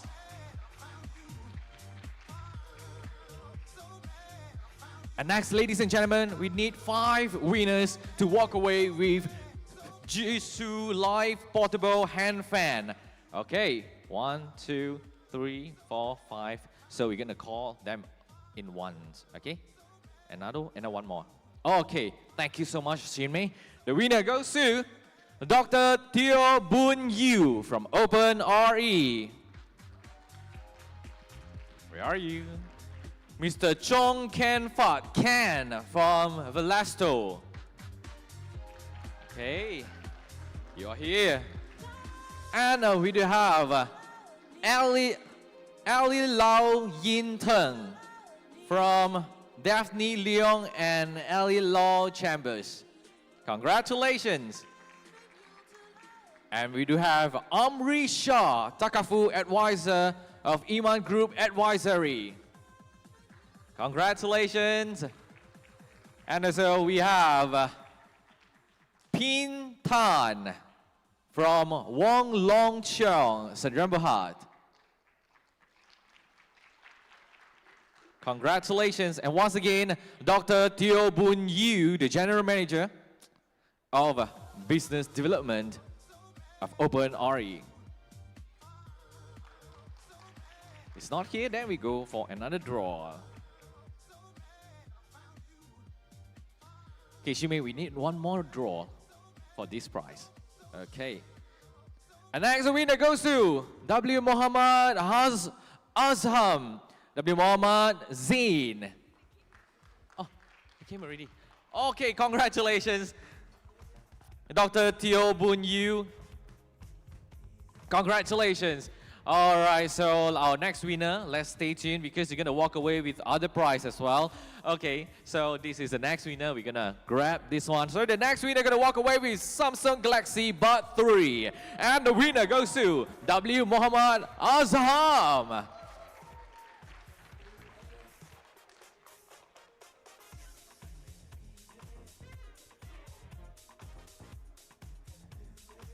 Tanya kepada pemenang dia. And next, the winner goes to, and yes, we're gonna give another Samsung Galaxy Buds one more.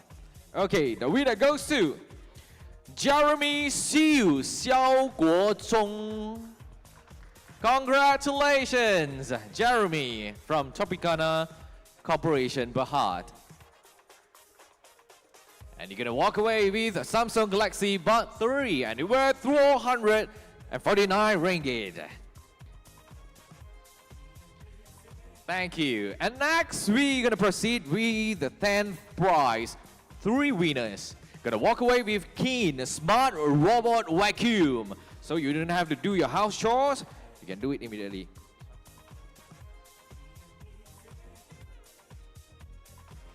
All right, so the winner goes to Fu Chi Tong from Punjab Training Coaching Services. And the winner, Zulfikar Khatami bin Noraini. And also, we do have another winner, MV Shankar from AI Chatbot and Agents. Congratulations. Yeah, so everyone, stay tuned. We have more to go. You have the opportunity to walk away with incredible prize today. So if you're still yet to be the winner, it means that you have the highest possibility to walk away with the grand prize. So let's see. Who want to get the grand prize? Come on, shout out. I put my hand on, but you shout out, no power. Okay, no worries. We go for the next one. 3 winners for the 9th prize. And you're gonna walk away with Tefal Air Fryer, 6-liter air fryer. So, for now, we have the winner, Sarina Corporate Services from Temu Gelati. Yeah, Tanya, Sarina.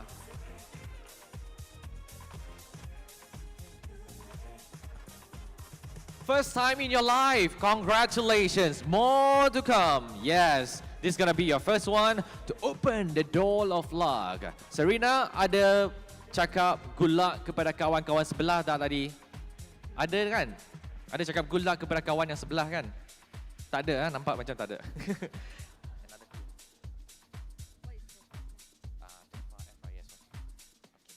All right, the Tefal Air Fryer 6-liter winner goes to, same surname with me, and Ui Shaowen, Huang Shaowen, from Custom Door Gifts for all occasions. Let's give a big round of applause.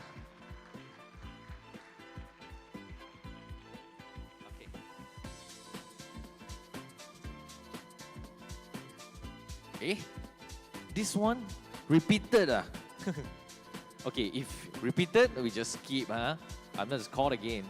I remember. I just called his name. Ammeran Shah. Amir Shah from Iman Group Advisory. Tadi sudah panggil kan? Okay, sorry. One more.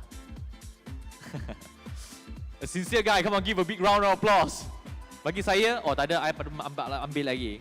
And next we have Jackie Lee, the project director from Jom System. Jackie Lee. Congratulations. Remember to show your name card as well. Okay. Okay. All right, cool.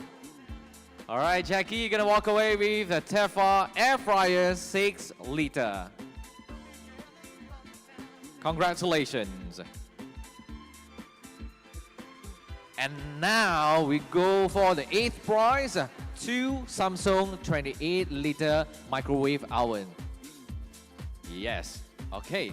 So, the winner goes to, pemenang dia ialah Zulkis Abdul Jalil from Umrapay Consortium Services Berhad.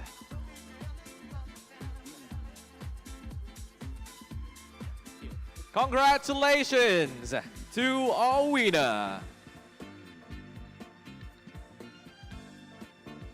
Thank you so much. And next, the winner gonna walk away with Samsung microwave 30-liter as well. Okay, so let's see. The winner goes to Emilia Natasha from Rida Selenggara Resources. Anda masih ada di sini ke tak? Jika tak ada, kita proceed kepada pemenangan seterusnya. Is that okay? Okay, cool. Emilia Natasha. Tak ada? We go for the next draw.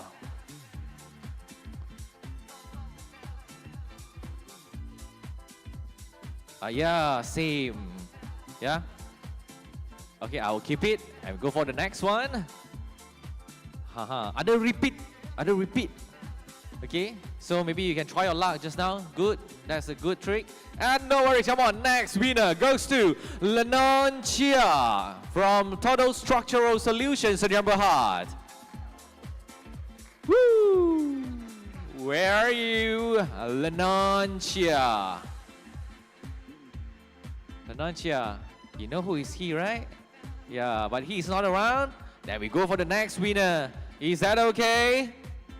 Okay, then we go for the next winner. Okay, the next winner goes to Najwa Rizalil from Provident Bench Berhad. Congratulations to the winner. And yes, you can enjoy your microwave oven. Put a whole chicken inside this microwave, okay? And enjoy your dinner later. Thank you so much. Okay, do you mind to repeat your name again for me, please? No, you just have to repeat your name. All right, congratulations. Come on, thank you so much. And you're gonna walk away with this incredible prize. Okay, let's take a photo and smile. All right, we need somebody to help to carry. Okay, so ladies and gentlemen, next we're gonna proceed to the 7th prize. We're giving out 1 unit of Sony 5.1-inch home cinema soundbar. Oh, wow. So it's only 1 winner for this one. Yeah, so the soundbar and see. Anyone would like to grab this one? Come on, raise your hand. Okay, cool. Thank you so much. Let's see. The winner goes to Ivan Chen from Multimedia Development from Let's Spark Some Ideas. Ivan Chen.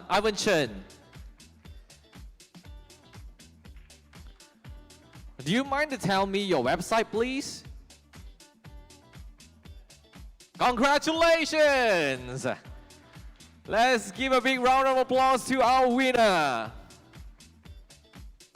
All right, maybe we can capture an amazing moment. All right, look at the camera and smile. All right, you're gonna enjoy your Salba tonight, okay? Play with your new toy. All right, we do have our representative, our crew to help you. Thank you, Ivan. Are you able to carry it? Yeah, okay. All right, so let's proceed to the next winner. And we go for the sixth prize. 2 winners gonna walk away with Samsung 27-inch QHD 180Hz gaming monitor. If you do not want this prize, you can give it to me. Okay, I'm more than happy to take it. The winner goes to Krista Chu Hui Ching. And the executive credit control from Lion Fly Miles Berhad. Okay, do you mind to tell me your email address, please? Thank you so much. Congratulations. Wow. Are you a gamer? If you're not a gamer, maybe you can just give it to your boyfriend or your husband or boyfriend number 1, boyfriend number 2, boyfriend number 3. Okay, up to you. Have fun and enjoy. And next, we're gonna walk away with Samsung 27-inch QHD 180Hz gaming monitor as well. The winner goes to... Hey, repeat it. Yes, we go for the next one. Yeah, I go for the next one. Next winner goes to... Teng Song Chow. Congratulations. Okay, so now, do you mind to spell your name? You don't have to show me, you just have to spell your name. And the last one? Congratulations, thank you so much. And congratulations to our winner. We walk away with the Samsung 27-inch QHD 180Hz gaming monitor and worth 999 ringgit. All right, hold on. Are we gonna take a photo, right? We have to take a photo, sir. Come on, let's come back to the stage. We just want to take a photo. It's just a while. Okay, okay. Thank you so much. Thank you so much, gentlemen. All right, so let's gonna look at the camera and smile right there at the center. Yes, correct. Yes, that's right. That's the one. Thank you so much once again. Congratulations and thank you so much for coming back to the stage for the photo session. And next, we're gonna proceed to our fourth prize. 2 winners gonna walk away with Samsung Galaxy Tab S9. Wow, a tablet and it worth 1,795 ringgit. The winner goes to Amy Sarah Ahmad Fawud from SME Corp Malaysia. 4. Tak datang. Dah balik. Okay, we call one more time. Amy Sarah Ahmad Fawud. Fuad. Tak ada. Jika tak ada, kita skip untuk next. Boleh? Okay, we go for the next winner. And the next we're gonna walk away with this tablet. So the winner goes to Florence Yu from the Real Estate Negotiator, Star City Property. Congratulations. Okay, hold on. Please tell me your email. Oh, the same business card. Thank you so much. Congratulations, you're gonna walk away with your tab. And it worth 1,795 ringgit. We have one more unit, okay? The winner goes to Jessine Wong, the Managing Director of Miss Elliot. Congratulations! And I'm gonna check out, may I know what's your last 4 digit of your phone number? Yes, congratulations to the winner. Walk away with the tab. Let's give a big round of applause. And now we're going to proceed to the third prize, okay? Which is a Samsung, one winner going to walk away with Samsung Galaxy A56 5G 200 65 GB smartphone. And the winner goes to Tommy Lai from Yue Foods and Beverages in Berhad. Let's give a big round of applause. Okay, so these, I would like to get your last 4 digits of your telephone number. That is the office telephone number. 0509. Congratulations. Thank you so much to Tommy Lai. You're going to walk away with your Samsung Galaxy A56 5G smartphone. Okay, and next we do have a very special prize, which is the second prize of the day. That is a Secret Home face treatment package. Okay, and it was 5,000 ringgit. So the previous Secret Home is suitable for the gentlemen. Okay, I would not say all, but majority. And this one is really good for female, for those who love to stay pretty all the time. This cutting-edge natural treatment helps you achieve firmer, smoother, and younger look skin. All in just 1 session. And the winner goes to... Oh, it's a gentleman. Stephen Lai. Is it? Stephen Lai, congratulations from Total Structure Solutions in Berhad.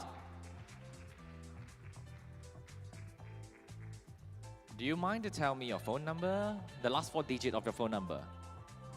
Congratulations! Let's give a big round of applause. And you're gonna walk away with the Secret Home face treatment package worth 5,000 ringgit. All right, please proceed to the redemption counter and redeem your gift. So ladies and gentlemen, that's gonna be our final prize. We are not able to show it right over here because it's huge. So remember to proceed to the redemption counter after you receive the mark on the stage. So ladies and gentlemen, what would be the next prize? TV. Ada name card? Ada tak? Hah? Ada dekat sini? Oh, paper ah? Oh, ini name card. Tadi ada paper, tapi bukan.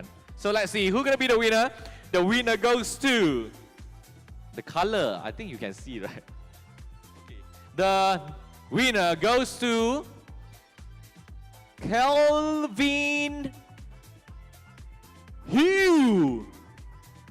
Kelvin Hugh from Diverse Supply Chains in Berhad. And yes, I can see that's your name card. Congratulations. Let's give a big round of applause to the grand prize winner. Gonna walk away with the Samsung 75-inch UHD TV and it worth 4,150 ringgit. Thank you so much. Thank you, Ching as well. Thank you for your time for the presentation. So ladies and gentlemen, thank you once again. We sincerely thank you for staying with us throughout the day from the morning until the evening. So if you are here, please do not forget to send this good news to all of your friends in Penang because we do have a confirmed venue and date for Penang CTOS SME Biz 2025. So please do not forget to share this good news and all of them are going to receive all the information about innovation, transformation, and also receive all the knowledge that we are looking for. And at the same time, they are standing a chance to win amazing prize as well. And once again, we'd like to wish all of you have a wonderful Tuesday night. And thank you so much for joining us at CTOS SME Biz 2025 Kuala Lumpur. And we hope to see you next year. And ladies and gentlemen, I'm Samuel. Sign off. Thank you, everyone.